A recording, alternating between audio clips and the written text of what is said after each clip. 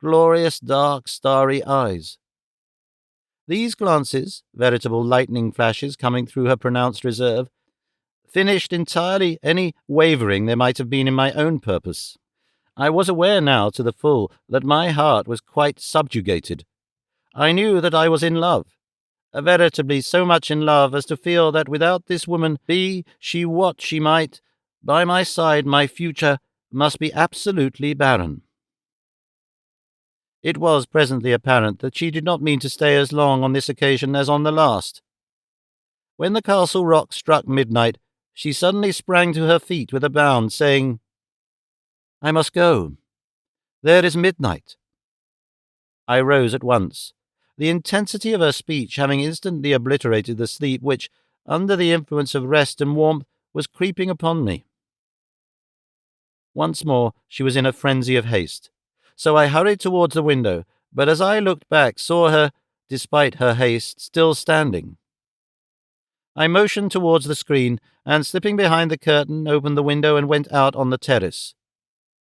As I was disappearing behind the curtain, I saw her, with the tail of my eye lifting the shroud, now dry, from the hearth.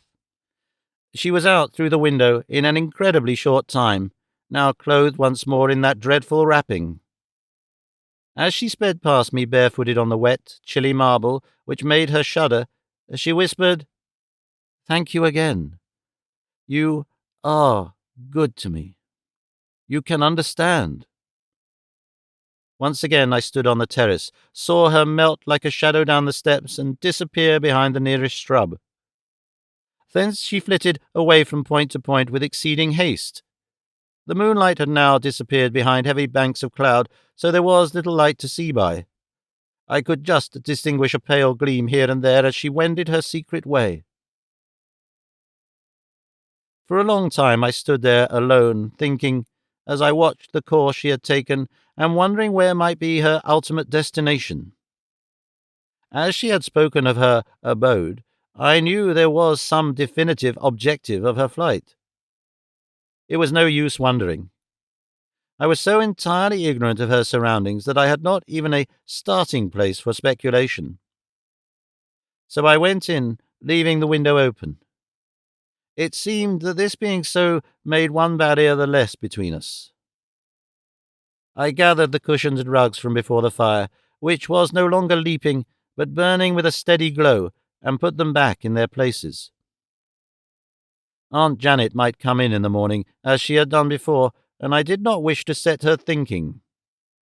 She is much too clever a person to have treading on the heels of a mystery, especially one in which my own affections are engaged.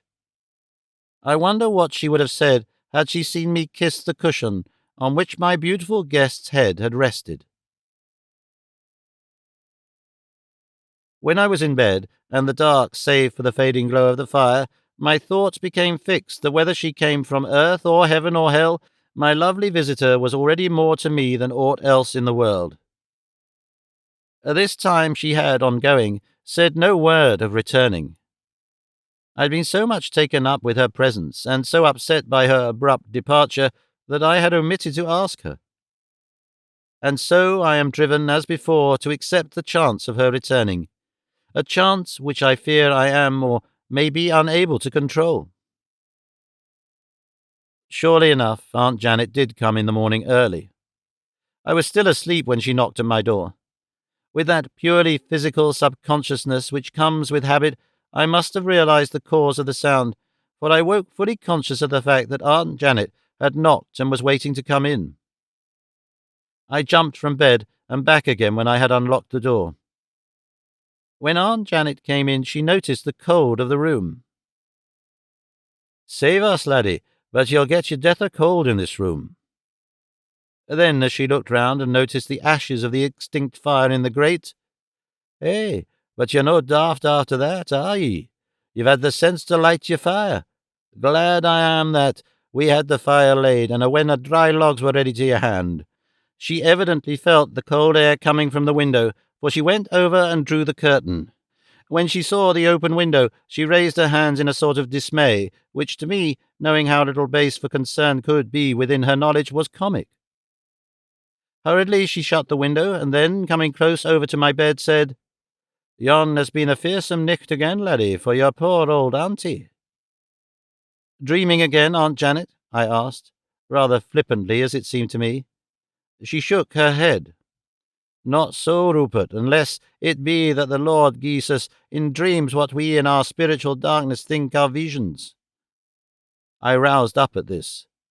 When Aunt Janet calls me Rupert, as she always used to do in my dear mother's time, things are serious with her. As I was back in childhood now, recalled by her word, I thought the best thing I could do to cheer her up would be to bring her back there too, if I could. So I patted the edge of the bed as I used to when I was a wee kiddie, and wanted her to comfort me and said, "Sit down, Aunt Janet, and tell me." She yielded at once, and the look of the happy old days grew over her face as though there had come a gleam of sunshine. She sat down, and I put out my hands as I used to do, and I took her hand between them. There was a tear in her eye as she raised my hand and kissed it as in old times.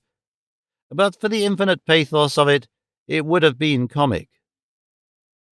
Aunt Janet, old and grey-haired, but still retaining her girlish slimness of figure, petite, dainty, as a Dresden figure, her face lined with the care of years, but softened and ennobled by the unselfishness of those years, holding up my big hand, which would outweigh her whole arm, sitting dainty as a pretty old fairy beside a recumbent giant. For my bulk never seems so great as when I am near this real little good fairy of my life, 7 feet beside 4 feet 7. So she began as of old, as though she were about to soothe a frightened child with a fairy tale. "'Twas a vision, I think, though a dream it may have been. But whichever or whatever it was, it concerned my little boy, who has grown to be a big giant, so much that I woke all of a tremble. Laddie dear, I thought that I saw ye being married." This gave me an opening, though a small one, for comforting her, so I took it at once. "Why, dear, there isn't anything to alarm you in that, is there? It was only after the other day when you spoke to me about the need of my getting married, if it was only that you might have children of your boy playing round your knees as their father used to do when he was a helpless wee child himself." "That is so, laddie," she answered gravely. "But your wedding was none so merry as I fain would see. True, you seemed to lour with all your heart. Your eyes shone that bright that ye might ha' set to fire, for all her black locks and her winsome face. But, laddie, that was not all. No, not though her black een, that had the licht o' all the stars. Oh, nicht in them shone in yours as though a heart of love and passion too dwelt in them. I saw ye join hands, and heard a strange voice that talked stranger still, but I saw none either. Your eyes and her eyes, and your hand and hers, were all I saw, for all else was dim, and the darkness was close around ye twa. And when the benison was spoken, I knew that by the voices that sang, and by the gladness of een, as well as by the pride and glory of yours, the licht began to glow a ween more, and I could see your bride. She was in a veil of wondrous lace, and there were orange flowers in her hair, though there were twigs too, and there was a crown of flowers on her head with a golden band round it. And the heathen candles that stood on the table with a book had some strange effect, for the reflex of it hung in the air o'er her head like the shadow of a crown. There was a gold ring on her finger and a silver one on yours." Here she paused and trembled, so that, hoping to dispel her fears, I said, as like as I could to the way I used to when I was a child, "Go on, Aunt Janet." She did not seem to recognize consciously the likeness between past and present, but the effect was there, for she went on more like her old self, though there was a prophetic gravity in her voice, more marked than I had ever heard from her. "All this I've told you as well, but oh, laddie, there was a dreadful lack of living joy such as I should expect from the woman whom my boy had chosen for his wife. And at the marriage coupling too, and no wonder, when all is said, for though the marriage veil of love was fine, and the garland of flowers was fresh gathered, underneath them was none other than a ghastly shroud. As I looked in my vision, or maybe dream, I expected to see the worms crawl round the flagstone at her feet. If 'twas not death, laddie dear, that stood by ye, it was the shadow of death that made the darkness round ye, that neither the light of the candles nor the smoke or the heathen incense could pierce. Oh, laddie, laddie, wae's me that I ha' seen such a vision. Waking or sleeping, it matters not. I was sair distressed, so sair that I woke wi' a shriek on my lips and bathed in cold sweat. I would ha' come down to ye to see if you were hearty or no, or even to listen at your door for any sound of your being quick, but that I feared to alarm ye till morn should come. I counted the hours and minutes since midnight when I saw the vision till I came hither just now. Quite right, Aunt Janet, I said, and I thank you for your kind thought for me in the matter, now and always. Then I went on, for I wanted to take precautions against the possibility of her discovery of my secret. I could not bear to think that she might run my precious secret to earth in any well-meant piece of bungling. That would be to me disaster unbearable. She might frighten away altogether my beautiful visitor, even whose name or origin I did not know, and I might never see her again. You must never do that, Aunt Janet. You and I are too good friends to have sense of distrust or annoyance come between us, which would surely happen if I had to keep thinking that you or anyone else might be watching me.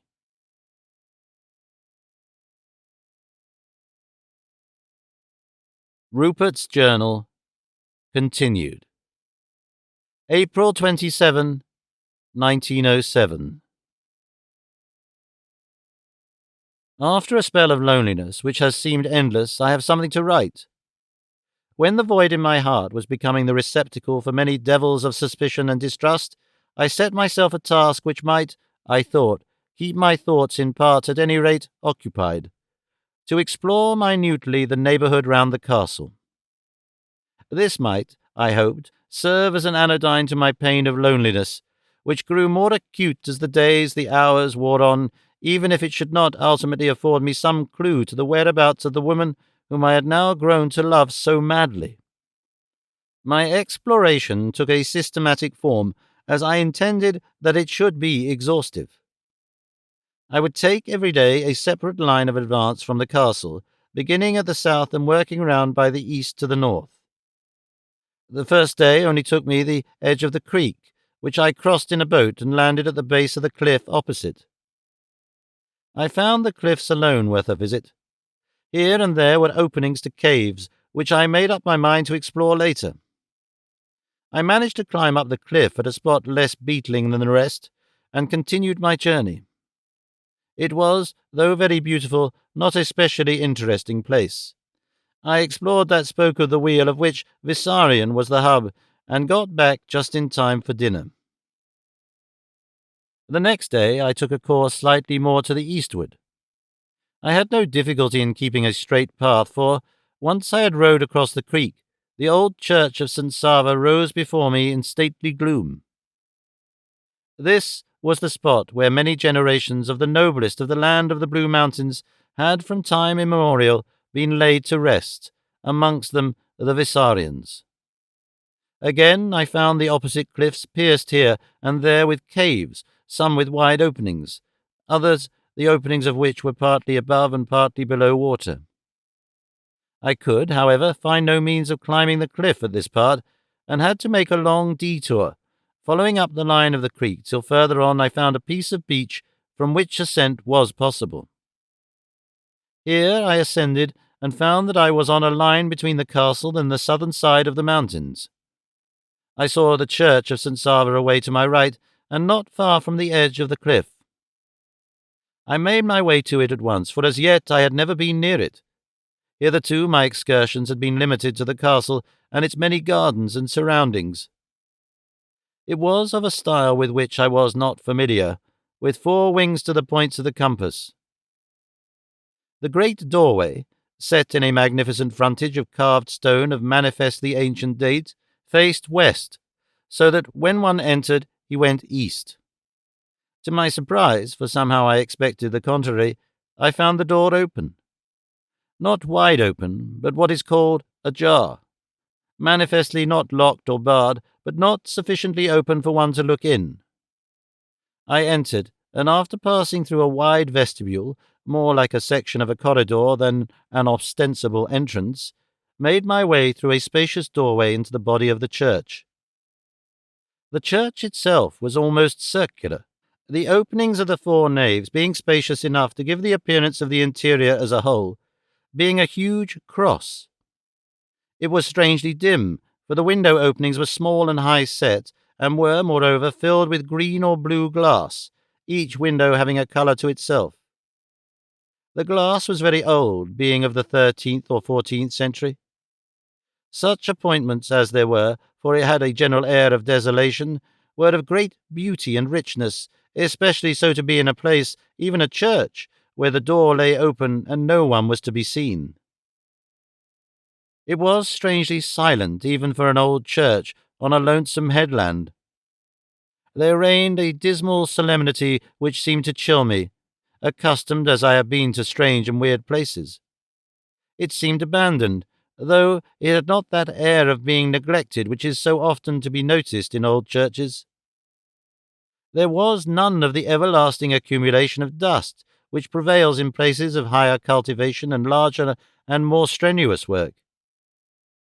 In the church itself, or its appending chambers, I could find no clue or suggestion which could guide me in any way in my search for the Lady of the Shroud. Monuments there were in profusion, statues, tablets, and all the customary memorials of the dead. The families and dates represented were simply bewildering. Often the name of Vissarion was given, and the inscription which it held I read through carefully, looking to find some enlightenment of any kind. But all in vain. There was nothing to see in the church itself, so I determined to visit the crypt. I had no lantern or candle with me, so I had to go back to the castle to secure one. It was strange, coming in from the sunlight, here overwhelming to one so recently accustomed to northern skies, to note the slender gleam of the lantern which I carried and which I had lit inside the door. At my first entry to the church, my mind had been so much taken up with the strangeness of the place, together with the intensity of wish for some sort of clue, that I had really no opportunity of examining detail. But now detail became necessary, as I had to find the entrance to the crypt. My puny light could not dissipate the semi-Cimmerian gloom of the vast edifice. I had to throw the feeble gleam into one after another of the dark corners. At last I found behind the great screen a narrow stone staircase which seemed to wind down into the rock. It was not in any way secret, but being in the narrow space behind the great screen, was not visible except when close to it. I knew I was now close to my objective and began to descend. Accustomed though I have been to all sorts of mysteries and dangers, I felt awed and almost overwhelmed by a sense of loneliness and desolation as I descended the ancient winding steps. These were many in number, roughly hewn of old in the solid rock on which the church was built. I met a fresh surprise in finding that the door of the crypt was open. After all, this was different from the church door being open, for in many places it is accustomed to allow all corners at all times to find rest and comfort in the sacred place. But I did expect that at least the final resting place of the historic dead would be held safe against casual intrusion. Even I, on a quest which was very near my heart, paused with an almost overwhelming sense of decorum before passing through that open door. The crypt was a huge place, strangely lofty for a vault. From its formation, however, I soon came to the conclusion that it was originally a natural cavern altered to its present purpose by the hand of man. I could hear somewhere near the sound of running water, but I could not locate it. Now and again, at irregular intervals, there was a prolonged booming, which could only come from a wave breaking in a confined place. The recollection then came to me of the proximity of the church to the top of the beetling cliff, and of the half-sunk cavern entrances which pierced it. With the gleam of my lamp to guide me, I went through and round the whole place. There were many massive tombs, mostly rough-hewn from great slabs or blocks of stone. Some of them were marble, and the cutting of all was ancient. So large and heavy were some of them that it was a wonder to me how they could ever have been brought to this place, to which the only entrance was seemingly the narrow, tortuous stairway by which I had come. At last I saw near one end of the crypt a great chain hanging. Turning the light upward, I found that it depended from a ring set over a wide opening, evidently made artificially. It must have been through this opening that the great sarcophagi had been lowered. Directly underneath the hanging chain, which did not come closer to the ground than some 8 or 10 feet, was a huge tomb in the shape of a rectangular coffer or sarcophagus. It was open, save for a huge sheet of thick glass which rested above it on 2 thick balks of dark oak, cut to exceeding smoothness, which lay across it, one at either end. On the far side from where I stood, each of these was joined to another oak plank, also cut smooth, which sloped gently to the rocky floor. Should it be necessary to open the tomb, the glass could be made to slide along the supports and descend by the sloping planks. Naturally curious to know what might be within such a strange receptacle, I raised the lantern, depressing its lens so that the light might fall within. Then I started back with a cry, the lantern slipping from my nerveless hand and falling with a ringing sound on the great sheet of thick glass. Within, pillowed on soft cushions, and covered with a mantle woven of white natural fleece, sprigged with tiny sprays of pine wrought in gold, lay the body of a woman, none other than my beautiful visitor. She was marble white, and her long black eyelashes lay on her white cheeks as though she slept. Without a word or a sound, save the sounds made by my hurrying feet on the stone flooring, I fled up the steep steps and through the dim expanse of the church, out into the bright sunlight. I found that I had mechanically raised the fallen lamp and had taken it with me in my flight. My feet naturally turned towards home. It was all instinctive. The new horror had, for the time at any rate, drowned my mind in its mystery, deeper than the deepest depths of thought or imagination.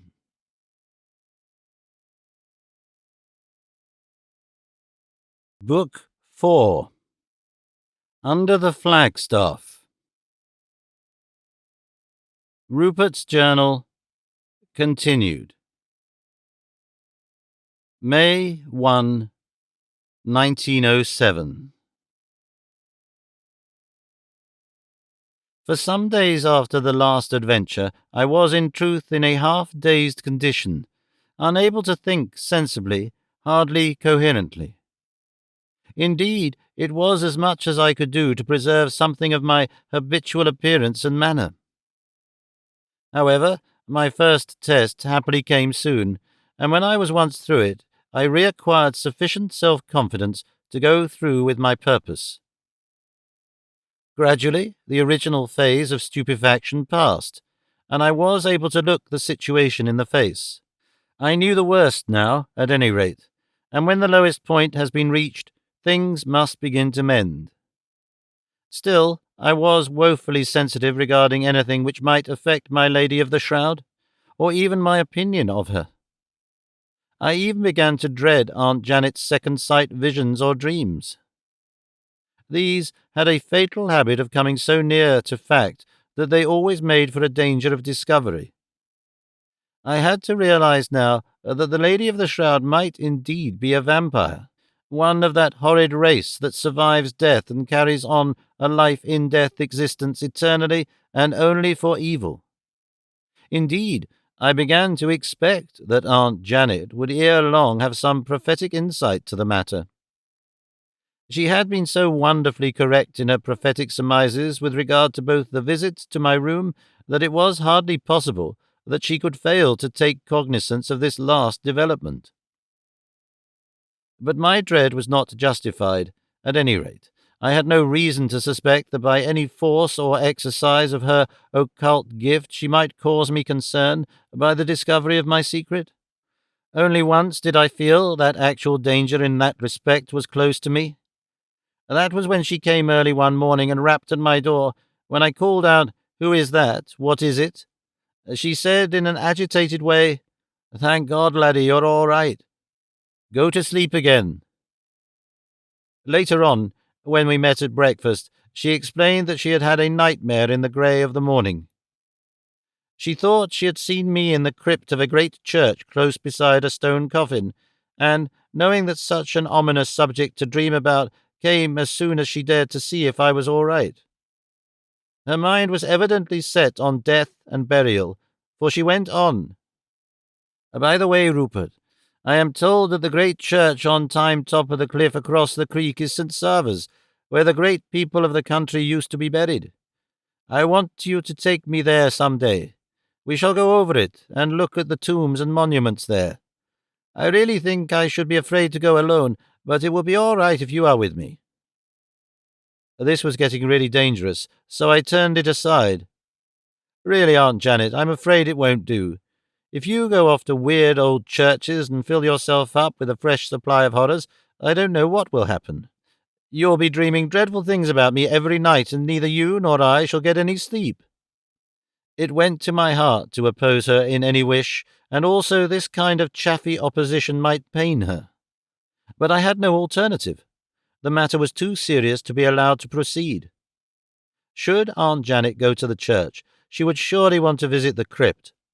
Should she do so, and there notice the glass-covered tomb, as she could not help doing, the Lord only knew what would happen. She had already second-sighted a woman being married to me, and before I myself knew that I had such a hope, what might she not reveal did she know where the woman came from? It may have been that her power of second sight had to rest on some basis of knowledge or belief, and that her vision was but some intuitive perception of my own subjective thought. But whatever it was, it should be stopped, at all hazards. This whole episode set me thinking introspectively, and led me gradually but imperatively to self-analysis, not of powers but of motives. I found myself before long examining myself as to what were my real intentions. I thought at first that this intellectual process was an exercise of pure reason, but soon discarded this as inadequate, even impossible. Reason is a cold manifestation. This feeling which swayed and dominated me is none other than passion, which is quick, hot, and insistent. As for myself, the self-analysis could lead to but one result, the expression to myself of the reality and definiteness of an already formed, though unconscious, intention.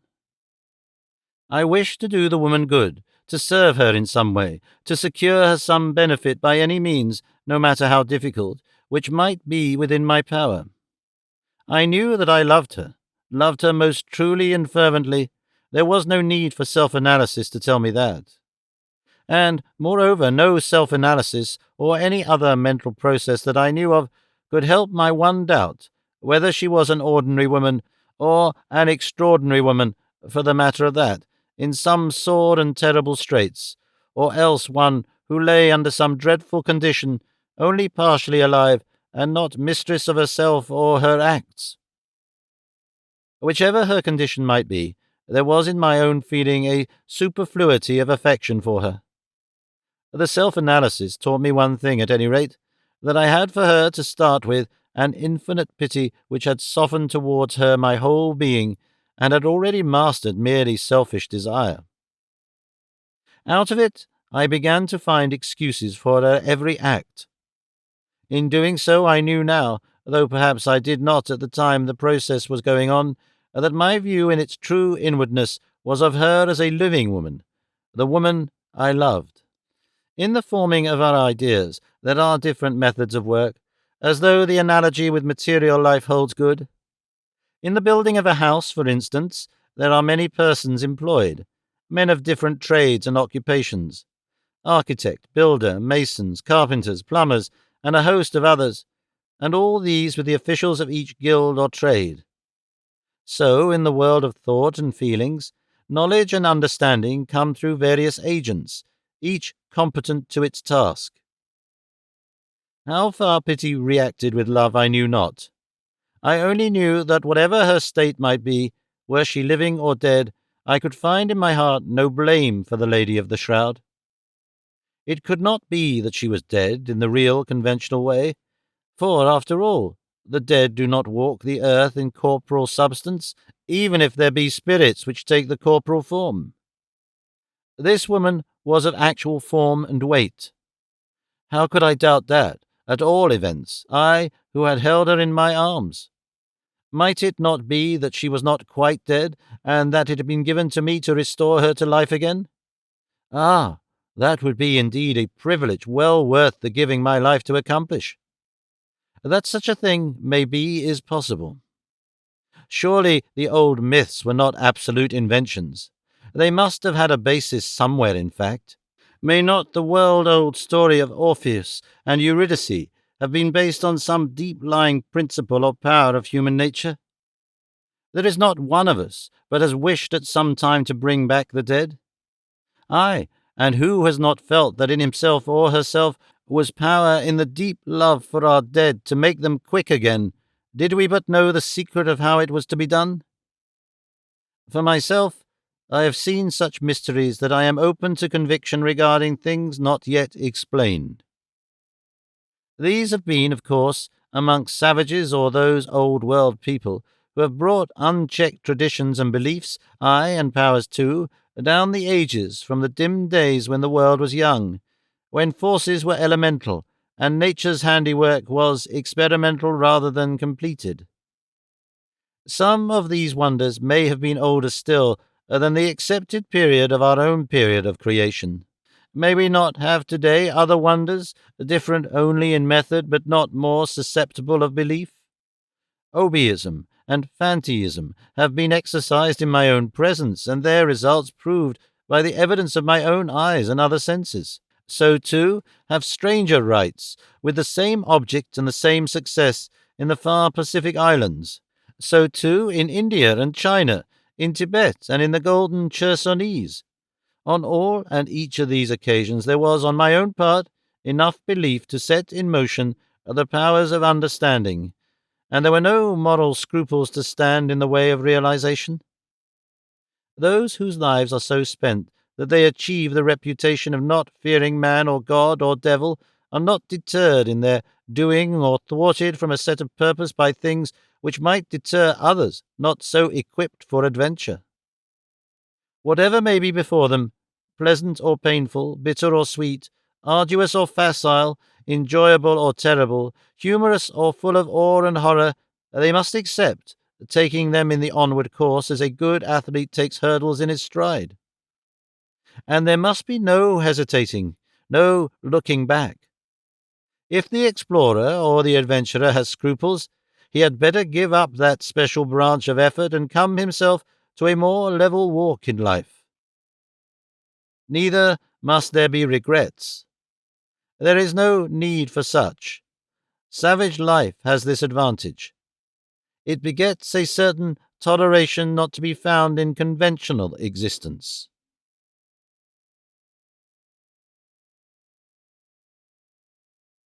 Rupert's Journal, continued. May 2, 1907. I had heard long ago that second sight is a terrible gift, even to its possessor. I am now inclined not only to believe, but to understand it. Aunt Janet has made such a practice of it of late that I go in constant dread of discovery of my secret. She seems to parallel me all the time, whatever I may do. It is like a sort of dual existence to her, for she is her dear old self all the time, and yet some other person with a sort of intellectual kit of telescope and notebook, which are eternally used on me. I know they are for me, too, for what she considers my good. But all the same, it makes an embarrassment. Happily, second sight cannot speak as clearly as it sees, or rather, as it understands. For the translation of the vague beliefs which it inculcates is both nebulous and uncertain, a sort of Delphic oracle which always says things which no one can make out at the time, but which can be afterwards read in any one of several ways. This is all right, for in my case it is a kind of safety. But then Aunt Janet is a very clever woman, and sometimes she herself may be able to understand. Then she may begin to put two and two together. And when she does that, it will not be long before she knows more than I do of the facts of the whole affair. And her reading of them, and of the Lady of the Shroud, round whom they circle, may not be the same as mine. Well, that will be all right too. Aunt Janet loves me. God knows I have good reason to know that all through these years, and whatever view she may take, her acts will be all I could wish. But I shall come in for a good lot of scolding, I am sure. By the way, I ought to think of that. If Aunt Janet scolds me, it is a pretty good proof that I ought to be scolded. I wonder if I dare tell her all. No, it is too strange. She is only a woman after all, and if she knew I loved, I wish I knew her name and thought, as I might myself do, only that I resist it, that she is not alive at all. Well, what she would either think or do beats me. I suppose she would want to slipper me as she used to do when I was a wee kiddie, in a different way, of course. May 3, 1907. I really could not go on seriously last night. The idea of Aunt Janet giving me a licking, as in the dear old days, made me laugh so much that nothing in the world seemed serious then. Oh, Aunt Janet is all right, whatever comes. That I am sure of, so I needn't worry over it. A good thing, too. There will be plenty to worry about without that. I shall not check her telling me of her visions, however. I may learn something from them. For the last 24 hours I have, whilst awake, been looking over Aunt Janet's books, of which I brought a wheen down here. Gee whiz! No wonder the old dear is superstitious, when she is filled up to the back teeth with that sort of stuff. There may be some truth in some of those yarns. Those who wrote them may believe in them, or some of them, at all events. But as to coherence or logic, or any sort of reasonable or instructive deduction, they might as well have been written by so many hens. These occult bookmakers seem to gather only a lot of bare, bald facts, which they put down in the most uninteresting way possible. They go by quantity only.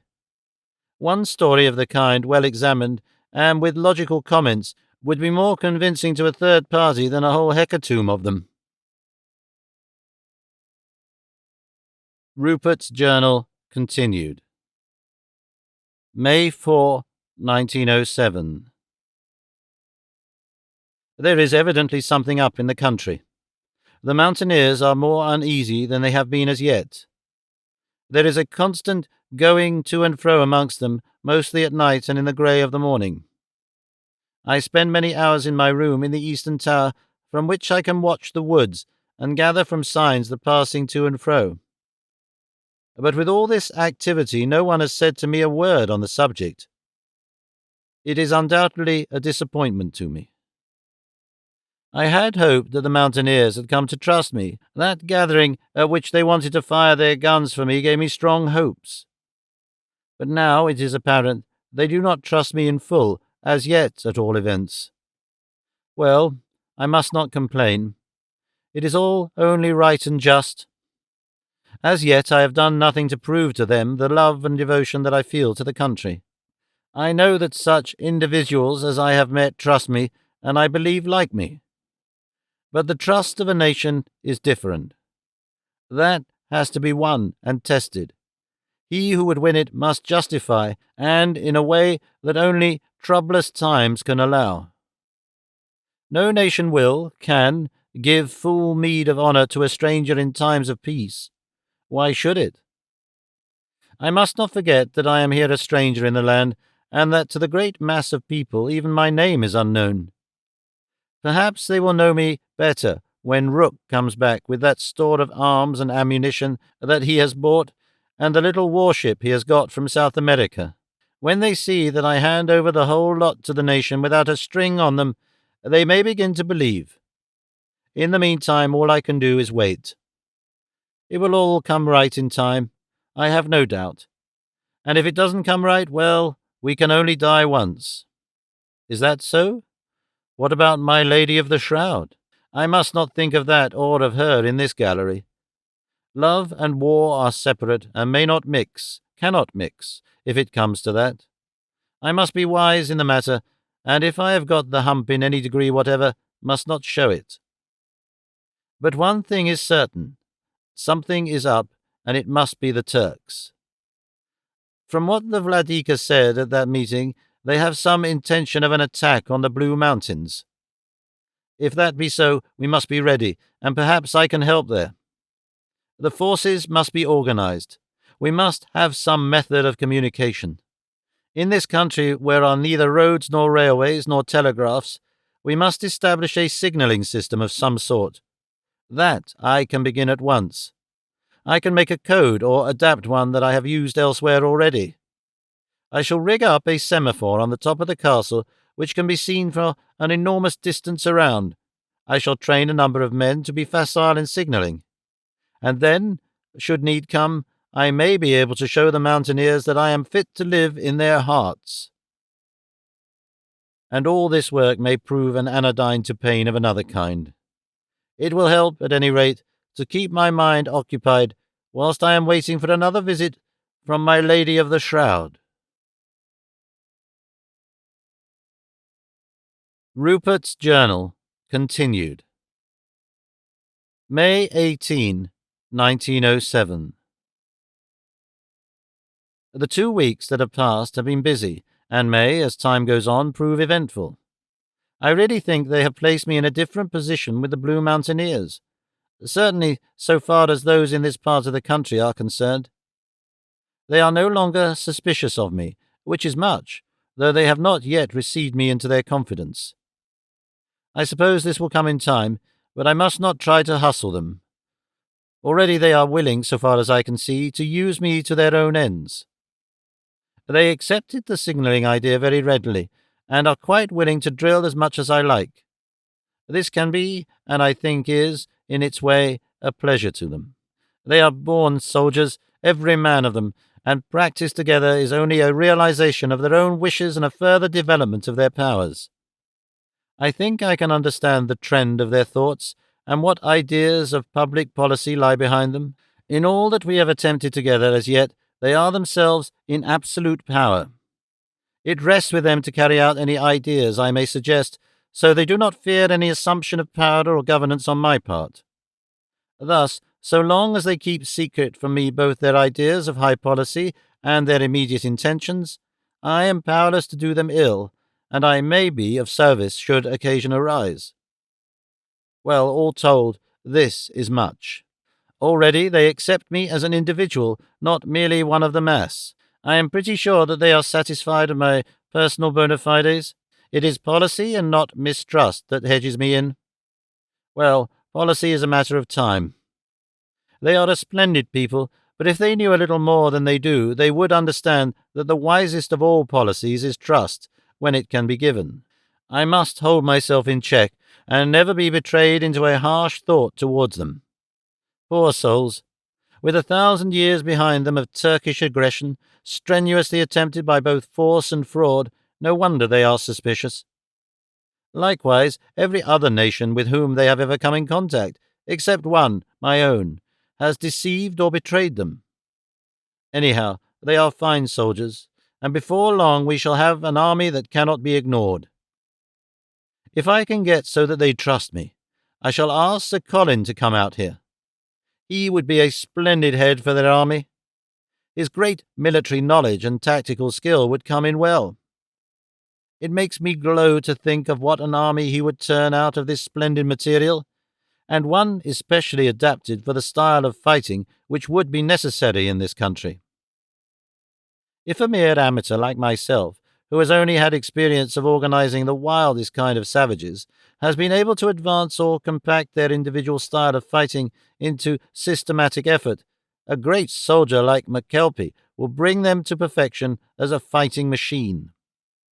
Our Highlanders, when they come out, will foregather with them, as mountaineers always do with each other. Then we shall have a force which can hold its own against any odds. I only hope that Rook will be returning soon. I want to see those Ingis Malbrun rifles either safely stored in the castle or, what is better, divided up amongst the mountaineers. a thing which will be done at the very earliest moment that I can accomplish it. I have a conviction that when these men have received their arms and ammunition from me, they will understand me better, and not keep any secrets from me. All this fortnight, when I was not drilling or going about amongst the mountaineers, and teaching them the code which I have now got perfected, I was exploring the side of the mountain nearest to here. I could not bear to be still. It is torture to me to be idle in my present condition of mind regarding my Lady of the Shroud. Strange, I do not mind mentioning the word to myself now. I used to at first, but that bitterness has all gone away. Rupert's Journal continued. May 19, 1907. I was so restless early this morning that before daylight I was out exploring on the mountainside. By chance I came across a secret place just as the day was breaking. Indeed, it was by the change of light as the first sun rays seemed to fall down the mountainside that my attention was called to an opening shown by a light behind it. It was, indeed, a secret place, so secret that I thought at first I should keep it to myself. In such a place as this, either to hide or to be able to prevent anyone else hiding in might, on occasion, be an asset of safety. When, however, I saw indications rather than traces that someone had already used it to camp in, I changed my mind, and thought that whenever I should get an opportunity, I would tell the Vladika of it, as he is a man on whose discretion I can rely. If we ever have a war here, or any sort of invasion, it is just such places that may be dangerous. Even in my own case, it is much too near the castle to be neglected. The indications were meagre, only where a fire had been on a little shelf of rock, and it was not possible, through the results of burning vegetation or scorched grass, to tell how long before the fire had been alight. I could only guess. Perhaps the mountaineers might be able to tell, or even to guess better than I could. But I am not so sure of this. I am a mountaineer myself, and with larger and more varied experience than any of them. For myself, though I could not be certain, I came to the conclusion that whoever had used the place had done so not many days before. It could not have been quite recently, but it may not have been very long ago. Whoever had used it had covered up his tracks well. Even the ashes had been carefully removed, and the place where they had lain was cleaned or swept in some way, so that there was no trace on the spot. I applied some of my West African experience, and looked on the rough bark of the trees to leeward, to where the agitated air, however directed, must have come, unless it was wanted to call attention to the place by the scattered wood ashes, however fine. I found traces of it, but they were faint. There had not been rain for several days, so the dust must have been blown there since the rain had fallen, for it was still dry. The place was a tiny gorge, with but one entrance, which was hidden behind a barren spur of rock, just a sort of long fissure, jagged and curving in the rock, like a fault in the stratification. I could just struggle through it with considerable effort, holding my breath here and there so as to reduce my depth of chest. Within it was tree-clad and full of possibilities of concealment. As I came away, I marked well its direction and approaches, noting any guiding mark which might aid in finding it by day or night. I explored every foot of ground around it, in front, on each side, and above, but from nowhere could I see an indication of its existence. It was a veritable secret chamber wrought by the hand of nature itself. I did not return home till I was familiar with every detail near and around it. This new knowledge added distinctly to my sense of security. Later in the day I tried to find the Vladika or any mountaineer of importance, for I thought that such a hiding place which had been used so recently might be dangerous, and especially at a time when, as I had learned at the meeting where they did not fire their guns, that there may have been spies about or a traitor in the land. Even before I came to my own room tonight, I had fully made up my mind to go out early in the morning and find some proper person to whom to impart the information so that a watch might be kept on the place.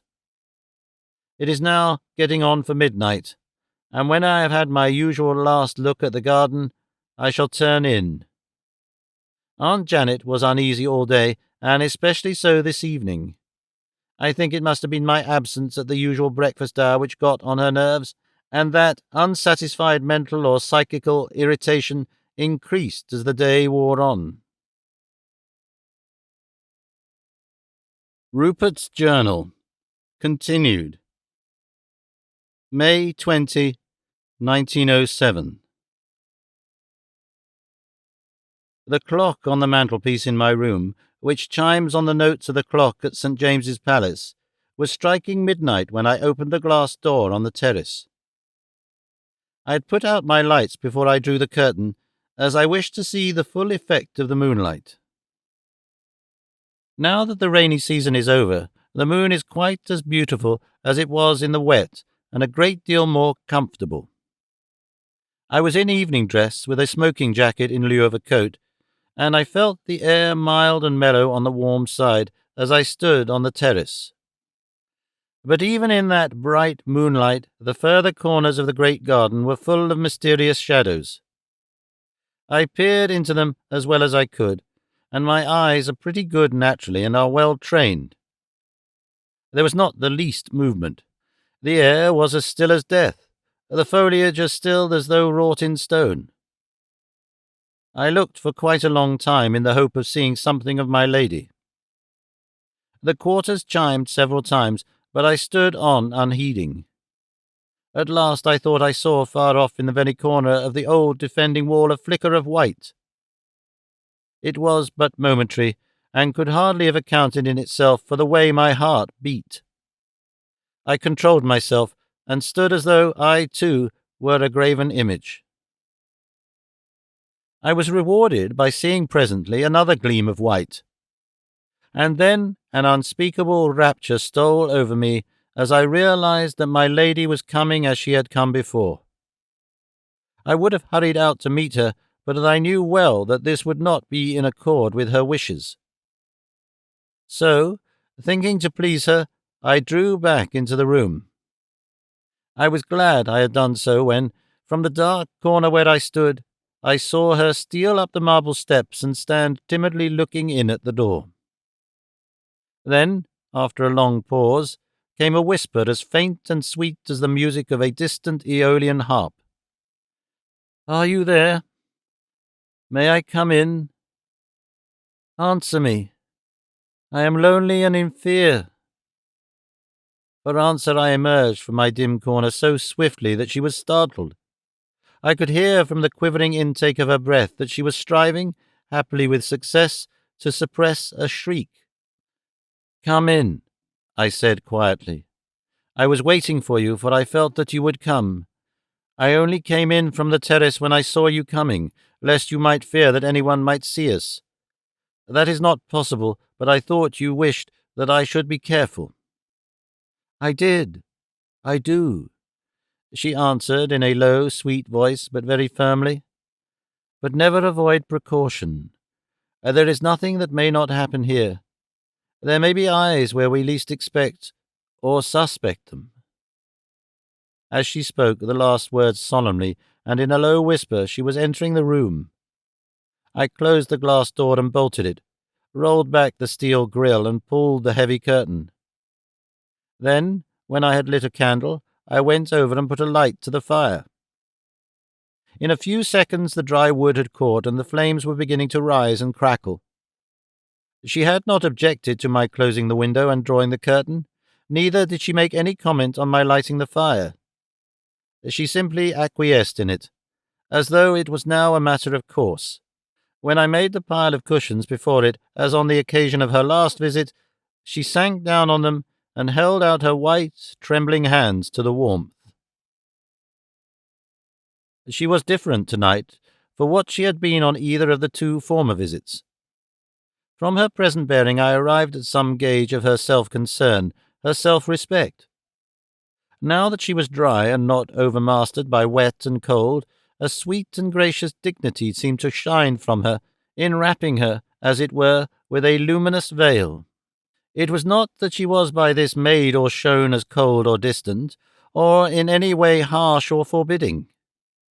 On the contrary, protected by this dignity, she seemed much more sweet and genial than before. It was as though she felt that she could afford to stoop now that her loftiness was realized, that her position was recognized and secure. If her inherent dignity made an impenetrable nimbus round her, this was against others. She herself was not bound by it, or to be bound. So marked was this, so entirely and sweetly womanly did she appear, that I caught myself wondering in flashes of thought, which came as sharp periods of doubting judgment between spells of unconscious fascination, how I had ever come to think she was aught but perfect woman. As she rested, half sitting and half lying on the pile of cushions, she was all grace and beauty and charm and sweetness. The veritable perfect woman of the dreams of a man, be he young or old. To have such a woman sit by his hearth and hold her holy of holies, his heart might well be a rapture to any man. Even an hour of such entrancing joy might be well won by a lifetime of pain, by the balance of a long life sacrificed, by the extinction of life itself. Quick, behind the record of such thoughts, came the answer to the doubt they challenged. If it should turn out that she was not living at all, but one of the doomed and pitiful undead, then so much more on account of her very sweetness and beauty would be the winning of her back to life and heaven, even were it that she might find happiness in the heart and in the arms of another man. Once, when I learned over the hearth to put fresh logs on the fire, my face was so close to hers that I felt her breath on my cheek. It thrilled me to feel even the suggestion of that ineffable contact. Her breath was sweet, sweet as the breath of a calf, sweet as the whiff of a summer breeze across beds of mignonette. How could anyone believe for a moment that such sweet breath could come from the lips of the dead in esse or in posse, that corruption could send forth fragrance so sweet and pure? It was with satisfied happiness that, as I looked at her from my stool, I saw the dancing of the flames from the beech logs reflected in her glorious black eyes, and the stars that were hidden in them shine out with new colours and new lustre as they gleamed, rising and falling like hopes and fears. As the light leapt, so did smiles of quiet happiness flit over her beautiful face, the merriment of the joyous flames being reflected in ever-changing dimples. At first I was a little disconcerted whenever my eyes took note of her shroud, and there came a momentary regret that the weather had not been again bad, so that there might have been compulsion for her putting on another garment, anything lacking the loathsomeness of that pitiful wrapping. Little by little, however, this feeling disappeared, and I found no matter for even dissatisfaction in her wrapping. Indeed, my thoughts found inward voice before the subject was dismissed from my mind. One becomes accustomed to anything, even a shroud. But the thought was followed by a submerging wave of pity that she should have had such a dreadful experience. By and by we seemed both to forget everything. I know I did, except that we were man and woman and close together. The strangeness of the situation and the circumstances did not seem of moment, not worth even a passing thought. We still sat apart and said little, if anything. I cannot recall a single word that either of us spoke whilst we sat before the fire, but other language than speech came into play. The eyes told their story, as eyes can do, and more eloquently than lips whilst exercising their function of speech. Question and answer followed each other in this satisfying language, and with an unspeakable rapture I began to realize that my affection was returned. Under these circumstances, it was unrealizable that there should be any incongruity in the whole affair. I was not myself in the mood of questioning. I was diffident with that diffidence which comes alone from true love, as though it were a necessary emanation from that delightful and overwhelming and commanding passion. In her presence there seemed to surge up within me that which forbade speech. Speech under present conditions would have seemed to me unnecessary, imperfect, and even vulgarly overt.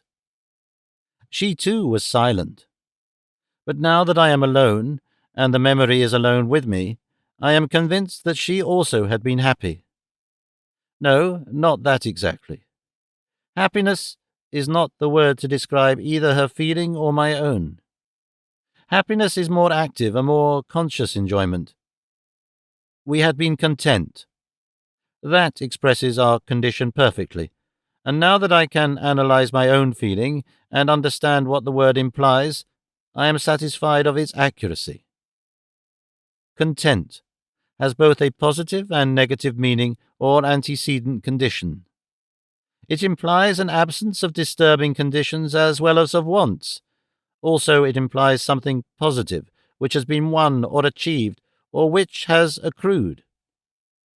In our state of mind, although it may be presumption on my part, I am satisfied that our ideas were mutual. It meant that we had reached an understanding whence all that might come must be for good. God grant that it may be so. As we sat silent, looking into each other's eyes, and whilst the stars in hers were now full of latent fire, perhaps from the reflection of the flames, she suddenly sprang to her feet, instinctively drawing the horrible shroud round her as she rose to her full height in a voice full of lingering emotion, as of one who is acting under spiritual compulsion rather than personal will. She said in a whisper, "I must go at once. I feel the morning drawing nigh. I must be in my place when the light of day comes." She was so earnest that I felt I must not oppose her wish, so I, too, sprang to my feet and ran towards the window. I pulled the curtain aside sufficiently far for me to press back the grille and reach the glass door, the latch of which I opened. I passed behind the curtain again and held the edge of it back so that she could go through.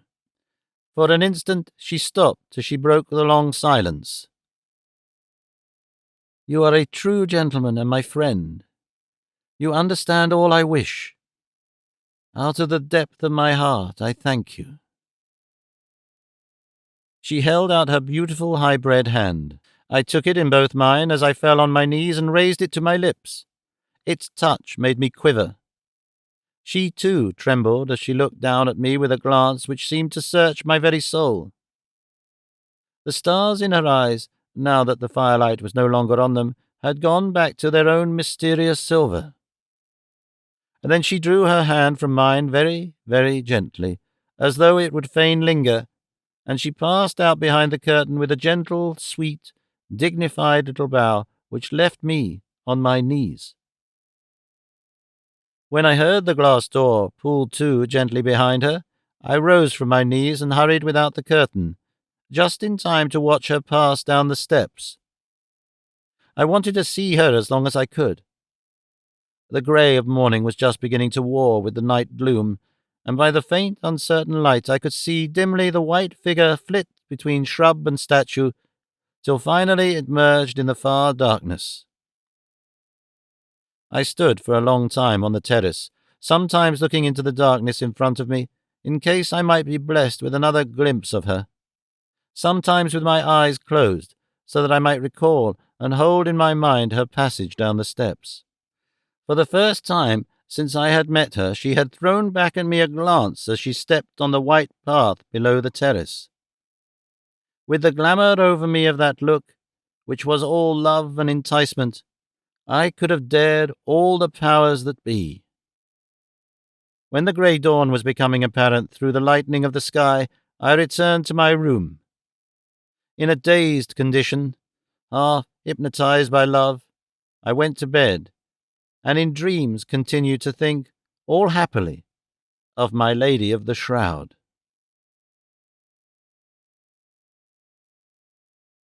Rupert's Journal, continued.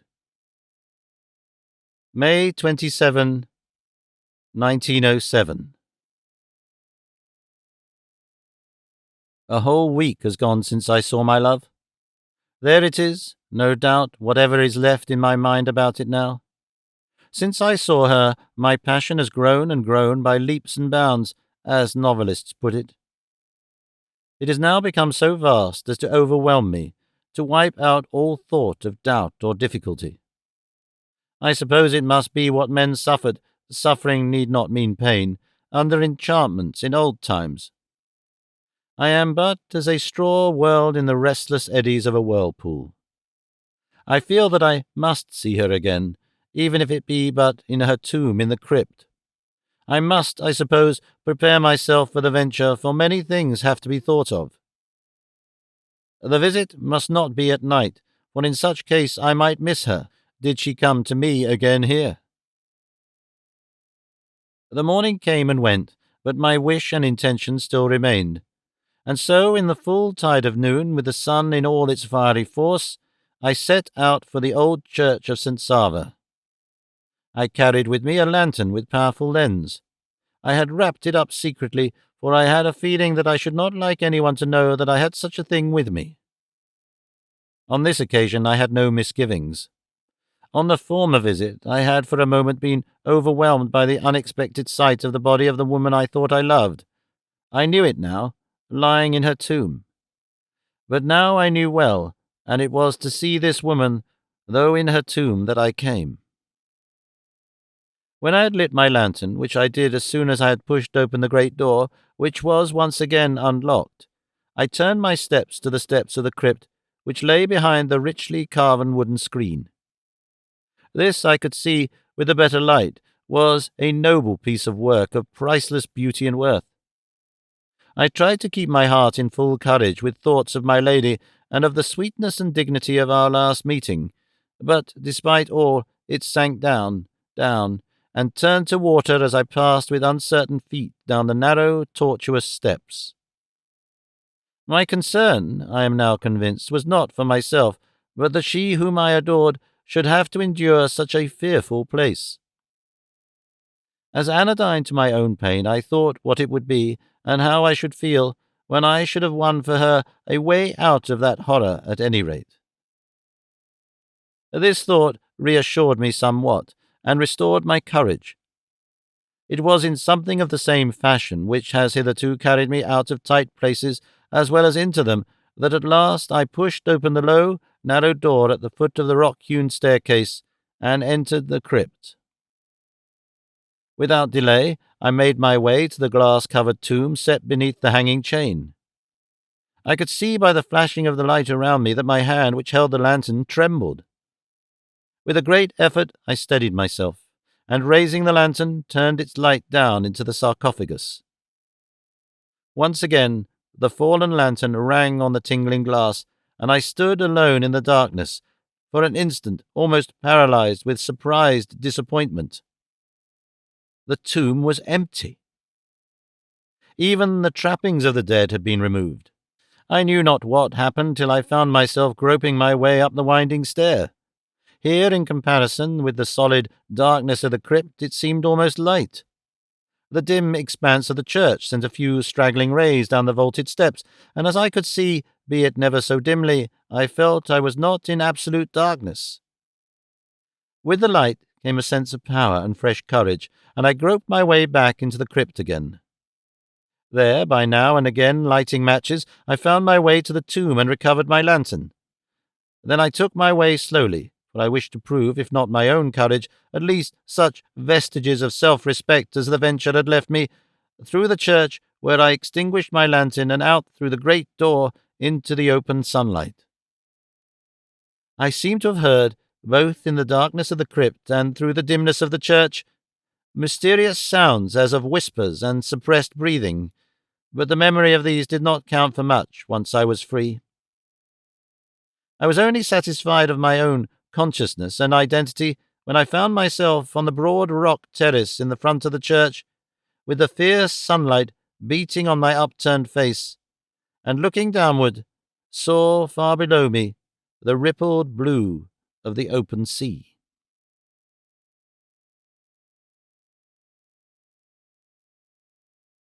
Rupert's Journal continued. June 3, 1907. Another week has elapsed, a week full of movement of many kinds and in many ways, but as yet I have had no tale or tidings of my Lady of the Shroud. I have not had an opportunity of going again in daylight to St. Savres as I should have liked to have done. I felt that I must not go at night. The night is her time of freedom, and it must be kept for her, or else I may miss her or perhaps never see her again. The days have been full of national movement. The mountaineers have evidently been organizing themselves for some reason which I cannot quite understand, and which they have hesitated to make known to me. I have taken care not to manifest any curiosity, whatever I may have felt. This would certainly arouse suspicion, and might ultimately cause disaster to my hopes of aiding the nation in their struggle to preserve their freedom. These fierce mountaineers are strangely, almost unduly suspicious, and the only way to win their confidence is to begin the trusting. A young American attaché of the embassy at Vienna, who made a journey through the land of the Blue Mountains, once put it to me in this form: "Keep your head shut, and they'll open theirs. If you don't, they'll open it for you, down to the chin." It was quite apparent to me that they were completing some fresh arrangements for signalling with a code of their own. This was natural enough, and in no way inconsistent with the measure of friendliness already shown to me. Where there are neither telegraphs, railways, nor roads, any effective form of communication can only be purely personal. And so, if they wish to keep any secret among themselves, they must preserve the secret of their code. I should have dearly liked to learn their new code and their manner of using it, but as I want to be a helpful friend to them, and as this implies not only trust but the appearance of it, I had to school myself to patience. This attitude so far won their confidence that before we parted at our last meeting, after most solemn vows of faith and secrecy, they took me into the secret. This was, however, only to the extent of teaching me the code and method. They still withheld from me rigidly the pact or political secret, or whatever it was that was the mainspring of their united action. When I got home, I wrote down, whilst it was fresh in my memory, all they told me. This script I studied until I had it so thoroughly by heart that I could not forget it. And then I burned the paper. However, there is now one gain at least. With my semaphore, I can send through the Blue Mountains from side to side, with expedition, secrecy, and exactness, a message comprehensible to all.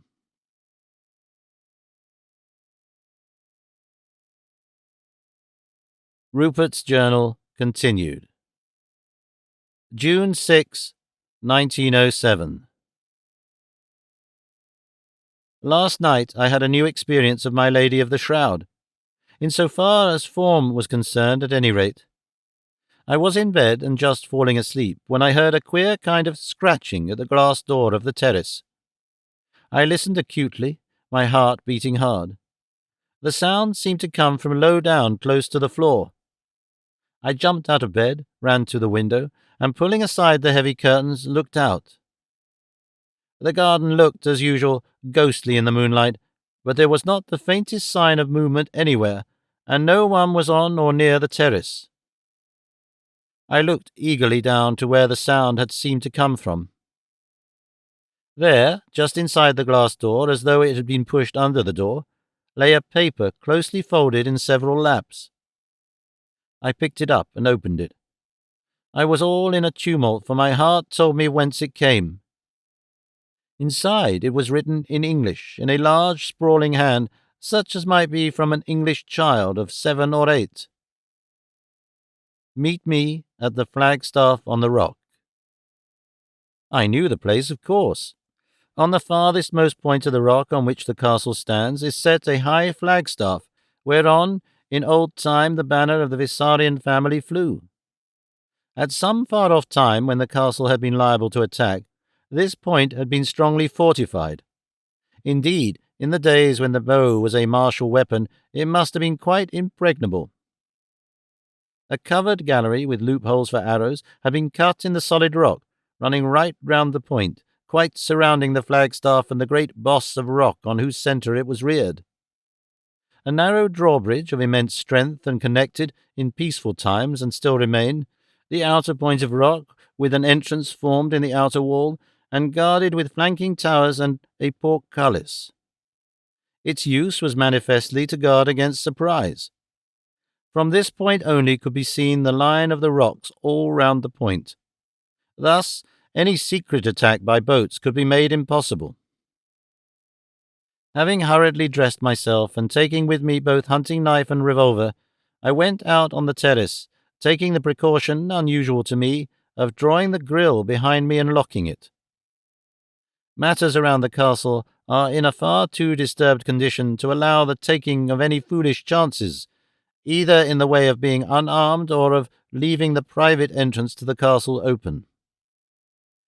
I found my way through the rocky passage and climbed by the Jacob's ladder fixed on the rock, a device of convenience in time of peace, to the foot of the flagstaff. I was all on fire with expectation, and the time of going seemed exceeding long. So I was additionally disappointed by the contrast when I did not see my lady there when I arrived.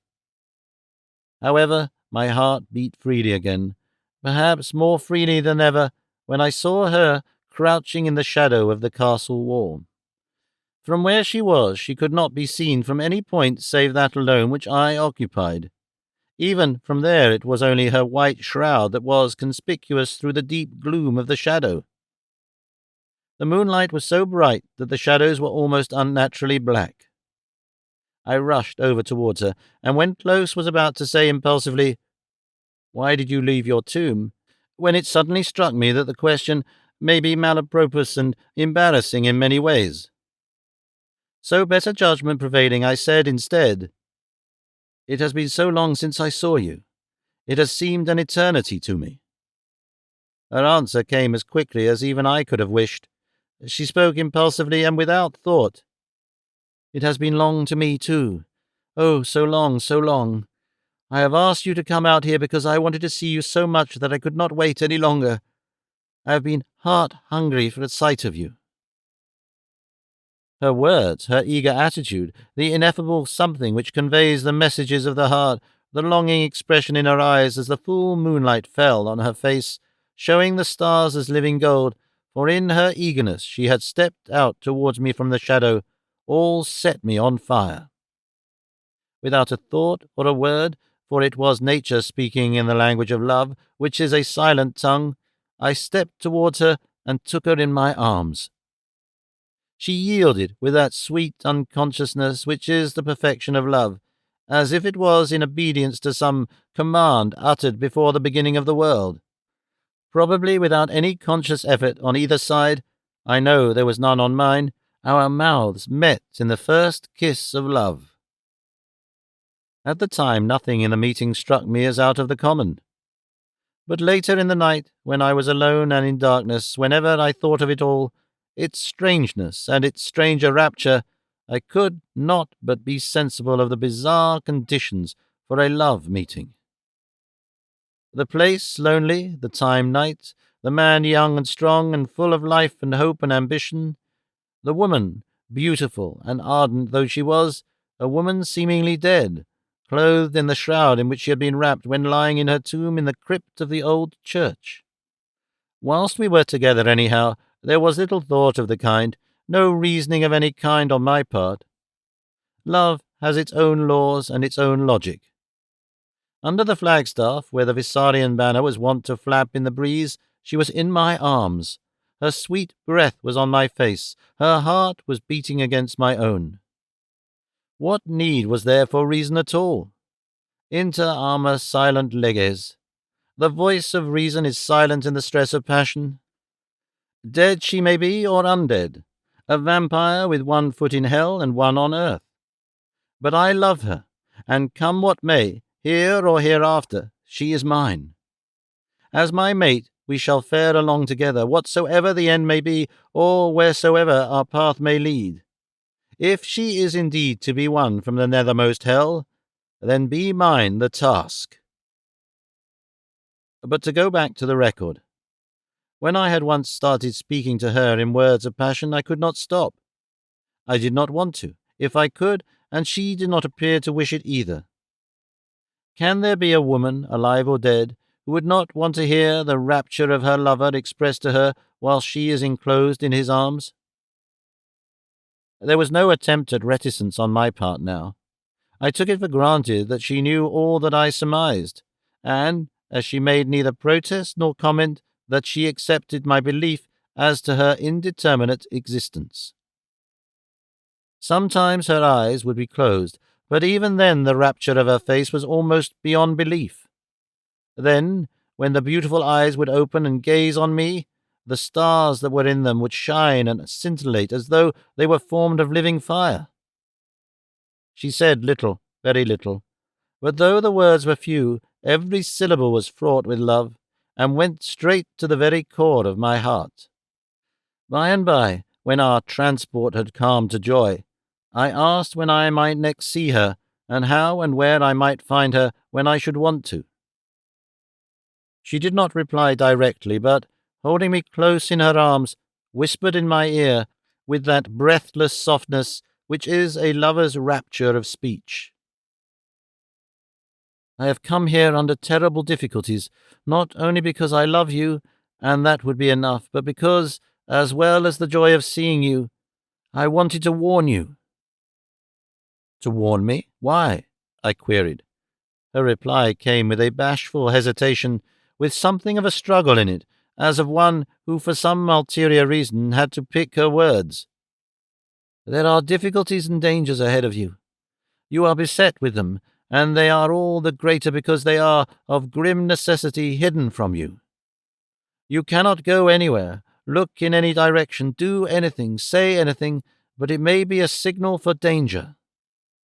My dear, it lurks everywhere, in the light as well as in the darkness, in the open as well as in the secret places, from friends as well as foes, when you are least prepared, when you may least expect it. Oh, I know it, and what it is to endure, for I share it for you, for your dear sake. My darling, was all I could say, as I drew her again closer to me and kissed her. After a bit she was calmer. Seeing this, I came back to the subject that she had, in part, at all events, come to me to speak about. But if difficulty and danger hedge me in so everlastingly, and if I am to have no indication whatever of its kind or purpose, what can I do? God knows I would willingly guard myself, not on my own account, but for your dear sake. I have now a cause to live and be strong, and to keep all my faculties, since it may mean much to you. If you may not tell me details, may you not indicate to me some line of conduct, of action, that would be most in accord with your wishes, or rather with your idea of what would be best? She looked at me fixedly before speaking, a long, purposeful, loving look which no man born of woman could misunderstand. And then she spoke slowly, deliberately, emphatically. Be bold and fear not. Be true to yourself. To me, it is the same thing. These are the best guards you can use.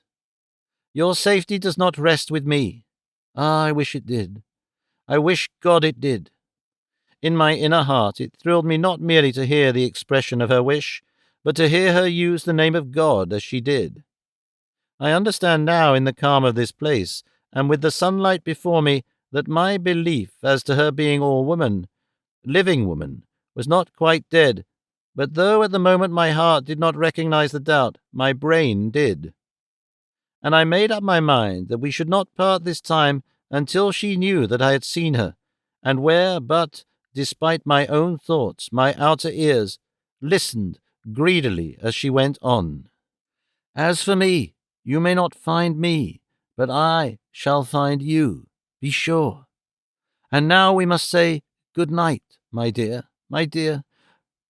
Tell me once again that you love me, for it is a sweetness that one does not wish to forego, even one who wears such a garment as this, and rests where I must. As she spoke, she held up part of her cerements for me to see. What could I do but take her once again in my arms and hold her close, close? God knows it was all in love, but it was passionate love, which surged through my every vein as I strained her dear body to mine. But yet this embrace was not selfish. It was not all an expression of my own passion. It was based on pity, the pity which is twin-born with true love. Breathless from our kisses, when presently we released each other, she stood in a glorious rapture, like a white spirit in the moonlight, and as her lovely starlit eyes seemed to devour me, she spoke in a languorous ecstasy. "Oh, how you love me, how you love me! It is worth all I have gone through for this, even to wearing this terrible drapery." And again she pointed to her shroud. Here was my chance to speak of what I knew, and I took it. I know. Moreover, I know that awful resting place. I was interrupted, cut short in the midst of my sentence, not by any word, but by the frightened look in her eyes and the fear-mastered way in which she shrank away from me. I suppose in reality she could not be paler than she looked when the colour-absorbing moonlight fell on her, but on the instant all semblance of living seemed to shrink and fall away, and she looked with eyes of dread as if in some awful way held in thrall. But for the moment of the pitiful glance, she would have seemed of soulless marble, so deadly cold did she look. The moments that dragged themselves out whilst I waited for her to speak seemed endless. At length her words came in an awed whisper, so faint that even in that stilly night I could hardly hear it. "You know my resting place? How? When was that?" There was nothing to do now but to speak out the truth. "I was in the crypt of St. Sava. It was all by accident. I was exploring all around the castle and went there in my course. I found the winding stair in the rock behind the screen and went down. Dear, I loved you well before that awful moment, but then, even as the lantern fell tingling on the glass, my love multiplied itself, with pity as a factor." She was silent for a few seconds. When she spoke, there was a new tone in her voice. "But were you not shocked?" "Of course I was," I answered on the spur of the moment, "and I now think wisely." "Shocked is hardly the word. I was horrified beyond anything that words can convey, that you should have to so endure. I did not like to return, for I feared lest my doing so might set some barrier between us. But in due time I did return, on another day." "Well?" Her voice was like sweet music. "I had another shock that time, worse than before, for you were not there. Then indeed it was that I knew to myself how dear you were, how dear you are to me. Whilst I live, you, living or dead, shall always be in my heart." She breathed hard. The elation in her eyes made them outshine the moonlight, but she said no word. I went on. "My dear, I had come into the crypt full of courage and hope, though I knew what dreadful sight should sear my eyes once again. But we little know what may be in store for us, no matter what we expect. I went out with a heart like water from that dreadful desolation. Oh, how you love me, dear." Cheered by her words, and even more by her tone, I went on with renewed courage. There was no halting, no faltering in my intention now. "You and I, my dear, were ordained for each other. I cannot help it that you had already suffered before I knew you. It may be that there may be for you still suffering that I may not prevent, endurance that I may not shorten. But what a man can do is yours. Not hell itself will stop me, if it be possible that I may win through its torments with you in my arms." "Will nothing stop you, then?" Her question was breathed as softly as the strain of an Aeolian harp. "Nothing," I said, and I heard my own teeth snap together. There was something speaking within me stronger than I had ever known myself to be. Again came a query, trembling, quivering, as though the issue was of more than life or death. "Not this?" She held up a corner of the shroud, and as she saw my face and realized the answer before I spoke, went on, "With all it implies? Not if it were wrought of the cerecloths of the damned." There was a long pause. Her voice was more resolute when she spoke again. It rang. Moreover, there was in it a joyous note, as of one who feels new hope. "But do you know what men say? Some of them that I am dead and buried, others that I am not only dead and buried, but that I am one of those unhappy beings that may not die the common death of men, who live on a fearful life in death, whereby they are harmful to all. Those unhappy undead whom men call vampires, who live on the blood of the living, and bring eternal damnation as well as death with the poison of their dreadful kisses."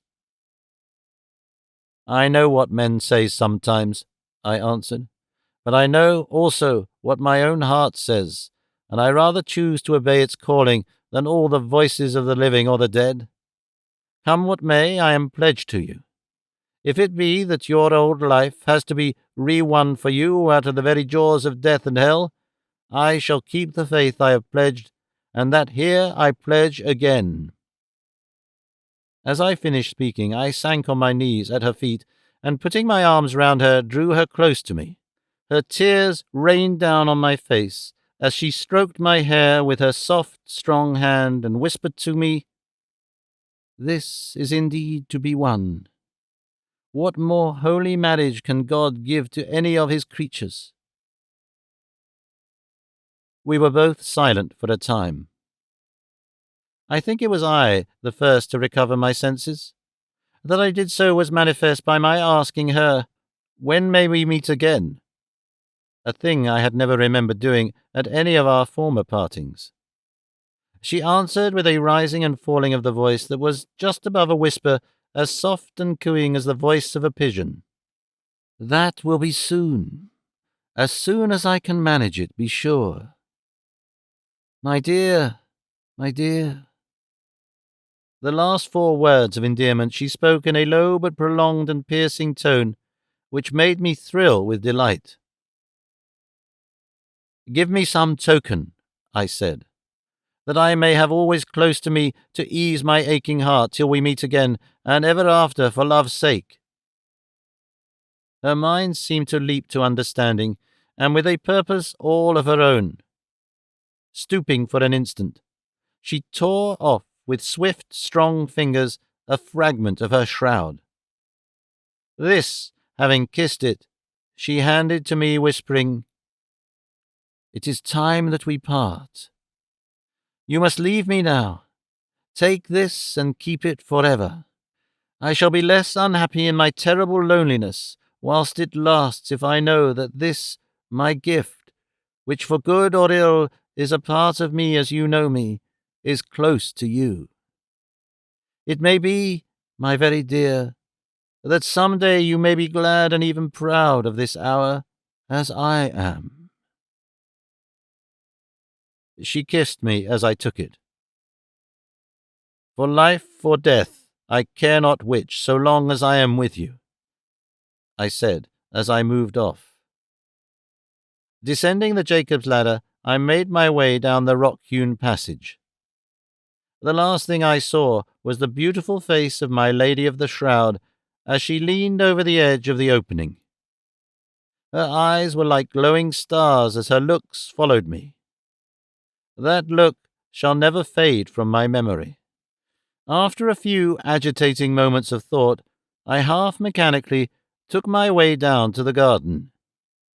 Opening the grille, I entered my lonely room, which looked all the more lonely for the memory of the rapturous moments under the flagstaff. I went to bed as one in a dream. There I lay till sunrise, awake and thinking.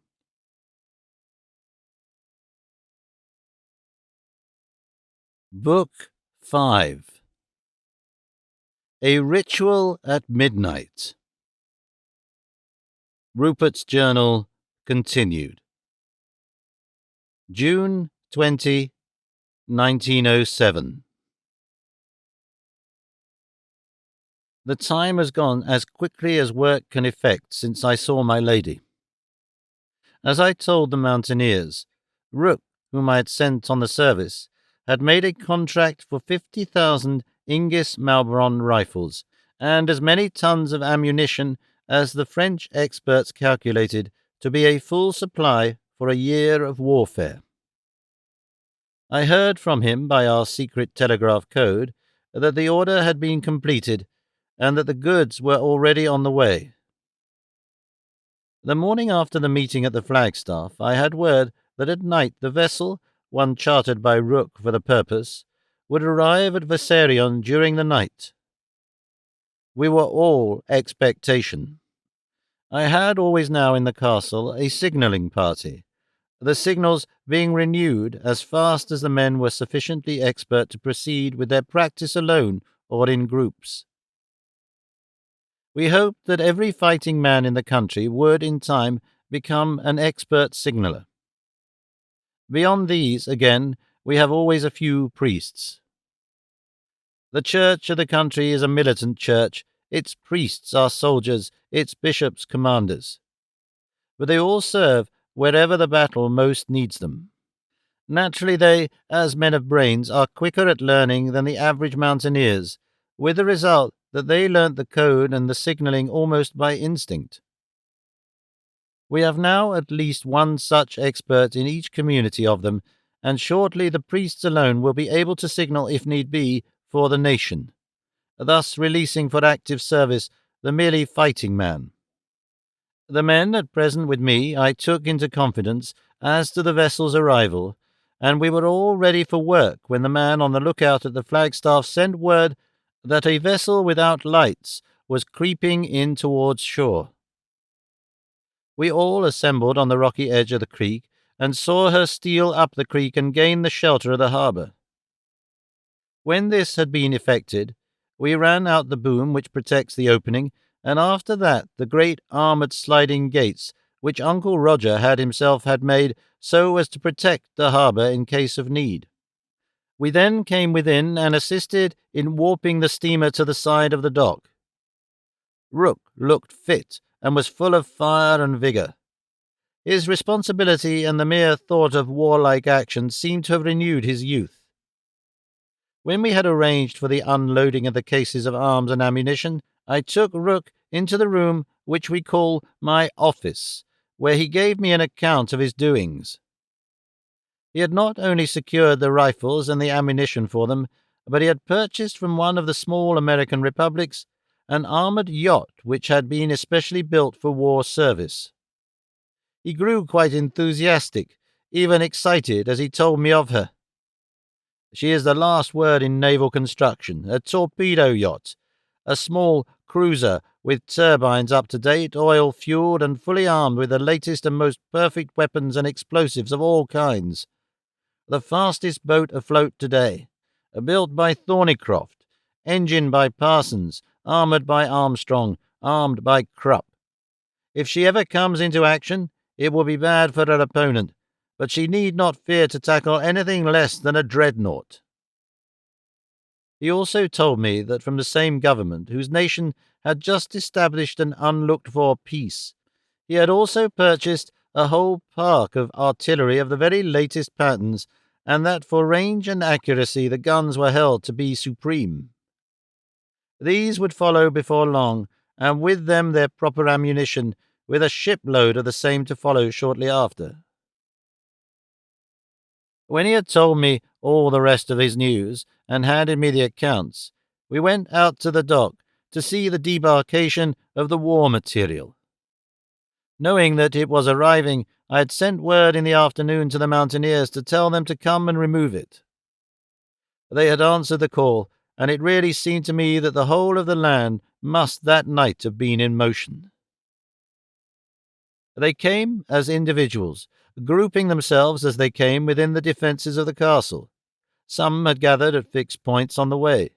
They went secretly and in silence, stealing through the forests like ghosts, each party, when it grouped, taking the place of that which had gone on, one of the routes radiating round Vissarion. Their coming and going was more than ghostly. It was indeed the outward manifestation of an inward spirit, a whole nation dominated by one common purpose. The men in the steamer were nearly all engineers, mostly British, well conducted, and to be depended upon. Rook had picked them separately, and in the doing had used well his great experience of both men and adventurous life. These men were to form part of the armoured yacht's crew when she should come into the Mediterranean waters. They and the priests and fighting men in the castle worked well together, and with a zeal that was beyond praise. The heavy cases seemed almost of their own accord to leave the holds, so fast came the procession of them along the gangways from deck to dock wall. It was a part of my design that the arms should be placed in centres ready for local distribution. In such a country as this, without railways or even roads, the distribution of war material in any quantity is a great labour, for it has to be done individually or at least from centres. But of this work the greater number of mountaineers who were arriving made little account.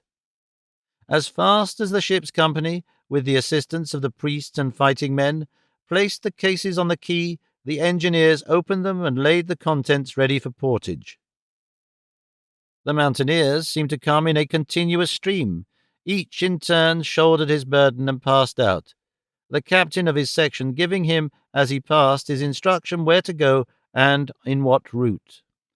The method had already been prepared in my office, ready for such a distribution when the arms should arrive, and descriptions and quantities had been noted by the captains.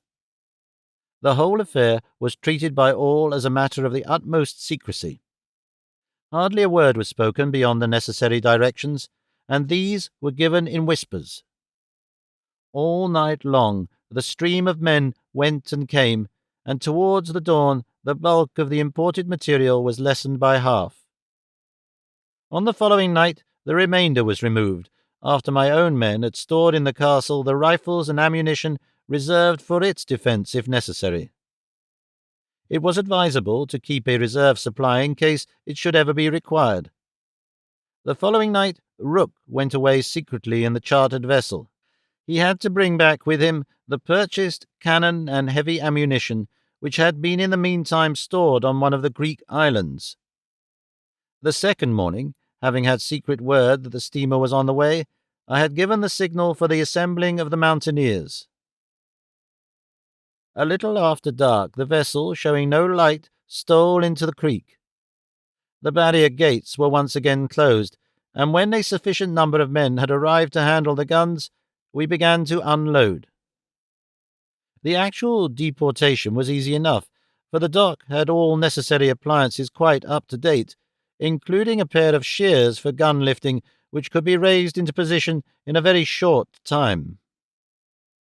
The guns were well furnished with tackle of all sorts, and before many hours had passed, a little procession of them disappeared into the woods in ghostly silence.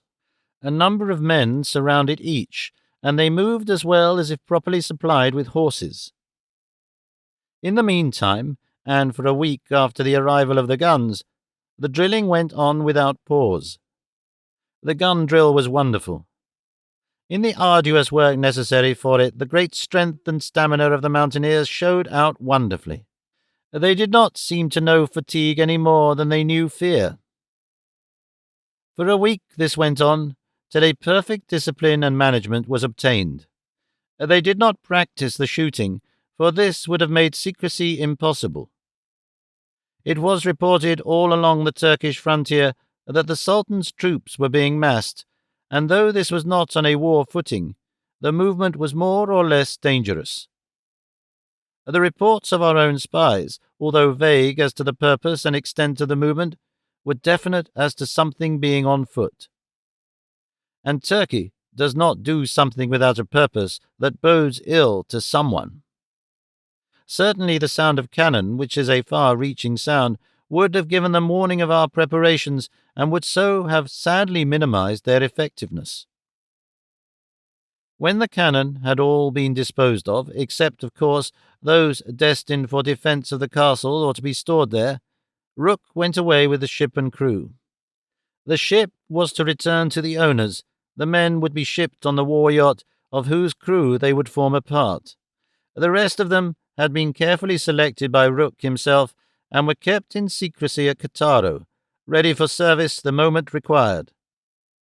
They were all good men and quite capable of whatever work they might be set to. So Rook told me, and he ought to know. The experience of his young days as a private made him an expert in such a job.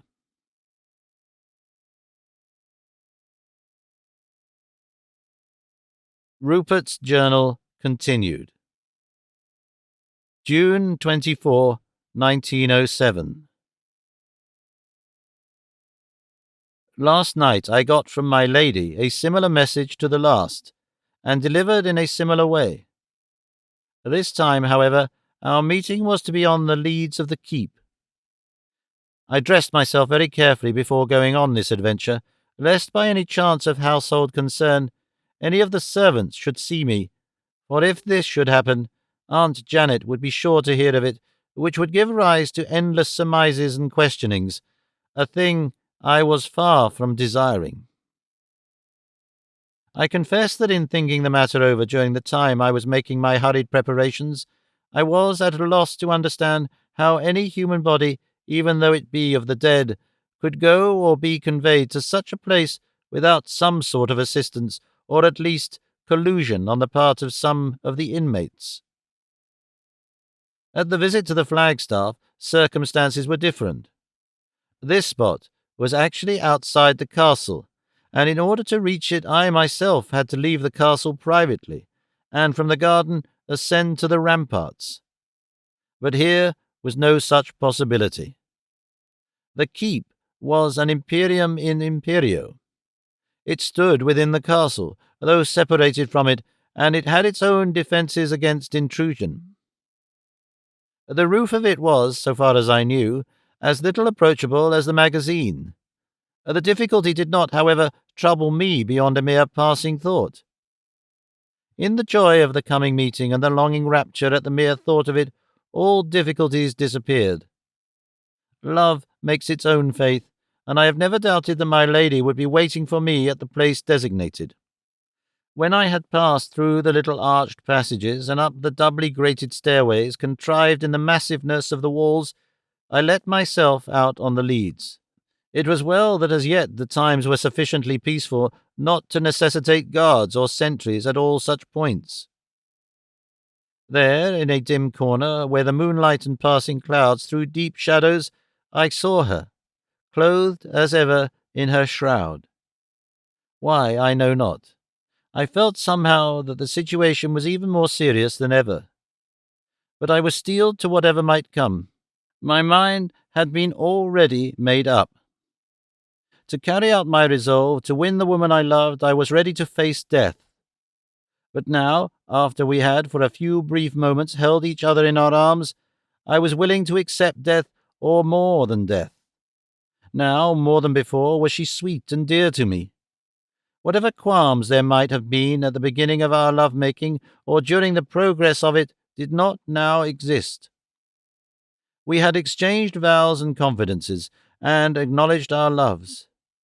What, then, could there be of distrust or even doubt that the present might not set at naught? But even had there been such doubts or qualms, they must have disappeared in the ardour of our mutual embrace. I was by now mad for her, and was content to be so mad. When she had breath to speak after the strictness of our embrace, she said, "I have come to warn you to be more than ever careful." It was, I confess, a pang to me, who thought only of love, to hear that anything else should have been the initiative power of her coming, even though it had been her concern for my own safety. I could not but notice the bitter note of chagrin in my voice as I answered, "It was for love's sake that I came." She too evidently felt the undercurrent of pain, for she said quickly, "Ah, dearest, I too came for love's sake. It is because I love you that I am so anxious about you. What would the world, I or heaven, be to me without you?" There was such earnest truth in her tone that the sense and realization of my own harshness smote me. In the presence of such love as this, even a lover's selfishness must become abashed. I could not express myself in words, so simply raised her slim hand in mine and kissed it. As it lay warm in my own, I could not but notice, as well as its fineness, its strength and the firmness of its clasp. Its warmth and fervour struck into my heart and my brain. Thereupon I poured out to her once more my love for her, she listening all afire. When passion had had its say, the calmer emotions had opportunity of expression. When I was satisfied afresh of her affection, I began to value her care for my safety, and so I went back to the subject. Her very insistence based on personal affection gave me more solid ground for fear. In the moment of love transports I had forgotten or did not think of what wonderful power or knowledge she must have to be able to move in such strange ways as she did. Why, at this very moment she was within my own gates. Locks and bars, even the very seal of death itself, seemed unable to make for her a prison-house. With such freedom of action and movement, going when she would into secret places, what might she not know that was known to others? How could anyone keep secret from such an one even an ill intent? Such thoughts, such surmises, had often flashed through my mind in moments of excitement rather than of reflection, but never long enough to become fixed into belief.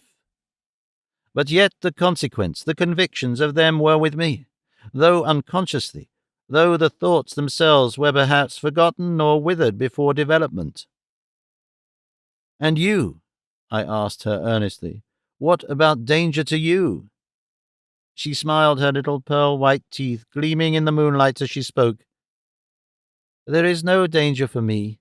I am safe. I am the safest person, perhaps the only safe person in all this land." The full significance of her words did not seem to come to me all at once. Some base for understanding such an assertion seemed to be wanting. It was not that I did not trust or believe her, but I thought she might be mistaken.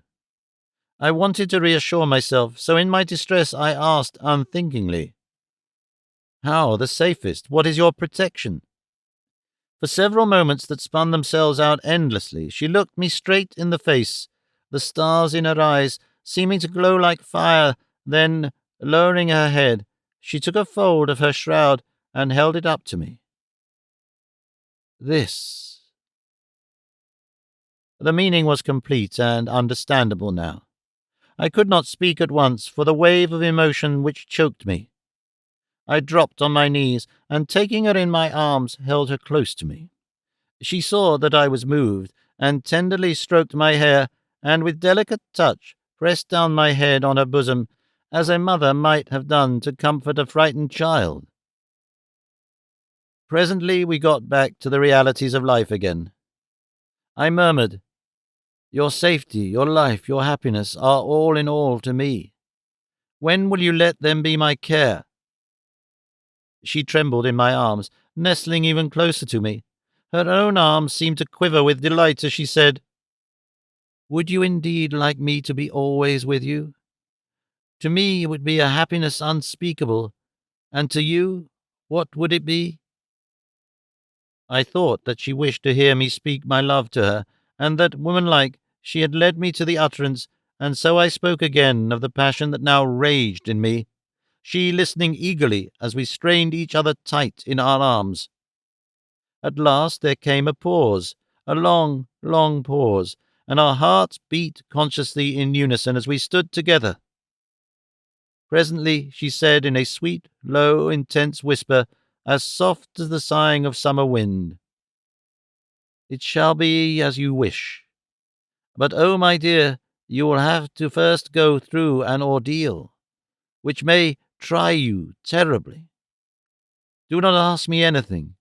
You must not ask, because I may not answer, and it would be pain to me to deny you anything.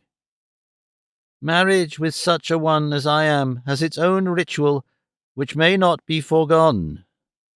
It may. I broke passionately into her speaking. There is no ritual that I fear, so long as it be that it is for your good and your lasting happiness. And if the end of it be that I may call you mine, there is no horror in life or death that I shall not gladly face. Dear, I ask you nothing. I am content to leave myself in your hands. You shall advise me when the time comes, and I shall be satisfied, content to obey. Content. It is but a poor word to express what I long for. I shall shirk nothing which may come to me from this or any other world, so long as it is to make you mine. Once again, her murmured happiness was music to my ears. Oh, how you love me! How you love me, dear, dear! She took me in her arms, and for a few seconds we hung together.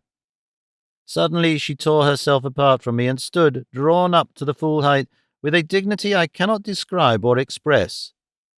Her voice had a new dominance, as with firm utterance and in staccato manner she said, "Rupert St. Ledger, before we go a step further, I must say something to you, ask you something, and I charge you, on your most sacred honour and belief, to answer me truly. Do you believe me to be one of those unhappy beings who may not die, but have to live in shameful existence between earth and the netherworld, and whose hellish mission is to destroy, body and soul, those who love them till they fall to their level? You are a gentleman and a brave one. I have found you fearless. Answer me in sternest truth, no matter what the issue may be." She stood there, in the glamorous moonlight, with a commanding dignity which seemed more than human. In that mystic light her white shroud seemed diaphanous, and she appeared like a spirit of power. What was I to say? How could I admit to such a being that I had actually had at moments, if not a belief, a passing doubt? It was a conviction with me that if I spoke wrongly I should lose her forever. I was in a desperate strait. In such a case there is but one solid ground which one may rest on: the truth. I really felt I was between the devil and the deep sea. There was no avoiding the issue, and so, out of this all-embracing, all-compelling conviction of truth, I spoke. For a fleeting moment I felt that my tone was truculent, and almost hesitated. But as I saw no anger or indignation on my lady's face, but rather an eager approval, I was reassured. A woman, after all, is glad to see a man strong, for all belief in him must be based on that. "I shall speak the truth. Remember that I have no wish to hurt your feelings, but as you conjure me by my honour, you must forgive me if I pain. It is true that I had at first, and later, when I came to think matters over after you had gone, when reason came to the aid of impression, a passing belief that you are a vampire. How can I fail to have even now, though I love you with all my soul, though I have held you in my arms and kissed you on the mouth, a doubt, when all the evidences seem to point to one thing? Remember that I have only seen you at night, except that bitter moment when, in the broad noonday of the upper world, I saw you, clad as ever in a shroud, lying seemingly dead in a tomb in the crypt of St. Sava's church. But let that pass. Such belief as I have is all in you. Be you woman or vampire, it is all the same to me. It is you whom I love. Should it be that you are not woman, which I cannot believe, then it will be my glory to break your fetters, to open your prison and set you free. To that I consecrate my life." For a few seconds I stood silent, vibrating with the passion which had awakened in me. She had by now lost the measure of her haughty isolation, and had softened into womanhood again. It was really like a realization of the old theme of Pygmalion's statue. It was with rather a pleading than a commanding voice that she said, "And shall you always be true to me?" "Always, so help me God," I answered, and I felt that there could be no lack of conviction in my voice. Indeed, there was no cause for such lack. She also stood for a while, stone still, and I was beginning to expand to the rapture which was in store for me when she should take me again in her arms. But there was no such moment of softness. All at once she started, as if she had suddenly wakened from a dream, and on the spur of the moment said, "Now, go, go." I felt the conviction of necessity to obey, and turned at once. As I moved towards the door by which I had entered, I asked, "When shall I see you again?" "Soon," came her answer. "I shall let you know soon, when and where. Oh, go, go." She almost pushed me from her. When I had passed through the low doorway and locked and barred it behind me, I felt a pang that I should have had to shut her out like that, but I feared lest there should arise some embarrassing suspicion if the door should be found open. Later came the comforting thought that, as she had got to the roof, though the door had been shut, she would be able to get away by the same means. She had evidently knowledge of some secret way into the castle. The alternative was that she must have some supernatural quality or faculty which gave her strange powers. I did not wish to pursue that train of thought, and so, after an effort, shut it out from my mind. When I got back to my room, I locked the door behind me and went to sleep in the dark. I did not want light just then, could not bear it. This morning I woke, a little later than usual, with a kind of apprehension which I could not at once understand. Presently, however, when my faculties became fully awake and in working order, I realized that I feared, half expected, that Aunt Janet would come to me in a worse state of alarm than ever apropos of some new second sight experience of more than usual ferocity. But, strange to say, I had no such visit. Later on in the morning, when, after breakfast, we walked together through the garden, I asked her how she had slept, and if she had dreamt. She answered me that she had slept without waking, and if she had had any dreams, they must have been pleasant ones, for she did not remember them. "And you know, Rupert," she added, "that if there be anything bad or fearsome or warning in dreams, I always remember them." Later still, when I was by myself on the cliff beyond the creek, I could not help commenting on the absence of her power of second sight on the occasion. Surely, if ever there was a time when she might have had cause of apprehension, it might well have been when I asked the lady whom she did not know to marry me, the lady of whose identity I knew nothing, even whose name I did not know, whom I loved with all my heart and soul, my lady of the Shroud. I have lost faith in second sight. Rupert's Journal continued. July 1, 1907. Another week gone. I have waited patiently, and I am at last rewarded by another letter. I was preparing for bed a little while ago when I heard the same mysterious sound at the door as on the last two occasions. I hurried to the glass door, and there found another close-fold letter. But I could see no sign of my lady or of any other living being. The letter, which was without direction, ran as follows: "If you are still of the same mind, and feel no misgivings, meet me at the church of St. Sava beyond the creek tomorrow night at 1:15 midnight. If you come, come in secret, and of course alone. Do not come at all unless you are prepared for a terrible ordeal. But if you love me, and have neither doubts nor fears, come. Come." Needless to say, I did not sleep last night. I tried to, but without success. It was no morbid happiness that kept me awake, no doubting, no fear. I was simply overwhelmed with the idea of the coming rapture when I should call my lady my very own. In this sea of happy expectation, all lesser things were submerged. Even sleep, which is an imperative force with me, failed in its usual effectiveness, and I lay still, calm, content. With the coming of the morning, however, restlessness began. I did not know what to do, how to restrain myself, where to look for an anodyne. Happily the latter came in the shape of Roke, who turned up shortly after breakfast. He had a satisfactory tale to tell me of the armoured yacht which had lain off Cattereau on the previous night, and to which he had brought his contingent of crew which had waited for her coming.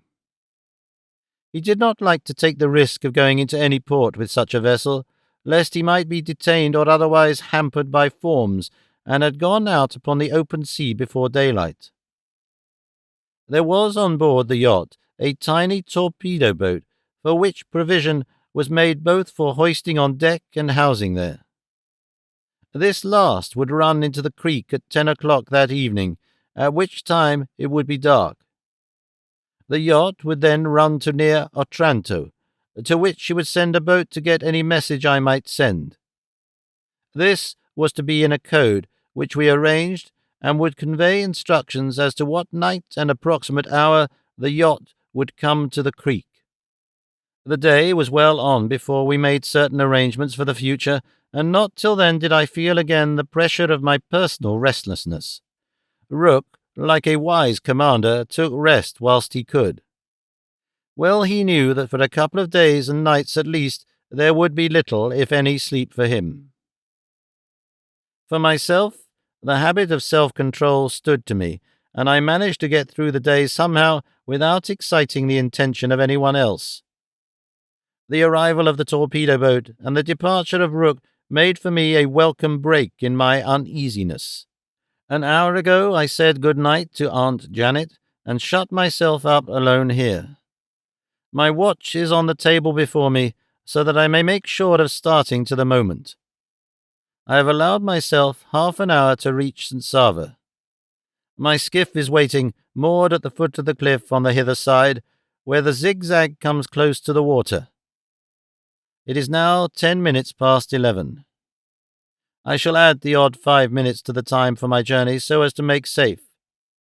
I go unarmed and without a light. I shall show no distrust of anyone or anything this night. Rupert's Journal, continued. July 2, 1907. When I was outside the church, I looked at my watch in the bright moonlight and found I had 1 minute to wait. So I stood in the shadow of the doorway and looked out at the scene before me. Not a sign of life was visible around me, either on land or sea. On the broad plateau on which the church stands, there was no movement of any kind. The wind, which had been pleasant in the noontide, had fallen completely, and not a leaf was stirring. I could see across the creek and note the hard line where the battlements of the castle cut the sky, and where the keep towered above the line of black rock, which in the shadow of the land made an ebon frame for the picture. When I had seen the same view on former occasions, the line where the rock rose from the sea was a fringe of white foam. But then, in the daylight, the sea was sapphire blue. Now it was an expanse of dark blue, so dark as to seem almost black. It had not even the relief of waves or ripples, simply a dark, cold, lifeless expanse, with no gleam of light anywhere, of lighthouse or ship. Neither was there any special sound to be heard that one could distinguish, nothing but the distant hum of the myriad voices of the dark, mingling in one ceaseless, inarticulate sound. It was well I had not time to dwell on it, or I might have reached some spiritually disturbing melancholy. Let me say here that ever since I had received my lady's message concerning this visit to St. Sava's, I had been all on fire. Not perhaps at every moment consciously or actually so, but always, as it were, prepared to break out into flame.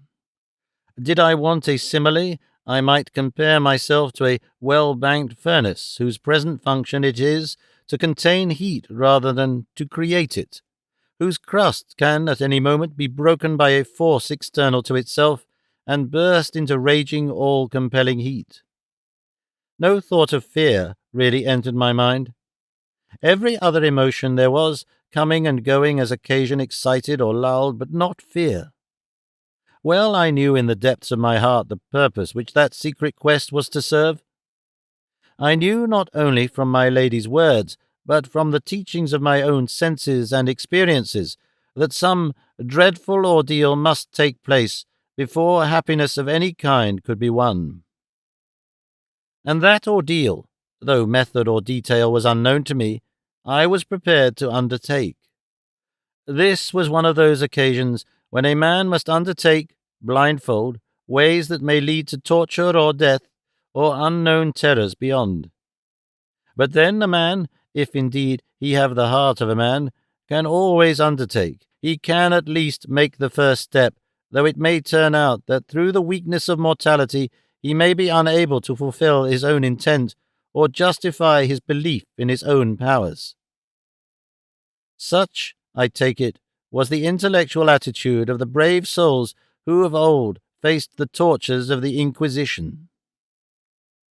But though there was no immediate fear, there was a certain doubt, for doubt is one of those mental conditions whose calling we cannot control. The end of the doubting may not be reality to us, or be accepted as a possibility. These things cannot forego the existence of the doubt. For even if a man, says Victor Cousin, doubt everything else, at least he cannot doubt that he doubts. The doubt had at times been on me that my lady of the Shroud was a vampire. Much that had happened seemed to point that way, and here, on the very threshold of the unknown, when, through the door which I was pushing open, my eyes met only an expanse of absolute blackness, all doubts which had ever been seemed to surround me in a legion. I have heard that when a man is drowning, there comes a time when his whole life passes in review during the space of time which cannot be computed as even a part of a second. So it was to me in the moment of my body passing into the church. In that moment came to my mind all that had been, which bore on the knowledge of my lady, and the general tendency was to prove or convince that she was indeed a vampire. Much that had happened, or became known to me, seemed to justify the resolving of doubt into belief.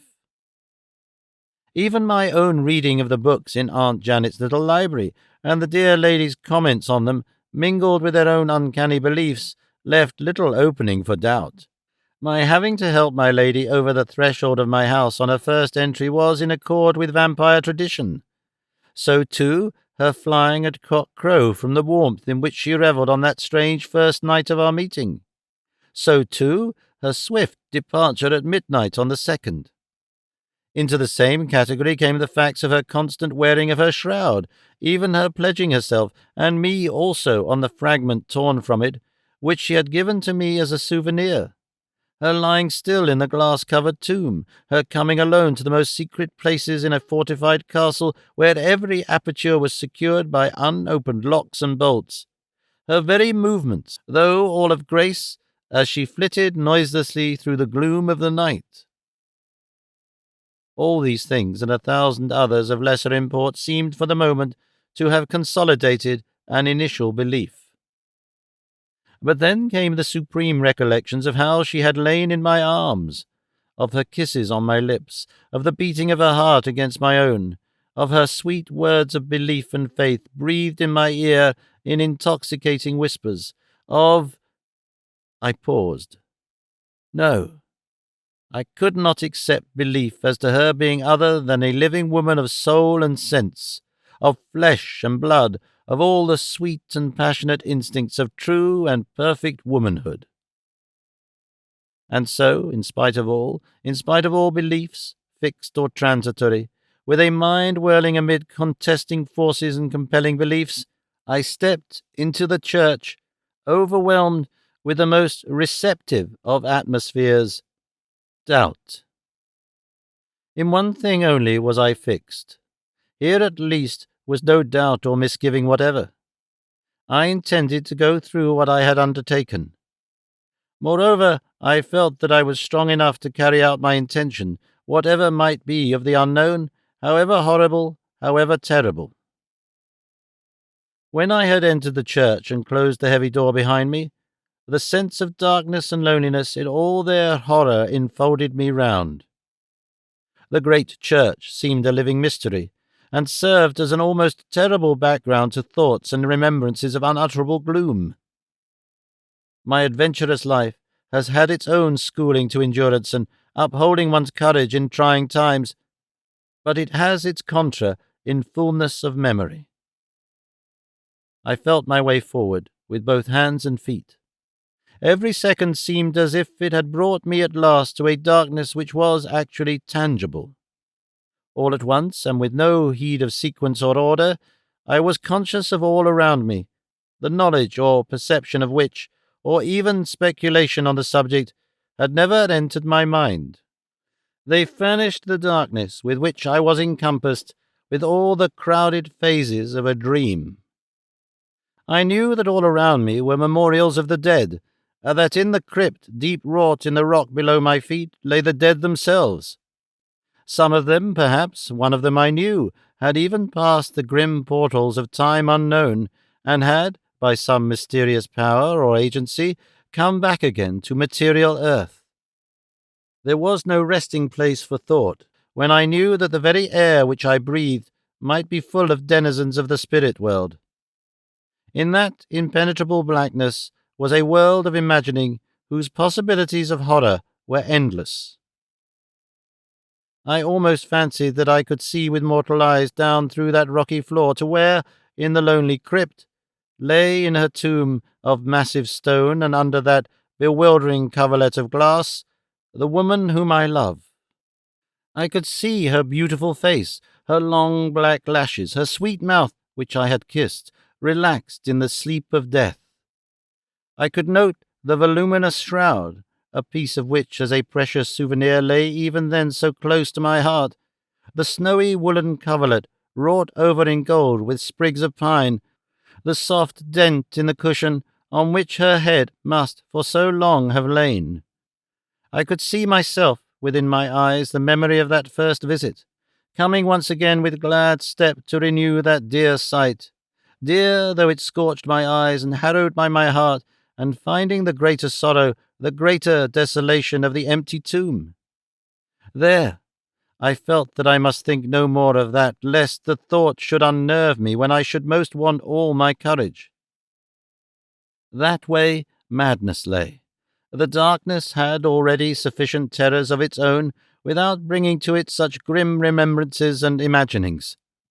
And I had yet to go through some ordeal which, even to her who had passed and repassed the portals of death, was full of fear. It was a merciful relief to me when, in groping my way forwards through the darkness, I struck against some portion of the furnishing of the church. Fortunately, I was all strung up to tension, else I should never have been able to control instinctively, as I did, the shriek which was rising to my lips. I would have given anything to have been able to light even a match. A single second of light would, I felt, have made me my own man again. But I knew that this would be against the implied condition of my being there at all, and might have had disastrous consequences to her whom I had come to save. I might even frustrate my scheme and altogether destroy my opportunity. At that moment it was borne upon me more strongly than ever that this was not a mere fight for myself or my own selfish purposes, not merely an adventure or a struggle for only life and death against unknown difficulties and dangers. It was a fight on behalf of her I loved, not merely for her life, but perhaps even for her soul. And yet this very thinking, understanding, created a new form of terror.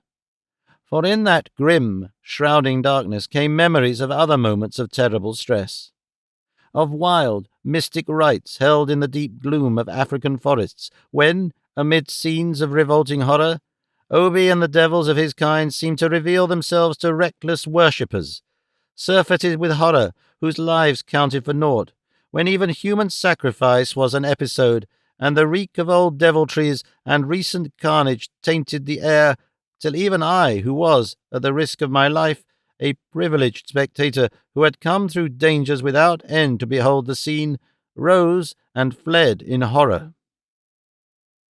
Of scenes of mystery enacted in rock-cut temples beyond the Himalayas, whose fanatic priests, cold as death and as remorseless in the reaction of their frenzy of passion, foamed at the mouth and then sank into marble quiet, as with inner eyes they beheld the visions of the hellish powers which they had invoked. Of wild, fantastic dances of the devil-worshippers of Madagascar, where even the very semblance of humanity disappeared in the fantastic excesses of their orgies.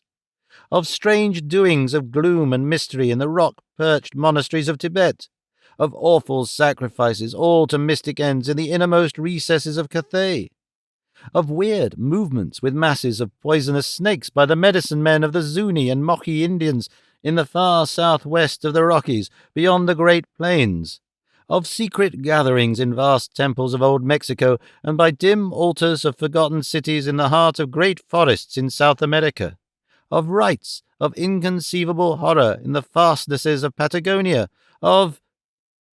Here I once more pulled myself up. Such thoughts were no kind of proper preparation for what I might have to endure.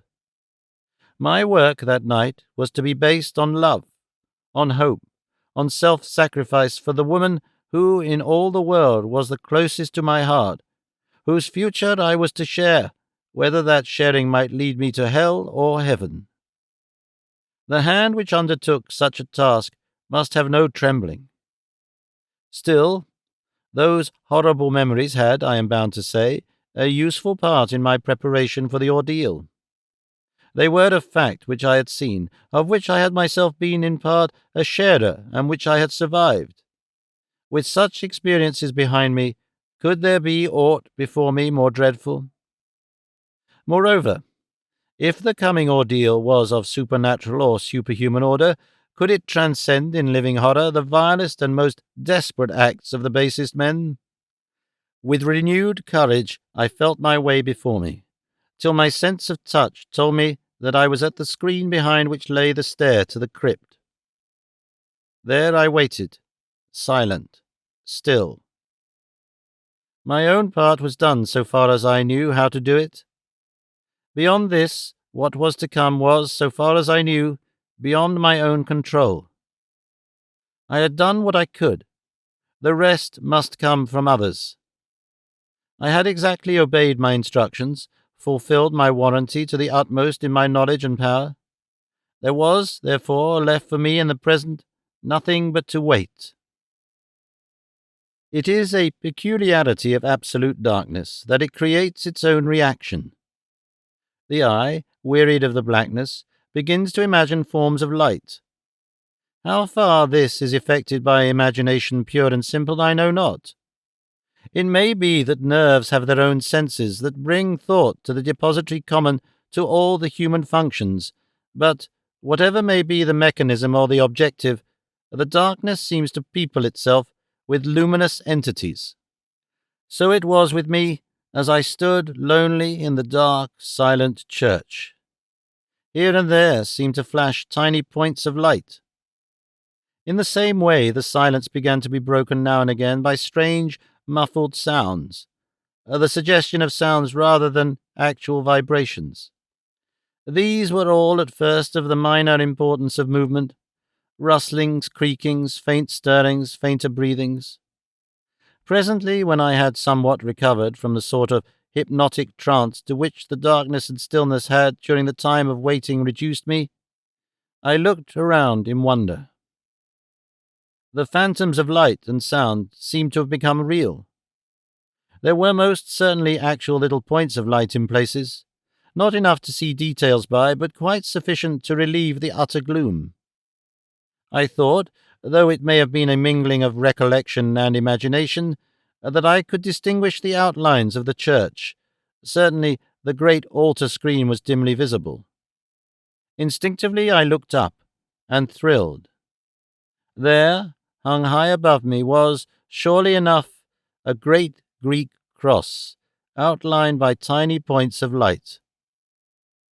I lost myself in wonder and stood still, in a purely receptive mood, unantagonistic to aught, willing for whatever might come, ready for all things, in rather a negative than a positive mood, a mood which has an aspect of spiritual meekness.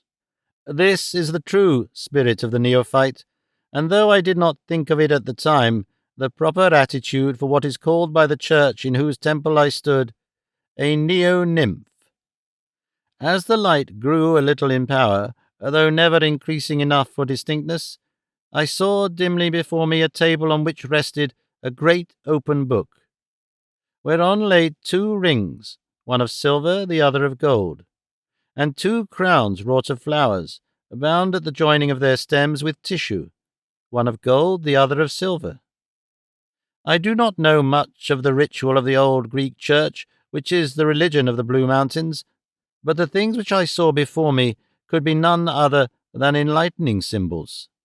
Instinctively I knew that I had been brought hither, though in this grim way, to be married. The very idea of it thrilled me to the heart's core. I thought the best thing I could do would be to stay quite still and not show surprise at anything that might happen, but be sure I was all eyes and ears. I peered anxiously around me in every direction, but I could see no sign of her whom I had come to meet. Incidentally, however, I noticed that in the lighting, such as it was, there was no flame, no living light. Whatever light there was came muffled, as though through some green, translucent stone. The whole effect was terribly weird and disconcerting. Presently I started, as, seemingly out of the darkness beside me, a man's hand stretched out and took mine. Turning, I found close to me a tall man with shining black eyes and long black hair and beard. He was clad in some kind of gorgeous robe of cloth of gold, rich with variety of adornment. His head was covered with a high, overhanging hat draped closely with a black scarf, the ends of which formed a long, hanging veil on either side.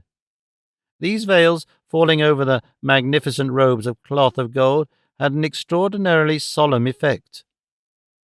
I yielded myself to the guiding hand, and shortly found myself, so far as I could see, at one side of the sanctuary.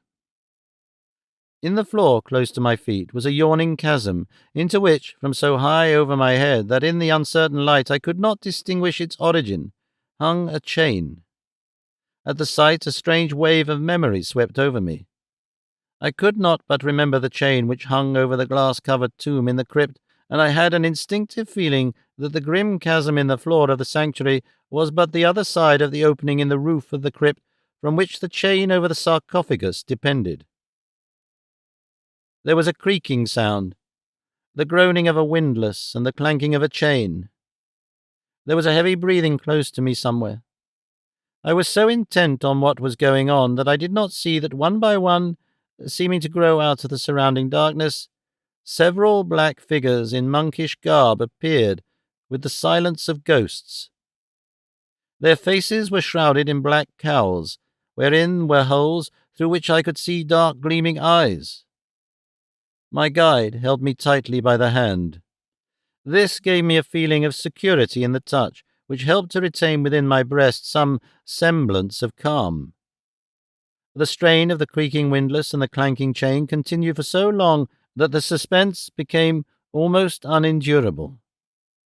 At last there came into sight an iron ring, from which as a centre depended 4 lesser chains spreading wide. In a few seconds more I could see that these were fixed to the corners of the great stone tomb with the covering of glass, which was being dragged upward. As it arose, it filled closely the whole aperture. When its bottom had reached the level of the floor, it stopped and remained rigid. There was no room for oscillation. It was at once surrounded by a number of black figures who raised the glass covering and bore it away into the darkness. Then there stepped forward a very tall man, black-bearded, and with the head-gear like my guide. But made in triple tiers, he also was gorgeously arrayed in flowing robes of cloth of gold, richly embroidered. He raised his hand, and forthwith 8 other black-clad figures stepped forward, and bending over the stone coffin, raised from it the rigid form of my lady, still clad in her shroud, and laid it gently on the floor of the sanctuary. I felt it a grace that at that instant the dim light seemed to grow less, and finally to disappear, all save the tiny points that marked the outline of the great cross high overhead. These only gave light enough to accentuate the gloom. The hand that held mine now released it, and with a sigh I realized that I was alone. After a few moments more of the groaning of the winch and clanking of the chain, there was a sharp sound of stone meeting stone. Then there was silence. I listened acutely, but could not hear near me the slightest sound. Even the cautious, restrained breathing around me, of which up to then I had been conscious, had ceased. Not knowing, in the helplessness of my ignorance, what I should do, I remained as I was, still and silent, for a time that seemed endless. At last, overcome by some emotion which I could not at the moment understand, I slowly sank to my knees and bowed my head. Covering my face with my hands, I tried to recall the prayers of my youth. It was not, I am certain, that fear in any form had come upon me, or that I hesitated or faltered in my intention. That much I know now. I knew it even then. It was, I believe, that the prolonged impressive gloom and mystery had at last touched me to the quick. The bending of the knees was but symbolical of the bowing of the spirit to a higher power. When I had realized that much, I felt more content than I had done since I had entered the church, and with the renewed consciousness of courage, took my hands from my face and lifted again my bowed head. Impulsively, I sprang to my feet and stood erect, waiting. All seemed to have changed since I had dropped on my knees. The points of light about Time Church, which had been eclipsed, had come again, and were growing in power to a partial revealing of the dim expanse. Before me was the table with the open book, on which were laid the gold and silver rings and the 2 crowns of flowers. There were also 2 tall candles with tiniest flames of blue, the only living light to be seen. Out of the darkness stepped the same tall figure in the gorgeous robes and the triple hat. He led by the hand my lady, still clad in her shroud, but over it, descending from the crown of her head, was a veil of very old and magnificent lace of astonishing fineness. Even in that dim light I could note the exquisite beauty of the fabric. The veil was fastened with a bunch of tiny sprays of orange blossom, mingled with cypress and laurel, a strange combination. In her hand she carried a great bouquet of the same. Its sweet, intoxicating odour floated up to my nostrils. It and the sentiment which its very presence evoked made me quiver. Yielding to the guiding of the hand which held hers, she stood at my left side before the table. Her guide then took his place behind her. At either end of the table, to right and left of us, stood a long-bearded priest in splendid robes, and wearing the hat with depending veil of black. One of them, who seemed to be the more important of the 2, and took the initiative, signed to us to put our right hands on the open book. My lady, of course, understood the ritual, and knew the words which the priest was speaking, and of her own accord put out her hand. My guide at the same moment directed my hand to the same end. It thrilled me to touch my lady's hand, even under such mysterious conditions. After the priest had signed us each thrice on the forehead with the sign of the cross, he gave to each of us a tiny lighted taper brought to him for the purpose. The lights were welcome, not so much for the solace of the added light, great as that was, but because it allowed us to see a little more of each other's faces. It was rapture to me to see the face of my bride, and from the expression of her face I was assured that she felt as I did. It gave me an inexpressible pleasure when, as her eyes rested on me, there grew a faint blush over the grey pallor of her cheeks. The priest then put in solemn voice to each of us in turn, beginning with me, the questions of consent which are common to all such rituals. I answered as well as I could, following the murmured words of my guide. My lady answered out proudly in a voice which, though given softly, seemed to ring. It was a concern, even a grief, to me that I could not, in the priest's questioning, catch her name, of which, strangely enough, I was ignorant. But as I did not know the language, and as the phrases were not in accord literally with our own ritual, I could not make out which word was the name. After some prayers and blessings, rhythmically spoken or sung by an invisible choir, the priest took the rings from the open book, and after signing my forehead thrice with the golden one as he repeated the blessing in each case, placed it on my right hand.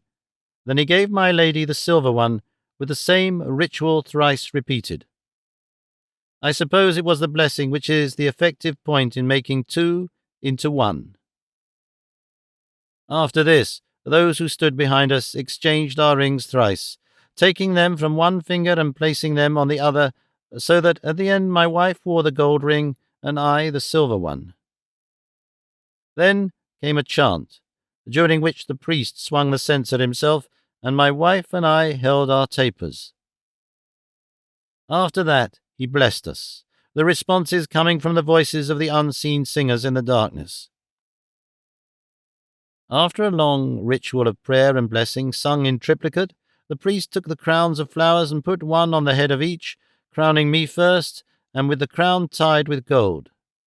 And then he signed and blessed us each thrice.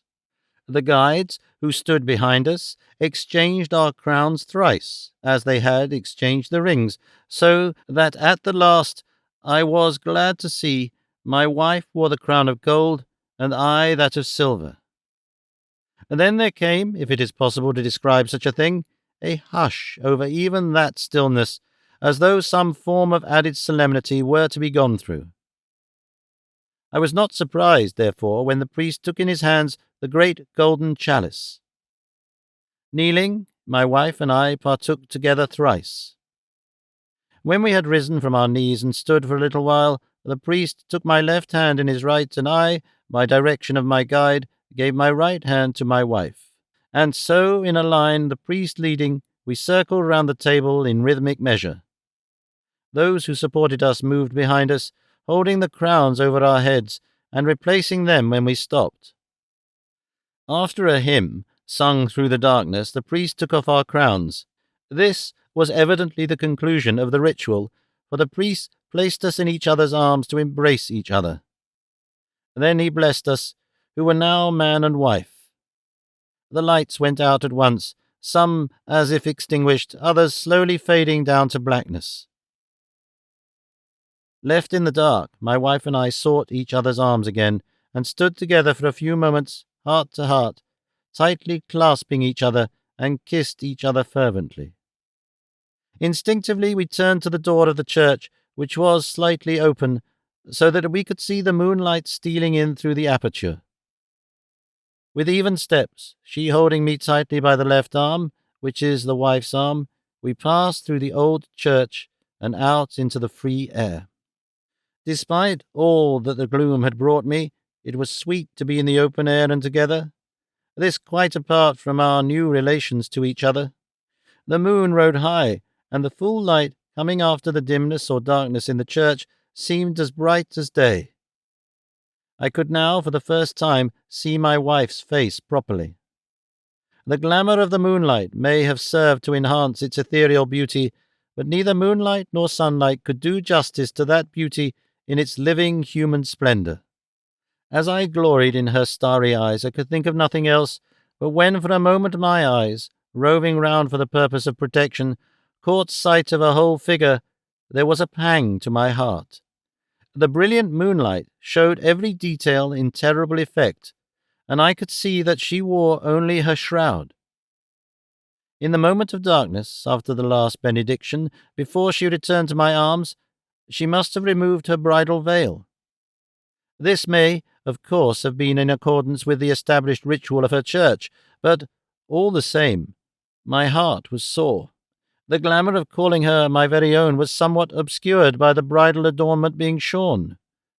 But it made no difference in her sweetness to me.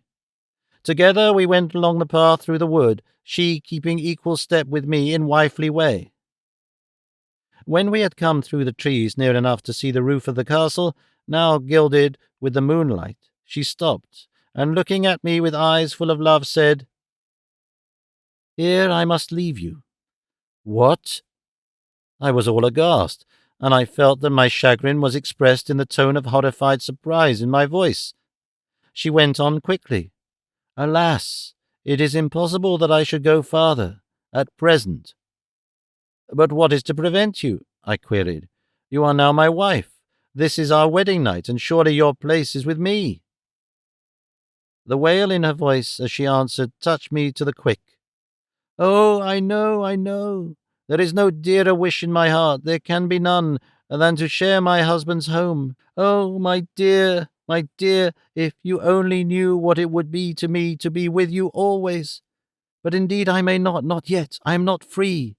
If you but knew how much that which has happened tonight has cost me, or how much cost to others as well as to myself may be yet to come, you would understand. Rupert," it was the first time she had ever addressed me by my name, and naturally it thrilled me through and through. "Rupert, my husband, only that I trust you with all the faith which is in perfect love, mutual love. I dare not have done what I have done this night. But, dear, I know that you will bear me out, that your wife's honour is your honour, even as your honour is mine. My honour is given to this, and you can help me, the only help I can have at present, by trusting me. Be patient, my beloved, be patient. Oh, be patient for a little longer, it shall not be for long. So soon as ever my soul is freed, I shall come to you, my husband, and we shall never part again.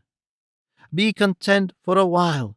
Believe me that I love you with my very soul, and to keep away from your dear side is more bitter for me than even it can be for you.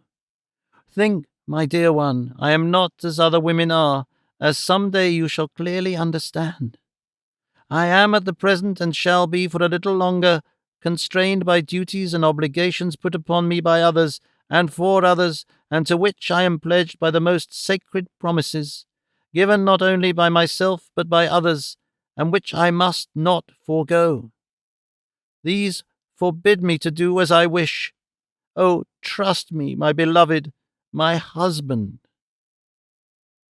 She held out her hands appealingly. The moonlight falling through the thinning forest showed her white cerements. Then the recollection of all she must have suffered, the awful loneliness in that grim tomb in the crypt, the despairing agony of one who is helpless against the unknown, swept over me in a wave of pity. What could I do but save her from further pain? And this could only be by showing her my faith and trust. If she was to go back to that dreadful charnel house, she would at least take with her the remembrance that one who loved her and whom she loved, to whom she had been lately bound in the mystery of marriage, trusted her to the full. I loved her more than myself, more than my own soul, and I was moved by pity so great that all possible selfishness was merged in its depths. I bowed my head before her, my lady and my wife, as I said, "So be it, my beloved. I trust you to the full, even as you trust me, and that has been proven this night, even to my own doubting heart. I shall wait, and as I know you wish it, I shall wait as patiently as I can. But till you come to me for good and all, let me see you or hear from you when you can.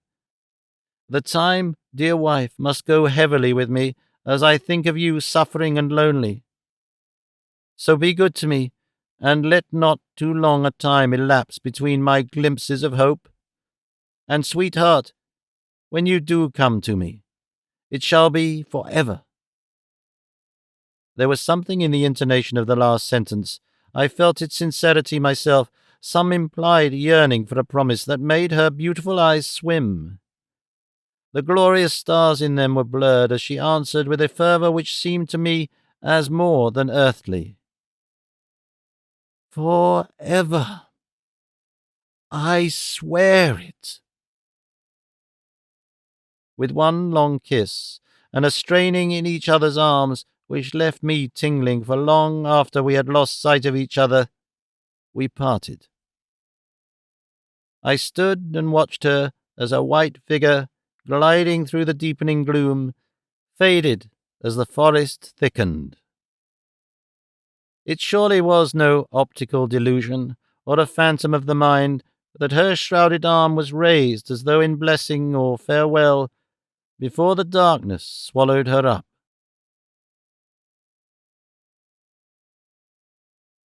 Book 6. The Pursuit in the Forest. Rupert's Journal, continued. July 3, 1907. There is no anodyne but work to pain of the heart, and my pain is all of the heart. I sometimes feel that it is better, rather hard, that with so much to make me happy, I cannot know happiness. How can I be happy when my wife, whom I fondly love, and who I know loves me, is suffering in horror and loneliness of a kind which is almost beyond human belief? However, what is my loss is my country's gain, for the land of the Blue Mountains is my country now, despite the fact that I am still a loyal subject of good King Edward. Uncle Roger took care of that when he said I should have the consent of the Privy Council before I might be naturalized anywhere else. When I got home yesterday morning, I naturally could not sleep. The events of the night and the bitter disappointment that followed my exciting joy made such a thing impossible. When I drew the curtain over the window, the reflection of the sunrise was just beginning to tinge the high sailing clouds in front of me. I laid down and tried to rest, but without avail. However, I schooled myself to lie still, and at last, if I did not sleep, was at least quiescent. Disturbed by a gentle tap at the door, I sprang up at once and threw on a dressing gown. Outside, when I opened the door, was Aunt Janet. She was holding a lighted candle in her hand, for though it was getting light in the open, the passages were still dark. When she saw me, she seemed to breathe more freely, and asked if she might come in. While she sat on the edge of my bed, in her old-time way, she said in a hushed voice, "Oh, laddie, laddie, I trust your burden is not too heavy to bear." "My burden? What on earth do you mean, Aunt Janet?" I said in reply. I did not wish to commit myself by a definite answer, for it was evident that she had been dreaming or second-sighting again. She replied with the grim seriousness usual to her when she touched on occult matters. "I saw your heart bleeding, laddie. I kent it was yours, though how I kent it I don't know. I lay on a stone floor in the dark, save for a dim blue light such as corpse lights are. On it was placed a great book, and close around were scattered many strange things, amongst them 2 crowns of flowers, the one bound with silver, the other with gold. There was also a golden cup, like a chalice, o'erturned. The red wine trickled from it and mingled with your heart's blood. For on the great book was some vast dim weight wrapped up in black, and on it stepped in turn many men all swathed in black, and as the weight of each came on it the blood gushed out afresh. And oh, your pure heart, my laddie, was quick and leaping, so that at every beat it raised the black-clad weight. And yet that was not all, for hard by stood a tall imperial shape of woman, all arrayed in white, with a great veil of finest lace worn over her shroud, and she was whiter than the snow and fairer than the morn for beauty, though a dark woman she was, with hair like the raven, and eyes black as the sea at nicht, and there were stars in them, and at each beat of your pure bleeding heart she wrung her white hands, and the man in her sweet voice rent my heart in twain. Oh, laddie, laddie, what does it mean?" I managed to murmur, "I'm sure I don't know, Aunt Janet. I suppose it was all a dream." "A dream, was it, my dear? A dream or a vision, welcome nane, for such a warning sent frae God." Suddenly she said in a different voice, "Laddie, are ye being forced to any lass?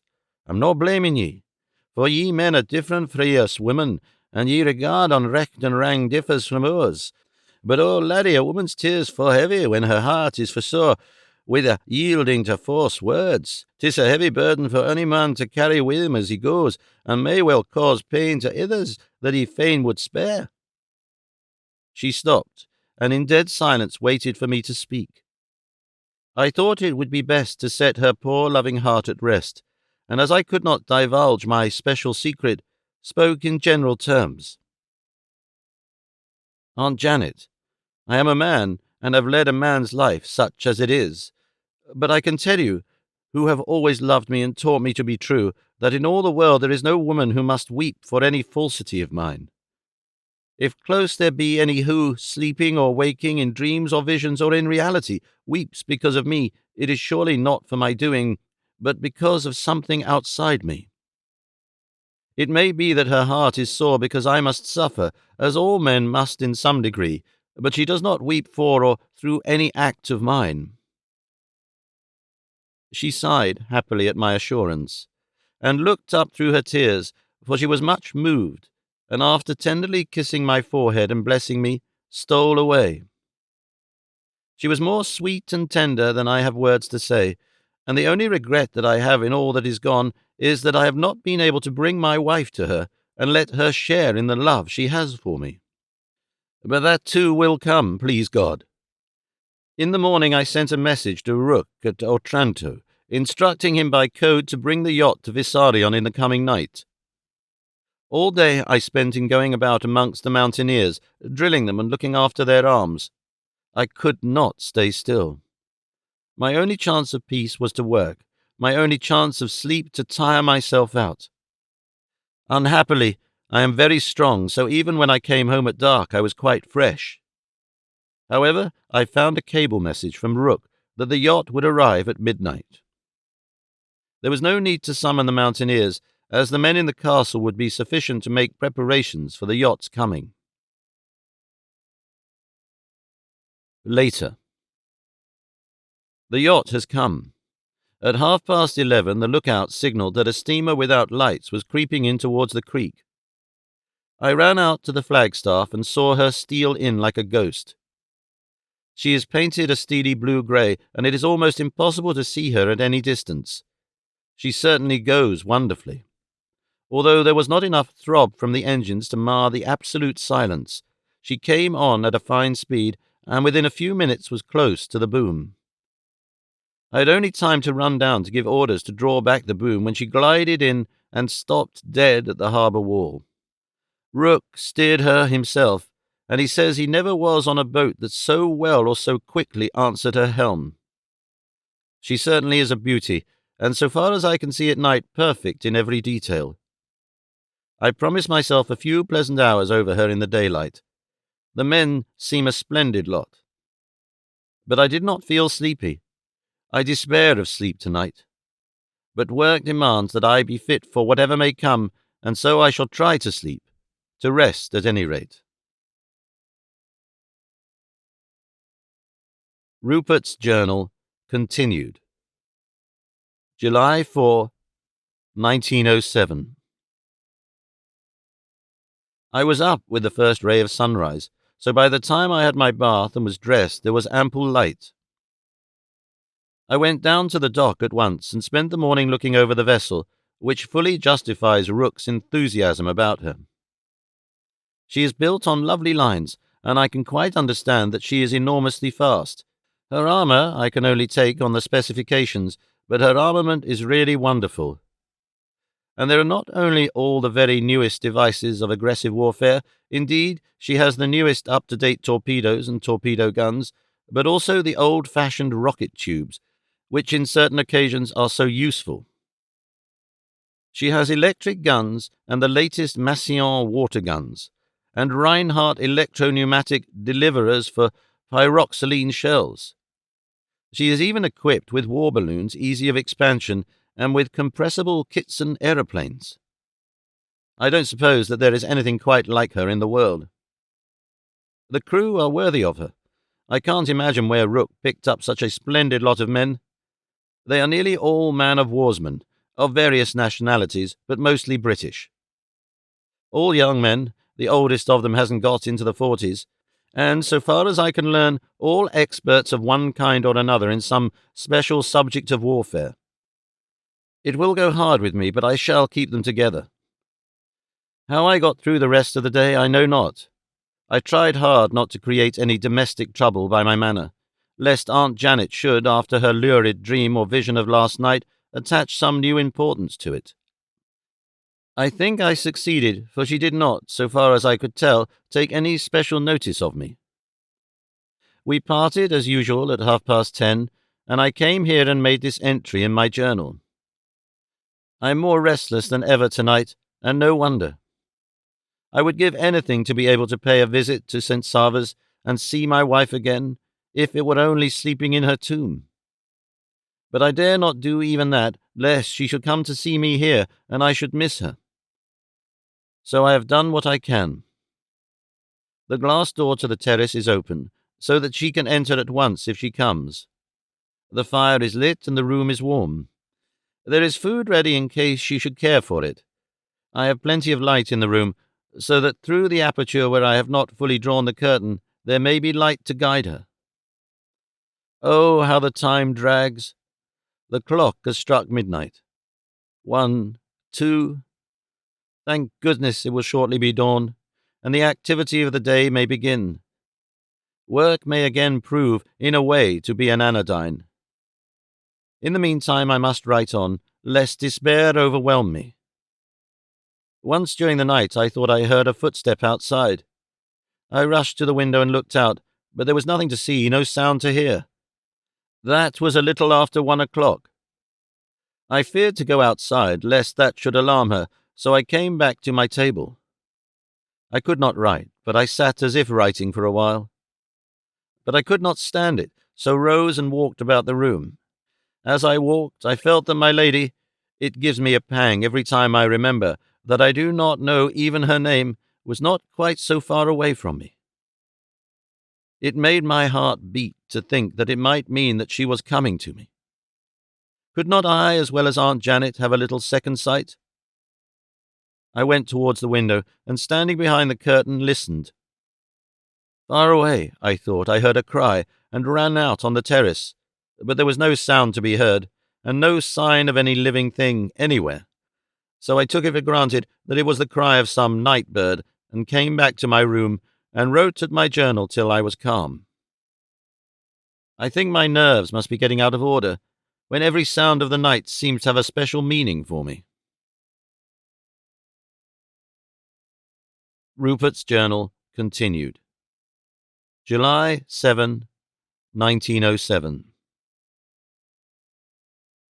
When the grey of the morning came, I gave up hope of my wife appearing, and made up my mind that, so soon as I could get away without exciting Aunt Janet's attention, I would go to St. Savres. I always eat a good breakfast, and did I forego it altogether, it would be sure to excite her curiosity, a thing I do not wish at present. As there was still time to wait, I lay down on my bed as I was, and, such is the way of fate, shortly fell asleep. I was awakened by a terrific clattering at my door. When I opened it, I found a little group of servants, very apologetic at waking me without instructions. The chief of them explained that a young priest had come from the Vladika with a message so urgent that he insisted on seeing me immediately at all hazards. I came out at once and found him in the hall of the castle, standing before the great fire which was always lit in the early morning. He had a letter in his hand, but before giving it to me he said, "I am sent by the Vladika, who pressed it on me that I was not to lose a single instant in seeing you, that time is of golden price, nay, beyond price.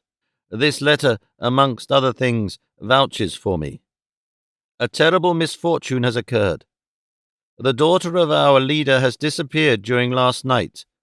The same, he commanded me to remind you, that he spoke of at the meeting when he would not let the mountaineers fire the guns.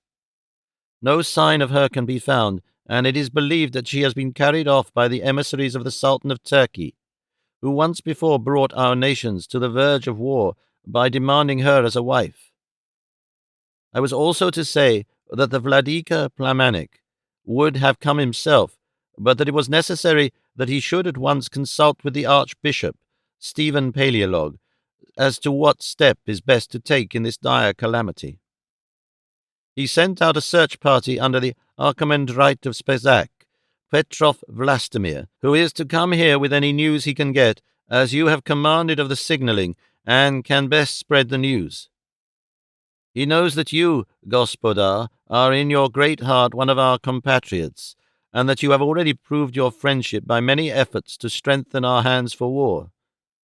And as I am a great compatriot, he calls on you to aid us in our need.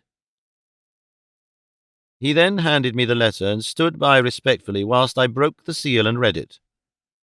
It was written in great haste and signed by the Vladika. Come with us now in our nation's peril. Help us to rescue what we most adore, and henceforth we shall hold you in our hearts. You shall learn how the men of the Blue Mountains can love faith and valor. Come. This was a task indeed, a duty worthy of any man. It thrilled me to the core to know that the men of the Blue Mountains had called on me in their dire need. It woke all the fighting instinct of my Viking forebears, and I vowed in my heart that they should be satisfied with my work. I called to me the chorus singers who were in the house, and led them to the castle roof, taking with me the young messenger priest. Come with me, I said to him, and see how I answer the Vladika's command. The national flag was run up, the established signal that the nation was in need. Instantly, on every summit near and far was seen the flutter of an answering flag. Quickly followed the signal that commanded the call to arms. One by one I gave the signallers orders in quick succession, for the plan of search unfolded itself to me as I went on.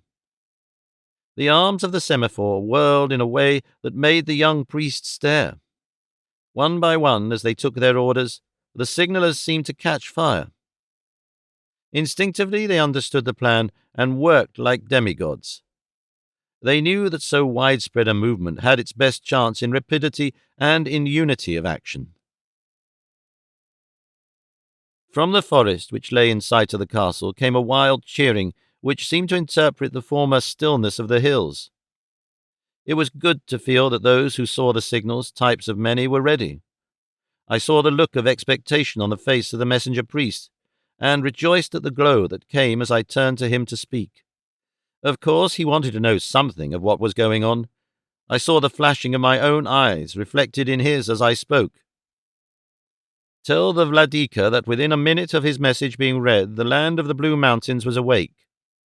The mountaineers are already marching, and before the sun is high there will be a line of guards within hail of each other round the whole frontier.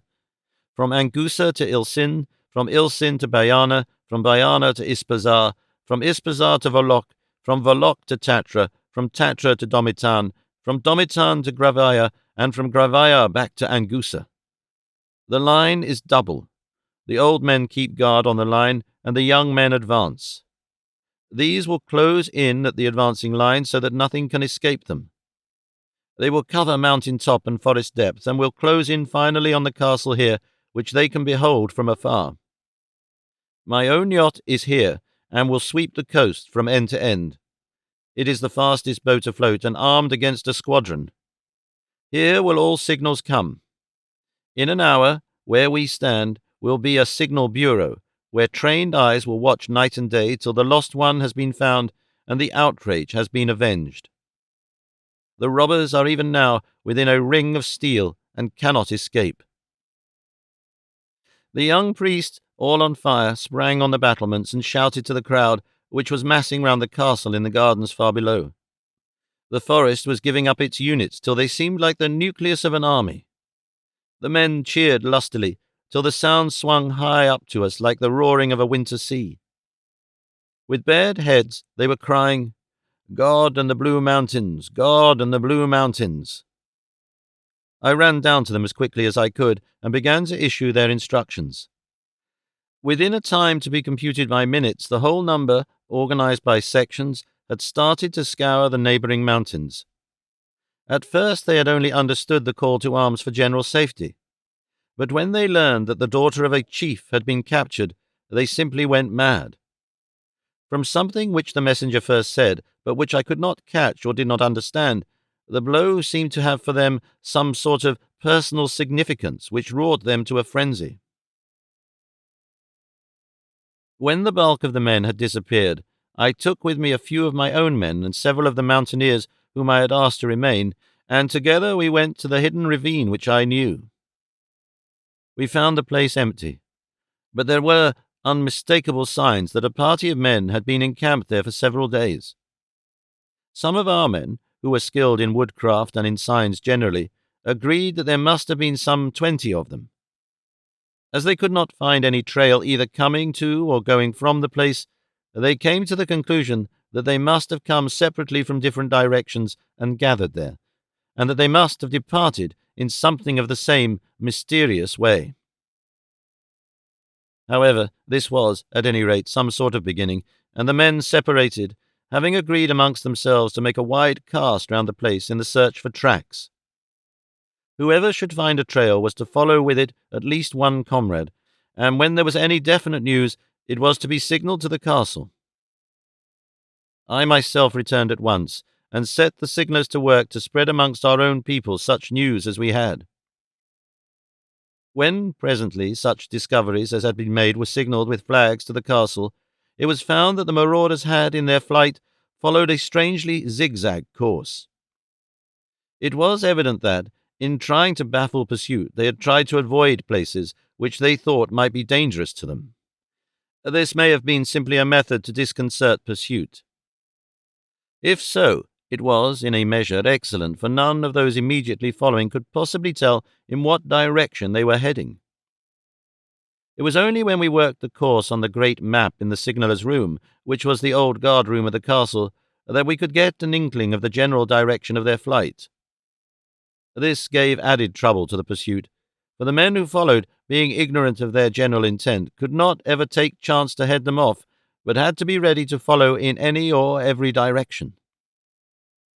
In this manner the pursuit was altogether a stern chase, and therefore bound to be a long one. As at present we could not do anything till the intended route was more marked, I left the signalling corps to the task of receiving and giving information to the moving bands, so that, if occasion served, they might head off the marauders. I myself took Rook as captain of the yacht and swept out of the creek. We ran up north to Delere, then down south to Olesso, and came back to Vissarion. We saw nothing suspicious except for off to the extreme southward one warship which flew no flag. Rook, however, who seemed to know ships by instinct, said she was a Turk, so on our return we signalled along the whole shore to watch her. Rook held the Lady, which was the name I had given the armoured yacht, in readiness to dart out in case anything suspicious was reported. He was not to stand on any ceremony, but if necessary to attack.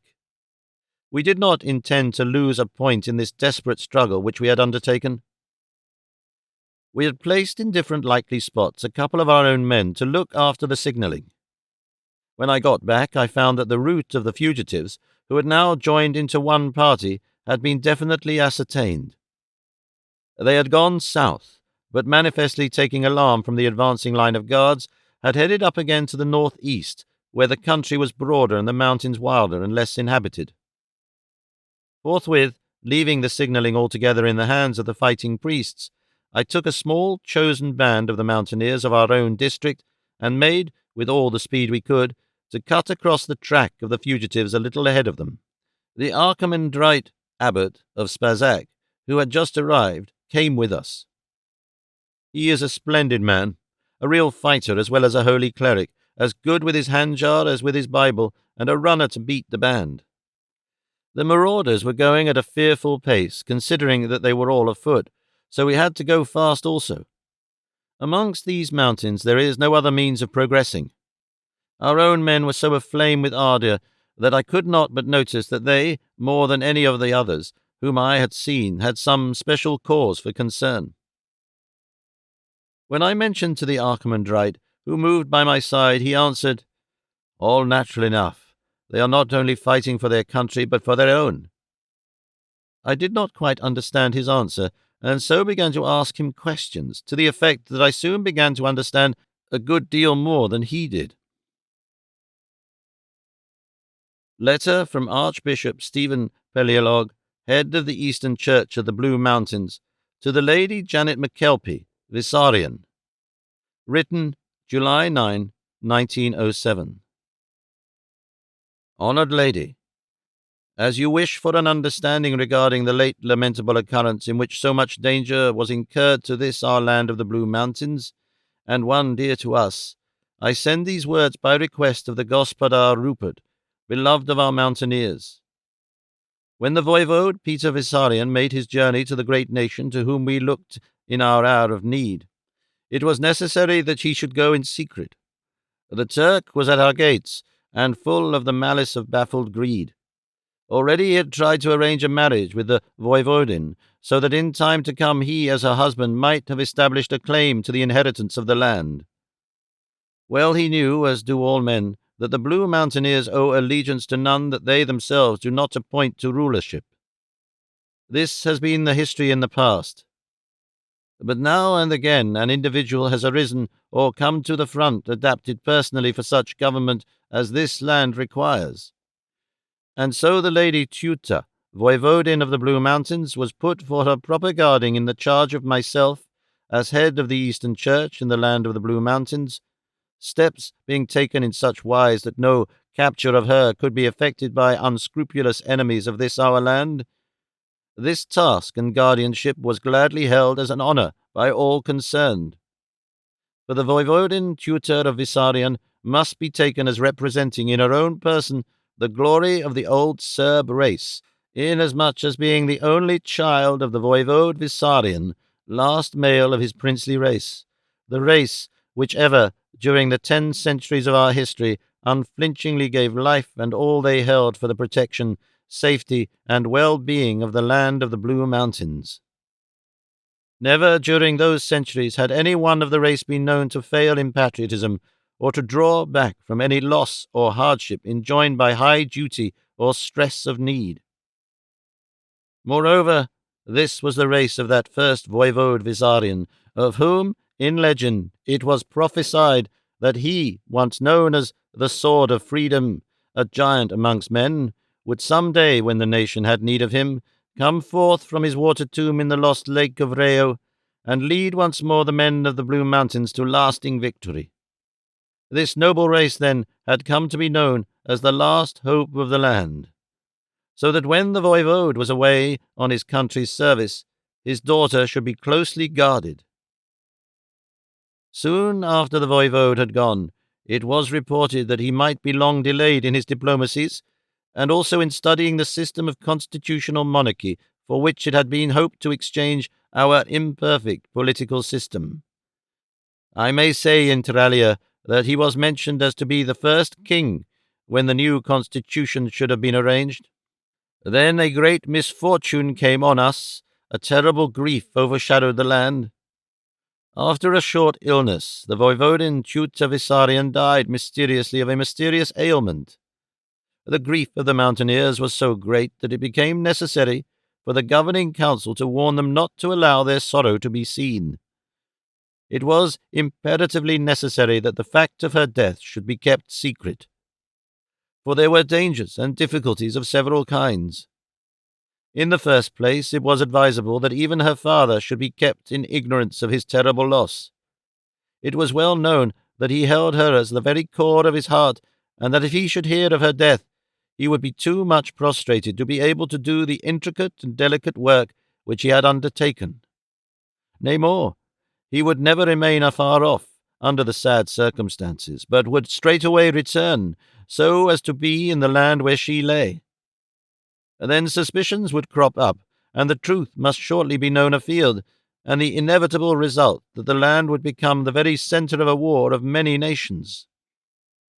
In the second place, if the Turks were to know that the race of Vissarion was becoming extinct, this would encourage them to further aggression, which would become immediate should they find out that the voivode was himself away.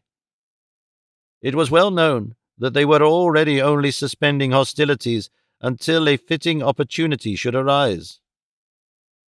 Their desire for aggression had become acute after the refusal of the nation, and of the girl herself, that she should become a wife of the Sultan. The dead girl had been buried in the crypt of the church of St. Sava, and day after day and night after night, singly and in parties, the sorrowing mountaineers had come to pay devotion and reverence at her tomb. So many had wished to have a last glimpse of her face that the Vladika had, with my own consent as Archbishop, arranged for a glass cover to be put over the stone coffin wherein her body lay. After a little time, however, there came a belief to all concerned in the guarding of the body, these, of course, being the priests of various degrees of dignity appointed to the task, that the Voivodin was not really dead, but only in a strangely prolonged trance. Thereupon a new complication arose. Our mountaineers are, as perhaps you know, by nature deeply suspicious, a characteristic of all brave and self-sacrificing people who are jealous of their noble heritage. Having, as they believed, seen the girl dead, they might not be willing to accept the fact of her being alive. They might even imagine that there was on foot some deep, dark plot which was or might be a menace, now or hereafter, to their independence. In any case, there would be certain to be two parties on the subject, a dangerous and deplorable thing in the present condition of affairs. As the trance or catalepsy, whatever it was, continued for many days, there had been ample time for the leaders of the council, the Vladika, the priesthood represented by the Archimandrite of Spazak, myself as Archbishop and guardian of the Voivodin in her father's absence, to consult as to a policy to be observed in case of the girl awaking. For in such case, the difficulty of the situation would be multiplied indefinitely. In the secret chambers of St. Sava's, we had many secret meetings, and were finally converging on agreement when the end of the trance came. The girl awoke. She was, of course, terribly frightened when she found herself in a tomb in the crypt. It was truly fortunate that the great candles around her tomb had been kept lighted, for their light mitigated the horror of the place. Had she waked in darkness, her reason might have become unseated. She was, however, a very noble girl, brave, with extraordinary will and resolution, and self-command and power of endurance. When she had been taken into one of the secret chambers of the church, where she was warmed and cared for, a hurried meeting was held by the Vladika, myself, and the chiefs of the National Council. Word had been at once sent to me of the joyful news of her recovery, and with the utmost haste I came, arriving in time to take a part in the council. At the meeting the Voivodin was herself present, and full confidence of the situation was made to her. She herself proposed that the belief in her death should be allowed to prevail until the return of her father, when all could be effectively made clear. To this end she undertook to submit to the terrific strain which such a proceeding would involve. At first we men could not believe that any woman could go through with such a task, and some of us did not hesitate to voice our doubts, our disbelief. But she stood to her guns and actually down-faced us. At last we, remembering things had been done, though long ages ago, by others of her race, came to believe not merely in her self-belief and intention, but even in the feasibility of her plan. She took the most solemn oaths not to betray the secret under any possible stress. The priesthood undertook, through the Vladika and myself, to further a ghostly belief amongst the mountaineers which would tend to prevent a too close or too persistent observation. The vampire legend was spread as a protection against partial discovery by any mischance, and other weird beliefs were set afoot and fostered. Arrangements were made that only on certain days were the mountaineers to be admitted to the crypt, she agreeing that for these occasions she was to take opiates or carry out any other aid to the preservation of the secret. She was willing, she impressed upon us, to make any personal sacrifice which might be deemed necessary for the carrying out of her father's task for the good of the nation. Of course, she had at first terrible frights, lying alone in the horror of the crypt. But after a time, the terrors of the situation, if they did not cease, were mitigated. There are secret caverns off the crypt, wherein, in troublous times, the priests and others of high place have found safe retreat. One of these was prepared for the Voivodin, and there she remained except for such times as she was on show, and certain other times which I shall tell you. Provision was made for the possibility of any accidental visit to the church. At such times, warned by an automatic signal from the opening door, she was to take her place in the tomb. The mechanism was so arranged that the means to replace the glass cover and to take the opiate were there ready to her hand. There was to be always a watch of priests at night in the church to guard her from ghostly fears as well as from more physical dangers, and if she was actually in her tomb, it was to be visited at certain intervals. Even the draperies which covered her in the sarcophagus were rested on a bridge placed from side to side just above her, so as to hide the rising and falling of her bosom as she slept under the narcotic. After a while, the prolonged strain began to tell so much on her that it was decided that she should take now and again exercise out of doors. This was not difficult, for when the vampire story which we had spread began to be widely known, her being seen would be accepted as a proof of its truth. Still, as there was a certain danger in her being seen at all, we thought it necessary to exact from her a solemn oath that so long as her sad task lasted, she should under no circumstances ever wear any dress but her shroud, this being the only way to ensure secrecy and to prevail against accident. There is a secret way from the crypt to a sea cavern, whose entrance is at high tide under the waterline at the base of the cliff on which the church is built. A boat, shaped like a coffin, was provided for her, and in this she was accustomed to pass across the creek whenever she wished to make excursion. It was an excellent device and most efficacious in disseminating the vampire belief. This state of things had now lasted from before the time when the gospodar Rupert came to Vissarion up to the day of the arrival of the armoured yacht. That night the priest on duty, on going his round of the crypt just before dawn, found the tomb empty. He called the others, and they made full search. The boat was gone from the cavern, but on making search they found it on the farther side of the creek, close to the garden stairs. Beyond this they could discover nothing. She seemed to have disappeared without leaving a trace. Straightway they went to the Vladika and signalled to me by the fire signal at the monastery at Astrag, where I then was. I took a band of mountaineers with me and set out to scour the country. But before going I sent an urgent message to the gospodar Rupert, asking him, who showed so much interest and love to our land, to help us in our trouble. He, of course, knew nothing then of all I have now told you. Nevertheless, he devoted himself wholeheartedly to our needs, as doubtless you know. But the time had now come close when the voivode Vissarion was about to return from his mission, and we of the council of his daughter's guardianship were beginning to arrange matters so that at his return the good news of her being still alive could be made public. With her father present to vouch for her, no question as to truth could arise. But by some means the Turkish Bureau of Spies must have got knowledge of the fact already. To steal a body for the purpose of later establishing a fictitious claim would have been an enterprise even more desperate than that already undertaken. We inferred from many signs made known to us in an investigation that a daring party of the Sultan's emissaries had made a secret incursion with the object of kidnapping the Voivodin. They must have been bold of heart and strong of resource to enter the land of the Blue Mountains on any errand, let alone such a desperate one as this. For centuries we have been teaching the Turk through bitter lessons that it is neither a safe task nor an easy one to make incursion here.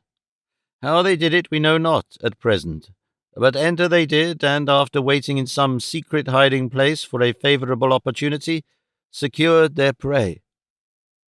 We know not even now whether they had found entrance to the crypt and stole, as they thought, the dead body, or whether by some dire mischance they found her abroad, under her disguise as a ghost. At any rate, they had captured her, and through devious ways amongst the mountains were bearing her back to Turkey. It was manifest that when she was on Turkish soil the Sultan would force a marriage on her so as eventually to secure for himself or his successors, as against all other nations, a claim for the suzerainty or guardianship of the Blue Mountains. Such was the state of affairs when the gospodar Rupert threw himself into the pursuit with fiery zeal and the berserk passion which he inherited from Viking ancestors, whence of old came the Sword of Freedom himself. But at that very time was another possibility which the gospodar was himself the first to realize. Failing the getting the voivodin safe to Turkish soil, the ravishers might kill her. This would be entirely in accord with the base traditions and history of the Muslims. So, too, it would accord with Turkish customs and the Sultan's present desires. It would, in its way, benefit the ultimate strategic ends of Turkey. For were once the Vissarion race at an end, the subjection of the land of the Blue Mountains might, in their view, be an easier task than it had yet been found to be. Such, illustrious lady, were the conditions of affairs when the gospodar Rupert first drew his handjar for the Blue Mountains, and what it held most dear. Paleolog, Archbishop of the Eastern Church, in the land of the Blue Mountains. Rupert's Journal continued. July 8, 1907. I wonder if ever in the long, strange history of the world had there come to any other such glad tidings as came to me, and even then rather inferentially than directly, from the Archimandrite's answers to my questioning. Happily I was able to restrain myself, or I should have created some strange confusion which might have evoked distrust, and would certainly have hampered us in our pursuit. For a little I could hardly accept the truth which wove itself through my brain as the true inwardness of each fact came home to me, and took its place in the whole fabric. But even the most welcome truth has to be accepted sometime by even a doubting heart. My heart, whatever it may have been, was not then a doubting heart, but a very, very grateful one. It was only the splendid magnitude of the truth which forbade its immediate acceptance. I could have shouted for joy, and only stilled myself by keeping my thoughts fixed on the danger which my wife was in. My wife! My wife! Not a vampire, not a poor, harassed creature doomed to terrible woe, but a splendid woman, brave beyond belief, patriotic in a way which has but few peers even in the wide history of bravery. I began to understand the true meaning of the strange occurrences that have come into my life. Even the origin and purpose of that first strange visit to my room became clear. No wonder that the girl could move about the castle in so mysterious a manner. She had lived there all her life, and was familiar with the secret ways of entrance and exit. I had always believed that the place must have been honeycombed with secret passages. No wonder that she could find a way to the battlements, mysterious to everybody else. No wonder that she could meet me at the Flagstaff when she so desired. To say that I was in a tumult would be to but faintly express my condition. I was wrapped into a heaven of delight which had no measure in all my adventurous life, the lifting of the veil which showed that my wife, mine, one in all sincerity in the very teeth of appalling difficulties and dangers, was no vampire, no corpse, no ghost or phantom, but a real woman of flesh and blood, of affection and love and passion. Now at last would my love be crowned indeed when, having rescued her from the marauders, I should bear her to my own home, where she would live and reign in peace and comfort and honour, and in love and wifely happiness, if I could achieve such a blessing for her and for myself. But here a dreadful thought flashed across me, which in an instant turned my joy to despair, my throbbing heart to ice. As she is a real woman, she is in greater danger than ever in the hands of Turkish ruffians. To them a woman is in any case no more than a sheep, and if they cannot bring her to the harem of the Sultan, they may deem it the next wisest step to kill her. In that way, too, they might find a better chance of escape. Once rid of her, the party could separate, and there might be a chance of some of them finding escape as individuals that would not exist for a party. But even if they did not kill her, to escape with her would be to condemn her to the worst fate of all the harem of the Turk. Lifelong misery and despair, however long that life might be, must be the lot of a Christian woman doomed to such a lot. And to her, just happily wedded, and after she had served her country in such a noble way as she had done, that dreadful life of shameful slavery would be a misery beyond belief. She must be rescued, and quickly. The marauders must be caught soon and suddenly, so that they may have neither time nor opportunity to harm her, as they would be certain to do if they have warning of immediate danger. On, and on it was, all through that terrible night, as well as we could through the forest. It was a race between the mountaineers and myself as to who should be first. I understood now the feeling that animated them, and which singled them out even from amongst their fiery comrades, when the danger of the Voivodin became known. These men were no mean contestants even in such a race, and, strong as I am, it took my utmost effort to keep ahead of them. They were keen as leopards and as swift. Their lives had been spent among the mountains, and their hearts and souls on were in the chase. I doubt not that if the death of any one of us could have through any means effected my wife's release, we should, if necessary, have fought amongst ourselves for the honour. From the nature of the work before us, our party had to keep to the top of the hills. We had not only to keep observation on the flying party whom we followed, and to prevent them making discovery of us, but we had to be always in a position to receive and answer signals made to us from the castle, or sent to us from other eminences. Letter from Petrov Vlastimir, Archimandrite of Spurzac, to the Lady Janet McKelpie of Vissarion. Written July 8, 1907. Great Lady, I am asked to write by the Vladika, and have permission of the Archbishop. I have the honor of transmitting to you the record of the pursuit of the Turkish spies who carried off the Voivodin tutor of the noble house of Vissarion. The pursuit was undertaken by the Gospodar Rupert, who asked that I would come with his party, since what he was so good as to call my great knowledge of the country and its people might serve much. It is true that I have had much knowledge of the land of the Blue Mountains and its people, amongst which and whom my whole life has been passed. But in such a cause no reason was required. There was not a man in the Blue Mountains who would not have given his life for the Voivodin tutor, and when they heard that she had not been dead, as they thought, but only in a trance, and that it was she whom the marauders had carried off, they were in a frenzy. So why should I, to whom has been given the great trust of the monastery of Spurzac, hesitate at such a time? For myself, I wanted to hurry on, and to come at once to the fight with my country's foes, and well I knew that the Gospodar Rupert, with a lion's heart meet for his giant body, would press on with a matchless speed.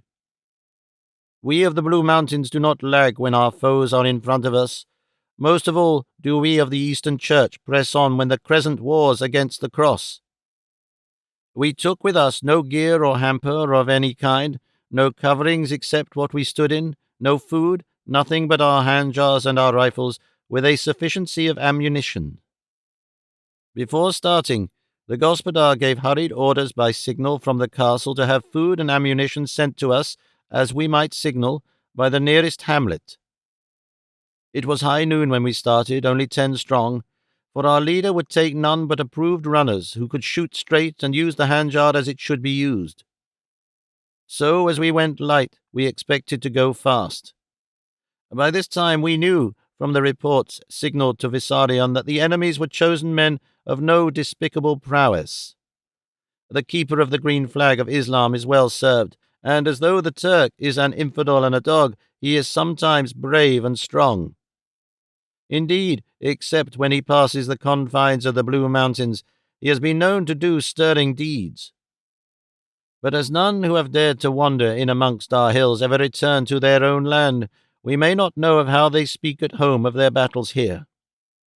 Still, these men were evidently not to be despised, and our Gospodar, who is a wise man as well as a valiant, warned us to be prudent and not to despise our foes overmuch. We did as he counselled, and in proof we only took 10 men, as we had only 20 against us. But then there was at stake much beyond life, and we took no risks. So, as the great clock of Isarian clanged of noon, the 8 fastest runners of the Blue Mountains, together with the Gospodar Rupert and myself, swept out on our journey.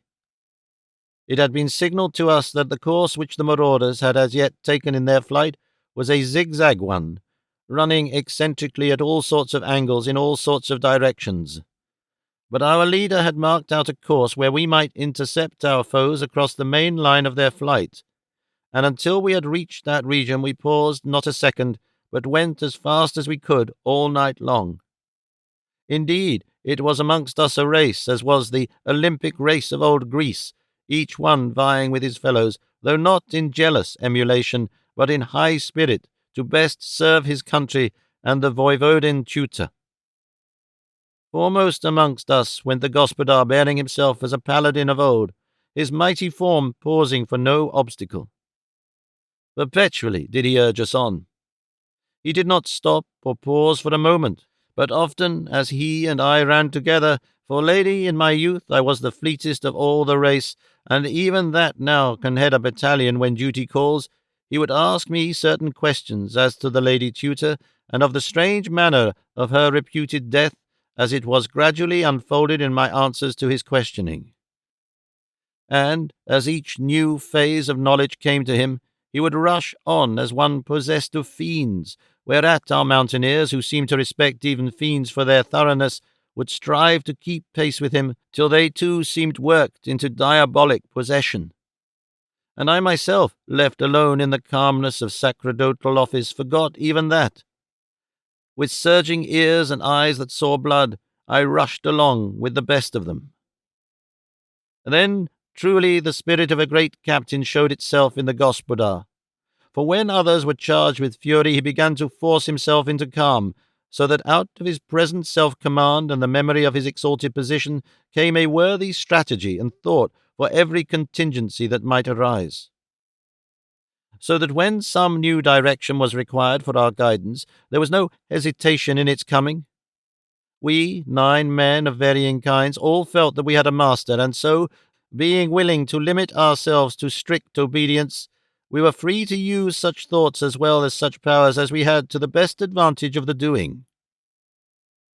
We came across the trail of the flying marauders on the second morning after the abduction, a little before noon. It was easy enough to see, for by this time the miscreants were all together, and our people, who were woodlanders, were able to tell much of the party that passed. These were evidently in a terrified hurry, for they had taken no precautions such as are necessary baffle pursuit, and all of which take time. Our foresters said that 2 went ahead and 2 behind. In the centre went the mass, moving close together as those surrounding their prisoner. We caught not even a single glimpse of her, could not have, they encompassed her so closely. But our foresters saw other than the mass. The ground that had been passed was before them. They knew that the prisoner had gone unwillingly. Nay more, one of them said he rose from his knees, where he had been examining of the ground. The misbegotten dogs have been urging her on with their yatagans. There are drops of blood, though there are no blood marks on her feet. Whereupon the Gospodar flamed with passion, his teeth ground together, and with a deep-breathed on, he sprang off again, handjar in hand on the track. Before long we saw the party in the distance. This were far below us in a deep valley, although the track of their going passed away to the right hand. They were making for the base of the great cliff which rose before us all. Their reason was twofold, as we soon knew. Far off down the valley, which they were crossing, we saw signs of persons coming in haste, who must be of the search party coming from the north. Though the trees hid them, we could not mistake the signs. I was myself forester enough to have no doubt. Again it was evident that the young Voivodin could travel no longer at the dreadful pace at which they had been going. Those blood marks told their own tale. They meant to make a last stand here in case they should be discovered. Then it was that he, who amongst us all had been most fierce and most bent on rapid pursuit, became the most calm. Raising his hand for silence, though God knows we were and had been silent enough during that long rush through the forest, He said in a low, keen whisper which cut the silence like a knife, "My friends, the time is come for action. God be thanked, who has now brought us face to face with our foes. But we must be careful here, not on our own account, for we wish nothing more than to rush on and conquer or die, but for the sake of her whom you love, and whom I, too, love. She is in danger from anything which may give warning to those fiends. If they know, or even suspect, for an instant that we are near, they will murder her."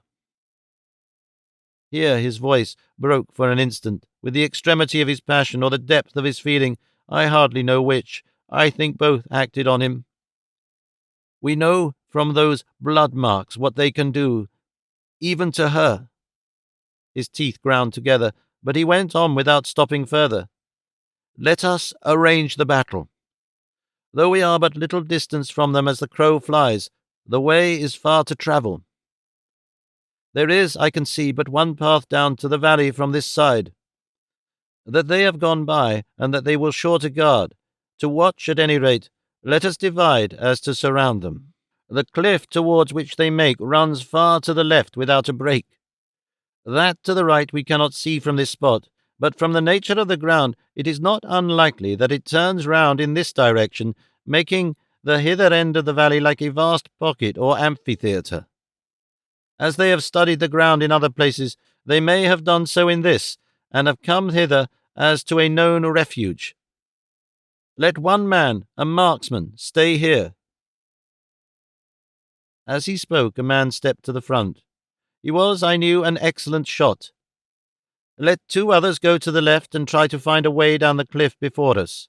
When they have descended to the level of the valley, path or no path, let them advance cautiously and secretly, keeping their guns in readiness, but they must not fire till need. Remember, my brothers," said, turning to those who stepped out a pace or 2 to the left, "that the first shot gives the warning which will be the signal for the Voivodin's death. These men will not hesitate. You must judge yourselves of the time to shoot. The others of us will move to the fight and try to find a path on that side. If the valley be indeed a pocket between the cliffs, we must find a way down that is not a path." As he spoke thus, there was a blaze in his eyes that betokened no good to aught that might stand in his way. I ran by his side as we moved to the right. It was as he surmised about the cliff.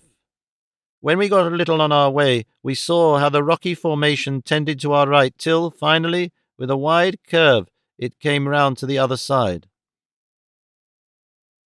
It was a fearful valley that, with its narrow girth and its towering walls that seemed to topple over. On the farther side from us, the great trees that clothed the slope of the mountain over it grew down to the very edge of the rock, so that their spreading branches hung far over the chasm. And, so far as we could understand, the same condition existed on our own side. Below us the valley was dark even in the daylight. We could best tell the movement of the flying marauders by the flashes of the white shroud of their captive in the midst of them. From where we were grouped, amidst the great tree trunks on the very brow of the cliff, we could, when our eyes were accustomed to the shadow, see them quite well. In great haste, and half dragging, half carrying the Voivodin, they crossed the open space and took refuge in a little grassy alcove surrounded, save for its tortuous entrance, by undergrowth.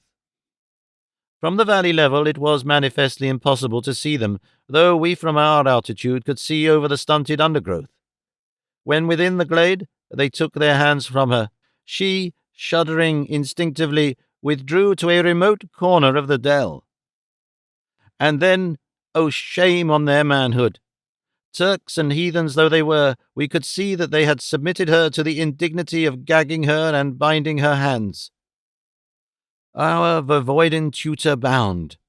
To one and all of us it was like lashing us across the face. I heard the gospodar's teeth grind again, but once more he schooled himself to calmness ere he said, "It is, perhaps, as well, great though the indignity be. They are seeking their own doom, which is coming quickly. Moreover, they are thwarting their own base plans. Now that she is bound, they will trust to their binding, so that they will delay their murderous alternative to the very last moment. Such is our chance of rescuing her alive." For a few moments he stood as still as a stone, as though revolving something in his mind whilst he watched. I could see that some grim resolution was forming in his mind, for his eyes ranged to the top of the trees above the cliff and down again, very slowly this time, as though measuring and studying the detail of what was in front of him. Then he spoke. "They are in hopes that the other pursuing party may not come across them. To know that, they are waiting. If those others do not come up the valley, they will proceed on their way. They will return up the path the way they came. There we can wait them, charge into the middle of them when she is opposite, and cut down those around her. Then the others will open fire, and we shall be rid of them." Whilst he was speaking, two of the men of our party, who I knew to be good sharpshooters, and who had just before lain on their faces and had steadied their rifles to shoot, rose to their feet. "Command us, Gospodar," they said simply, as they stood to attention. "Shall we go to the head of the ravine road and there take hiding?" He thought for perhaps a minute, whilst we all stood as silent as images. I could hear our hearts beating. Then he said, "No, not yet. There is time for that yet. They cannot stir or make plans in any way till they know whether the other party is coming towards them or not. From our height, here we can see what course the others are taking long before those villains do. Then we can make our plans and be ready in time." We waited many minutes, but could see no further signs of the other pursuing party. These had evidently adopted greater caution in their movements as they came closer to where they expected to find the enemy. The marauders began to grow anxious. Even at our distance, we could gather as much from their attitude and movements. Presently, when the suspense of their ignorance grew too much for them, they drew to the entrance of the glade, which was the farthest place to which, without exposing themselves to anyone who might come to the valley, they could withdraw from their captive. Here they consulted together. We could follow from their gestures what they were saying, for as they did not wish their prisoner to hear, their gesticulation was enlightening to us as to each other. Our people, like all mountaineers, have good eyes, and the Gospodar is himself an eagle in this as in other ways. 3 men stood back from the rest. They stacked their rifles so that they could seize them easily. Then they drew their scimitars and stood ready, as though on guard. These were evidently the appointed murderers. Well they knew their work, for though they stood in a desert place with none within long distance except the pursuing party, of whose approach they would have good notice, they stood so close to their prisoner that no marksman in the world, now or that had ever been, not William Tell himself, could have harmed any of them without at least endangering her. 2 of them turned the Voivodin round so that her face was towards the precipice, in which position she could not see what was going on, whilst he, who was evidently leader of the gang, explained, in gesture, that the others were going to spy upon the pursuing party. When they had located them, he, or one of his men, would come out of the opening of the wood wherein they had evidence of them, and hold up his hand. That was to be the signal for the cutting of the victim's throat, such being the chosen method, villainous even for heathen murderers, of her death. There was not one of our men who did not grind his teeth when we witnessed the grim action, only too expressive, of the Turk as he drew his right hand, clenched as though he held a yataghan in it, across his throat. At the opening of the glade, all the spying halted whilst the leader appointed to each his place of entry of the wood, the front of which extended in an almost straight across the valley from cliff to cliff. The men, stooping low when in the open, and taking instant advantage of every little obstacle on the ground, seemed to fade like spectres with incredible swiftness across the level mead, and were swallowed up in the wood. When they had disappeared, the Gospodar Rupert revealed to us the details of the plan of action which he had revolving in his mind. He motioned us to follow him. We threaded a way between the tree trunks, keeping all the while on the very edge of the cliff, so that the space below was all visible to us. When we had got round the curve sufficiently to see the whole of the wood on the valley level, without losing sight of the Voivodin and her appointed assassins, We halted under his direction. There was an added advantage of this point over the other, for we could see directly the rising of the hill road, up which further side ran the continuation of the mountain path which the marauders had followed. It was somewhere on that path that the other pursuing party had hoped to intercept the fugitives. The gospodar spoke quickly, though in a voice of command which true soldiers love to hear. "Brothers, the time has come when we can strike a blow for Tutor and the land. Do you two, marksmen, take position here facing the wood?" The two men here lay down and got their rifles ready. "Divide the frontage of the wood between you. Arrange between yourselves the limits of your positions. The very instant one of the marauders appears, cover him, drop him before he emerges from the wood. Even then, still watch and treat similarly whoever else may take his place. Do this if they come singly till not a man is left. Remember, brothers, that brave hearts alone will not suffice at this grim crisis. In this hour the best safety for the Voivodin is in the calm spirit and the steady eye." Then he turned to the rest of us, and spoke to me. "Archimandrite Plazak, you who are interpreter to God of the prayers of so many souls, my own hour has come. If I do not return, convey my love to my Aunt Janet, Miss McKelpie, at Vissarion. There is but one thing left to us if we wish to save the Voivodin. Do you, when the time comes, take these men and join the watcher at the top of the ravine road. When the shots are fired, do you out-handjar and rush the ravine across the valley? Brothers, you may be in time to avenge the Voivodin if you cannot save her. For me there must be a quicker way, and to do it I go. As there is not, and will not be, time to traverse the path, I must take a quicker way.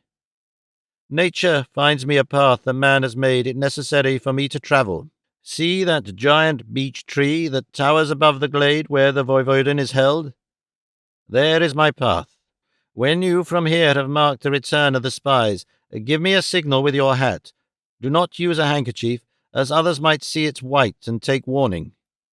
Then rush that ravine. I shall take that as the signal for my descent by the leafy road.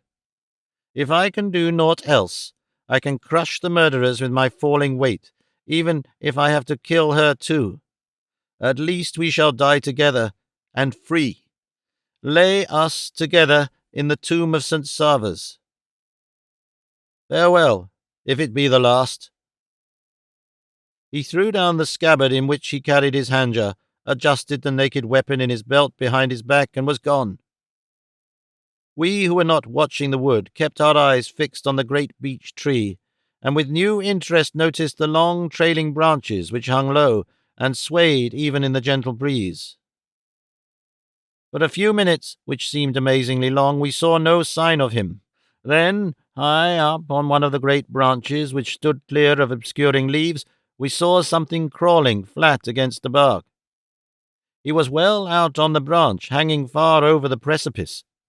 He was looking over at us, and I waved my hand so that we should know we saw him.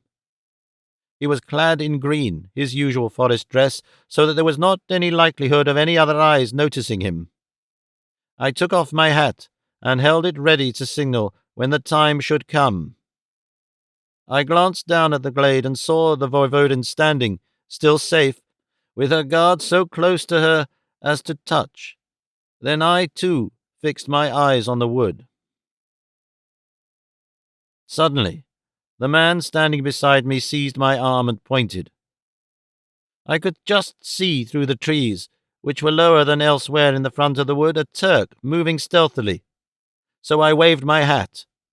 At the same time, a rifle underneath me cracked.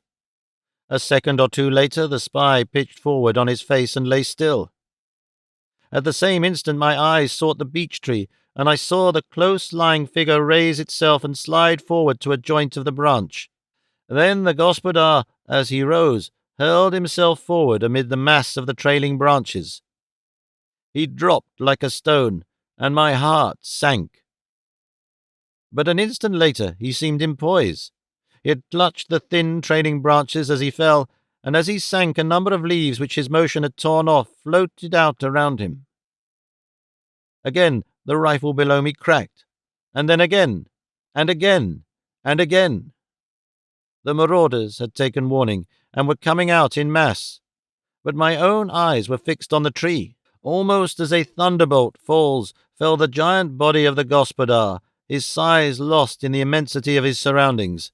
He fell in a series of jerks as he kept clutching the trailing beech branches whilst they lasted, and then other lesser verdure growing out from fissures in the rock after the lengthening branches had, with all their elasticity, reached their last point. At length, for though this all took place in a very few seconds, the gravity of the crisis prolonged them immeasurably. There came a large space of rock, some 3 times his own length. He did not pause, but swung himself to one side, so that he should fall close to the Voivodin and her guards. These men did not seem to notice, for their attention was fixed on the wood whence they expected their messenger to signal. But they raised their yatakans in readiness. The shots had alarmed them, and they meant to do the murder now, messenger or no messenger. But though the men did not see the danger from above, the Voivodin did.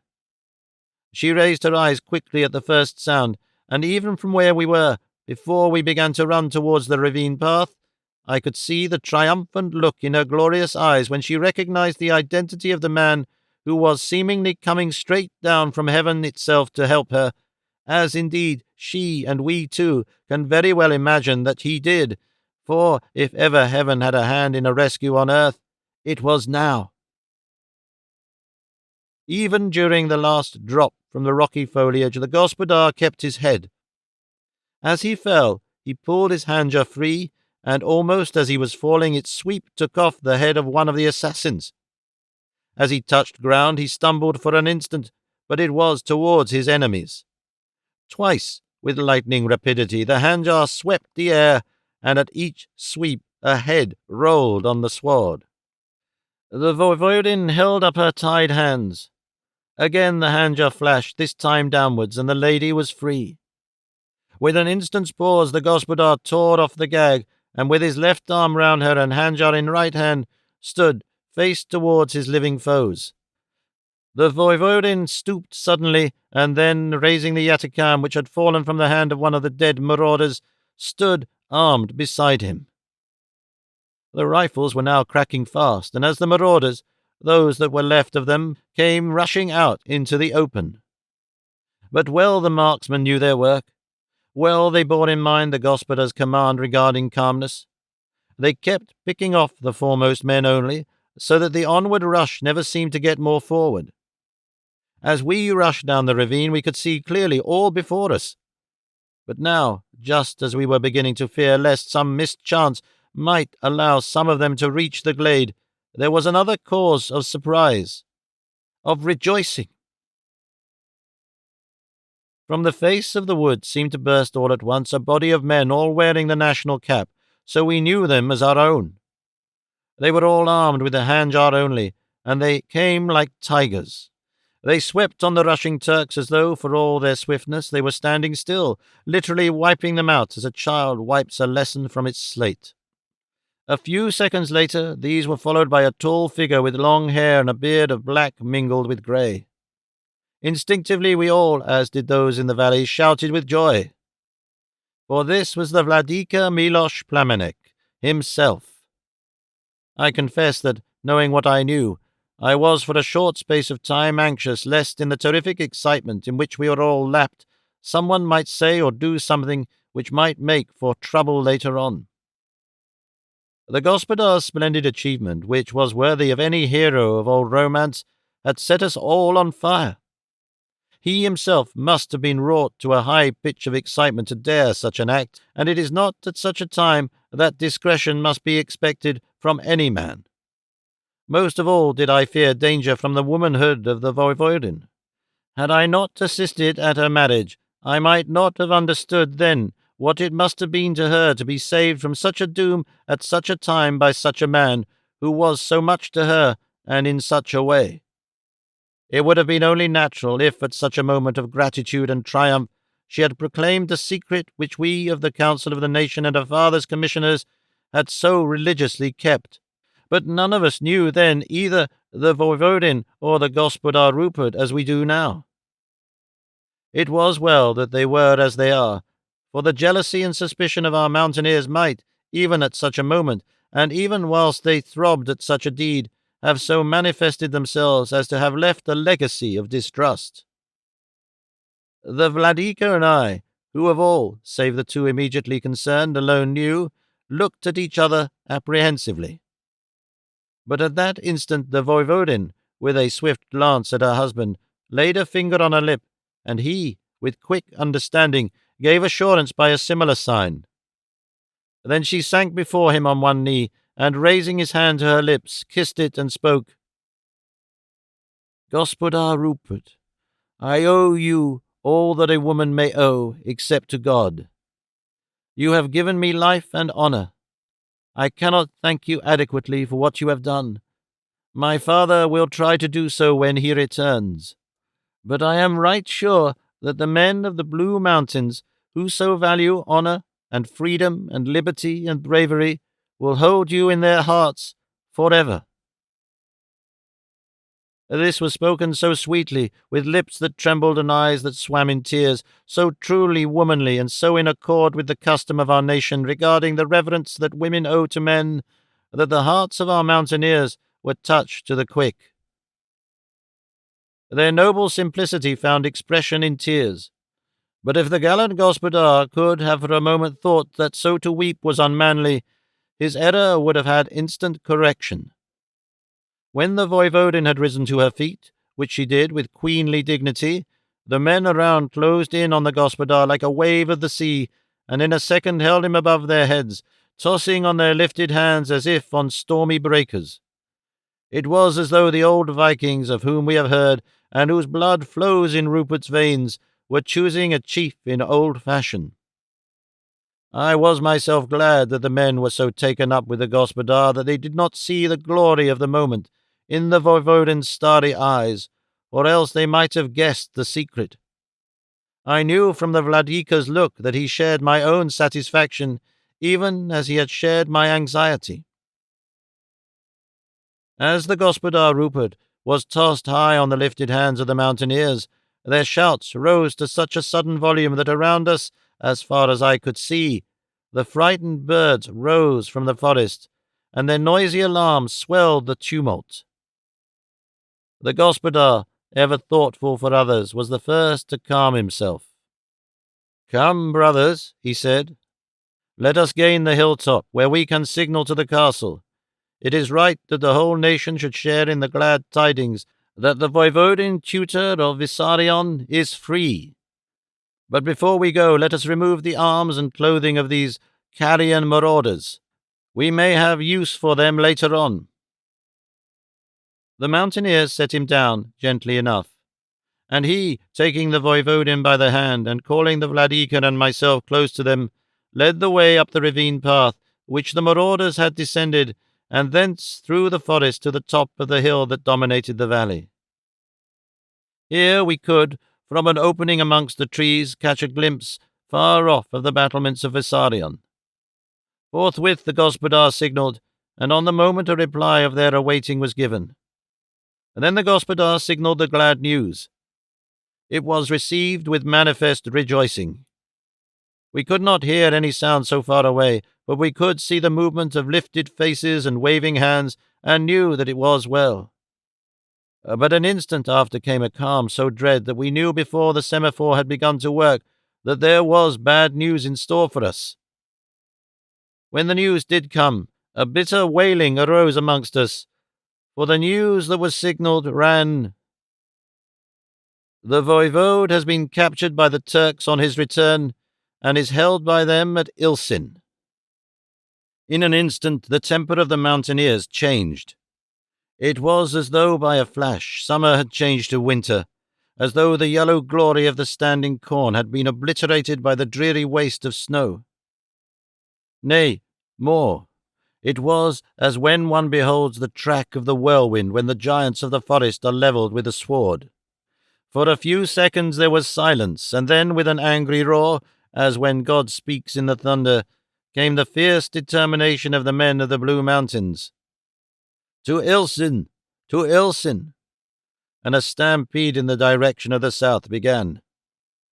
For illustrious lady, you, perhaps, who have been for so short a time at Vissarion, may not know that at the extreme southern point of the land of the Blue Mountains lies the little port of Ilsen, which long ago we wrested from the Turk. The stampede was checked by the command, "Halt!" spoken in a thunderous voice by the gospodar. Instinctively all stopped. The gospodar Rupert spoke again. "Had we not better know a little more before we start on our journey? I shall get by the semaphore what details are known. Do you all proceed in silence and as swiftly as possible? The Vladika and I will wait here till we have received the news and have sent some instructions, when we shall follow and, if we can, overtake you. One thing, be absolutely silent on what has been. Be secret of every detail, even as to the rescue of the Voivodin, except what I send." Without a word, thus showing immeasurable trust, the whole body, not a very large one, it is true, moved on, and the gospodar began signalling. As I was myself expert in the code, I did not require any explanation, but followed question and answer on either side. The first words the gospodar Rupert signalled were, "Silence, absolute and profound, as to everything which has been." Then he asked for details of the capture of the voivode. The answer ran, "He was followed from Flushing, and his enemies advised by the spies all along the route. At Ragusa, quite a number of strangers, travellers seemingly, went on board the packet. When he got out, the strangers debarked too, and evidently followed him, though as yet we have no details. He disappeared at Ilsin from the Hotel Rayo, whither he had gone. All possible steps are being taken to trace his movements, and strictest silence and secrecy are observed." His answer was, "Good. Keep silent and secret. Am hurrying back. Signal request to Archbishop and all members of National Council to come to Gadar with all speed. There the yacht will meet him. Tell Rook take yacht all speed to Gadar. There meet Archbishop Council, give him list of names and return full speed. Have ready plenty arms, 6 flying artillery, 200 men, provisions 3 days. Silence, silence, all depends on that. All to go on as usual at castle, except to those in secret." When the receipt of his message had been signalled, we three, for of course the Voivodin was with us, she had refused to leave the gospodar, set out hot foot after our comrades. But by the time we had descended the hill, it was evident that the Voivodin could not keep up the terrific pace at which we were going. She struggled heroically, but the long journey she had already taken and the hardship and anxiety she had suffered had told on her. The gospodar stopped and said that it would be better that he should press on. It was perhaps her father's life, and said he would carry her. "No, no," she answered. "Go on, I shall follow with the Vladika, and then you can have things ready to get on soon after the Archbishop and Council arrive." They kissed each other after, on her part, a shy glance at me, and he went on the track of our comrades at a great pace. I could see him shortly after catch them up, though they too were going fast. For a few minutes they ran together, he speaking. I could note it from the way they kept turning their heads towards him. And then he broke away from them hurriedly. He went like a stag breaking covert, and was soon out of sight. They halted a moment or two. Then some few ran on, and all the rest came back towards us. Quickly they improvised a litter with cords and branches, and insisted that the Voivodin should use it. In an incredibly short time we were under way again and proceeding with great rapidity towards Vissarion. The men took it in turns to help with the litter. I had the honour of taking a hand in the work myself. About a third of the way from Vissarion a number of our people met us. They were fresh, and as they carried the litter, we who were relieved were free for speed. So we soon arrived at the castle. Here we found all humming like a hive of bees. The yacht, which Captain Rook had kept fired ever since the pursuing party under the gospodar had left Vissarion, was already away and tearing up the coast at a fearful rate. The rifles and ammunition were stacked on the quay. The field guns, too, were equipped, and the cases of ammunition ready to ship. The men, 200 of them, were paraded in full kit, ready to start at a moment's notice. The provision for 3 days was all ready to put aboard, and barrels of fresh water to trundle aboard when the yacht should return. At one end of the quay, ready to lift on board, stood also the Gospodar's aeroplane, fully equipped and ready, if need were, for immediate flight. I was glad to see that the Voivodin seemed none the worse for her terrible experience. She still wore her shroud, but no one seemed to notice it as anything strange. The whisper had evidently gone round of what had been, but discretion ruled the day. She and the Gospodar met as two who had served and suffered in common, but I was glad to notice that both kept themselves under such control that none of those not already in the secret even suspected that there was any love between them, let alone marriage. We all waited with what patience we could till word was signalled from the castle tower that the yacht had appeared over the northern horizon and was coming down fast, keeping inshore as she came. When she arrived, we heard to our joy that all concerned had done their work well. The Archbishop was aboard, and of the National Council not one was missing. The Gospodar hurried them all into the great hall of the castle, which had in the meantime been got ready. I, too, went with him, but the Voivodin remained without. When all were seated, he rose and said, "My Lord Archbishop, Vladika, and Lords of the Council all, I have dared to summon you in this way because time presses, and the life of one you all love, the Voivode Vissarion, is at stake. This audacious attempt of the Turk is the old aggression under a new form. It is a new and more daring step than ever to try to capture your chief and his daughter, the Voivodin whom you love. Happily, the latter part of the scheme is frustrated. The Voivodin is safe and amongst us, but the Voivode is held prisoner, if indeed he be still alive. He must be somewhere near Ilsin, but where exactly we know not as yet. We have an expedition ready to start the moment we receive your sanction, your commands. We shall obey your wishes with our lives. But as the matter is instant, I would venture to ask one question and one only. Shall we rescue the Voivode at any cost that may present itself? I ask this, for the matter has now become an international one, and if our enemies are as earnest as we are, the issue is war." Having so spoken, and with a dignity and force which is inexpressible, he withdrew, and the council, having appointed a scribe, the monk Christophorus, whom I had suggested, began its work. The Archbishop spoke. "Lords of the Council of the Blue Mountains, I venture to ask you that the answer to the Gospodar Rupert be an instant yes, together with thanks and honour to that gallant Englisher, who has made our cause his own, and who has so valiantly rescued our beloved Voivodin from the ruthless hands of our enemies."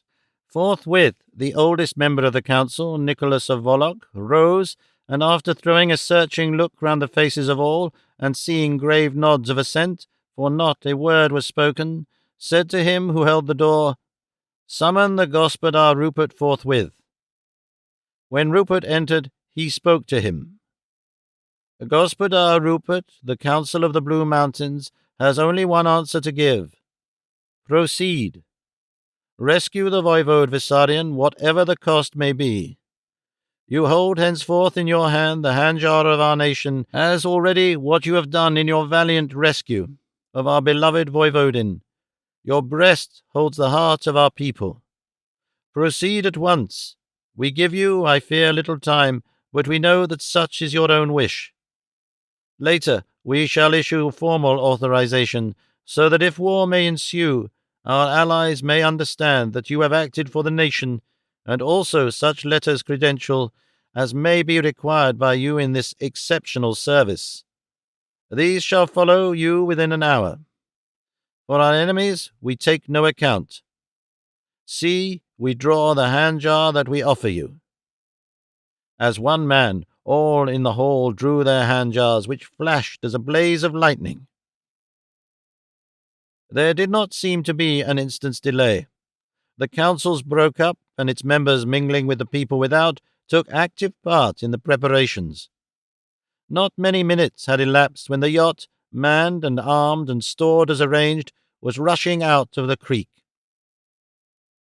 On the bridge, beside Captain Rook, stood the Gospodar Rupert and the still shrouded form of the Voivodin tutor. I myself was on the lower deck with the soldiers, explaining to certain of them the special duties which they might be called on to fulfill. I held the list which the Gospodar Rupert had prepared whilst we were waiting for the yacht to arrive from Gadar. Petrov Vlastimir. From Rupert's Journal, continued. July 9, 1907. We went at a terrific pace down the coast, keeping well inshore so as to avoid, if possible, being seen from the south. Just north of Ilsin a rocky headland juts out, and that was our cover. On the north of the peninsula is a small landlocked bay with deep water. It is large enough to take the yacht, though a much larger vessel could not safely enter. We ran in and anchored close to the shore, which has a rocky frontage, a natural shelf of rock which is practically the same as a quay. Here we met the men who had come from Ilsin and the neighbourhood in answer to our signalling earlier in the day. They gave us the latest information regarding the kidnapping of the voivode, and informed us that every man in that section of the country was simply aflame about it. They assured us that we could rely on them, not merely to fight to the death, but to keep silence absolutely. Whilst the seamen, under the direction of Rook, took the aeroplane on shore and found a suitable place for it, where it was hidden from casual view, but from which it could be easily launched, the Vladika and I, and of course my wife, were hearing such details as were known of the disappearance of her father. It seems that he travelled secretly in order to avoid just such a possibility as has happened. No one knew of his coming till he came to Fiume, whence he sent a guarded message to the Archbishop, which the latter alone would understand. But this Turkish agents were evidently on his track all the time, and doubtless the Bureau of Spies was kept well advised. He landed at Ilsin from a coasting steamer from Ragusa to the Levant. For 2 days before his coming there had been quite an unusual number of arrivals at the little port, at which arrivals are rare. And it turned out that the little hotel, the only fairly good one in Ilsin, was almost filled up. Indeed, only one room was left, which the voivode took for the night. The innkeeper did not know the voivode in his disguise, but suspected who it was from the description. He dined quietly and went to bed. His room was at the back on the ground floor, looking out on the bank of the little river Silver, which here runs into the harbour. No disturbance was heard in the night. Late in the morning, when the elderly stranger had not made his appearance, inquiry was made at his door. He did not answer, so presently the landlord forced the door and found the room empty. His luggage was seemingly intact. Only the clothes with which he had worn were gone. A strange thing was that, though the bed had been slept in and his clothes were gone, his night-clothes were not to be found, from which it was argued by the local authorities when they came to make inquiry they had gone or been taken from the room in his night-gear, and that his clothes had been taken with him. There was evidently some grim suspicion on the part of the authorities, for they had commanded absolute silence on all in the house. When they came to make inquiry as to the other guests, it was found that one and all had gone in the course of the morning, after paying their bills. None of them had any heavy luggage, and there was nothing remaining by which they might be traced or which would afford any clue to their identity. The authorities, having sent a confidential report to the seat of government, continued their inquiries, and even now all available hands were at work on the investigation. When I had signalled to Vissarion before my arrival there, word had been sent through the priesthood to enlist the investigation the services of all good men, so that every foot of ground in that section of the Blue Mountains was being investigated. The port-master was assured by his watchman that no vessel, large or small, had left the harbour during the night. The inference, therefore, was that the voivode's captors had made inland with him, if indeed they were not already secreted in or near the town. Whilst we were receiving the various reports, a hurried message came that it was now believed that the whole party were in the Silent Tower. This was a well-chosen place for such an enterprise. It was a massive tower of immense strength, built as a memorial and also as a keep after one of the massacres of the invading Turks. It stood on the summit of a rocky knoll some 10 miles inland from the port of Ilsin. It was a place shunned as a rule, and the country all around it was so arid and desolate that there were no residents near it.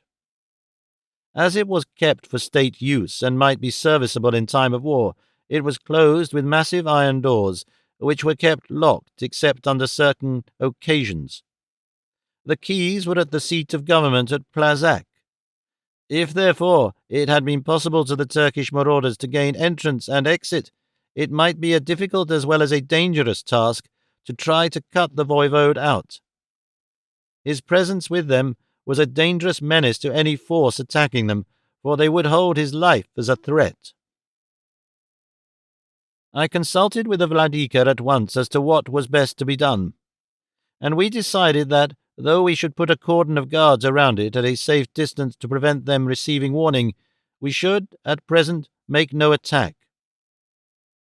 We made further inquiry as to whether there had been any vessels seen in the neighbourhood during the past few days, and were informed that once or twice a warship had been seen on the near side of the southern horizon. This was evidently the ship which Rook had seen on his rush down the coast after the abduction of the Voivodin, and which he had identified as a Turkish vessel. The glimpses of her which had been had were all in full daylight. There was no proof that she had not stolen up during the night time without lights. But the Vladika and I were satisfied that the Turkish vessel was watching, was in league with both parties of marauders, and was intended to take off any of the strangers, or their prey, who might reach Ilsin undetected. It was evidently with this view that the kidnappers of Tutor had, in the first instance, made with all speed for the south. It was only when disappointed that they headed up north, seeking in desperation for some chance of crossing the border. That ring of steel had so far well served its purpose. I sent for Rook and put the matter before him. He had thought it out for himself to the same end as we had. His deduction was, "Let us keep the cordon and watch for any signal from the Silent Tower. The Turks will tire before we shall. I undertake to watch the Turkish warship. During the night I shall run down south without lights and have a look at her, even if I have to wait till the grey of the dawn to do so. She may see us, but if she does I shall crawl away at such a pace that she shall not get any idea of our speed. She will certainly come nearer before the day is over, for be sure the Bureau of Spies is kept advised, and they know that when the country is awake each day increases the hazard of them and their plans being discovered. From their caution I gather that they do not court discovery, and from that they do not wish for an open declaration of war. If this be so, why should we not come out to them and force an issue if need be?" When Tutor and I got a chance to be alone, we discussed the situation in every phase. The poor girl was in a dreadful state of anxiety regarding her father's safety. At first she was hardly able to speak or even to think coherently. Her utterance was choked and her reasoning palsied with indignation. But presently the fighting blood of her race restored her faculties, and then her woman's quick wit was worth the reasoning of a camp full of men. Seeing that she was all on fire with the subject, I sat still and waited, taking care not to interrupt her. For quite a long time she sat still, whilst the coming night thickened.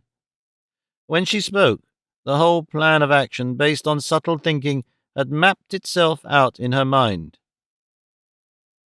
"We must act quickly. Every hour increases the risk to my father."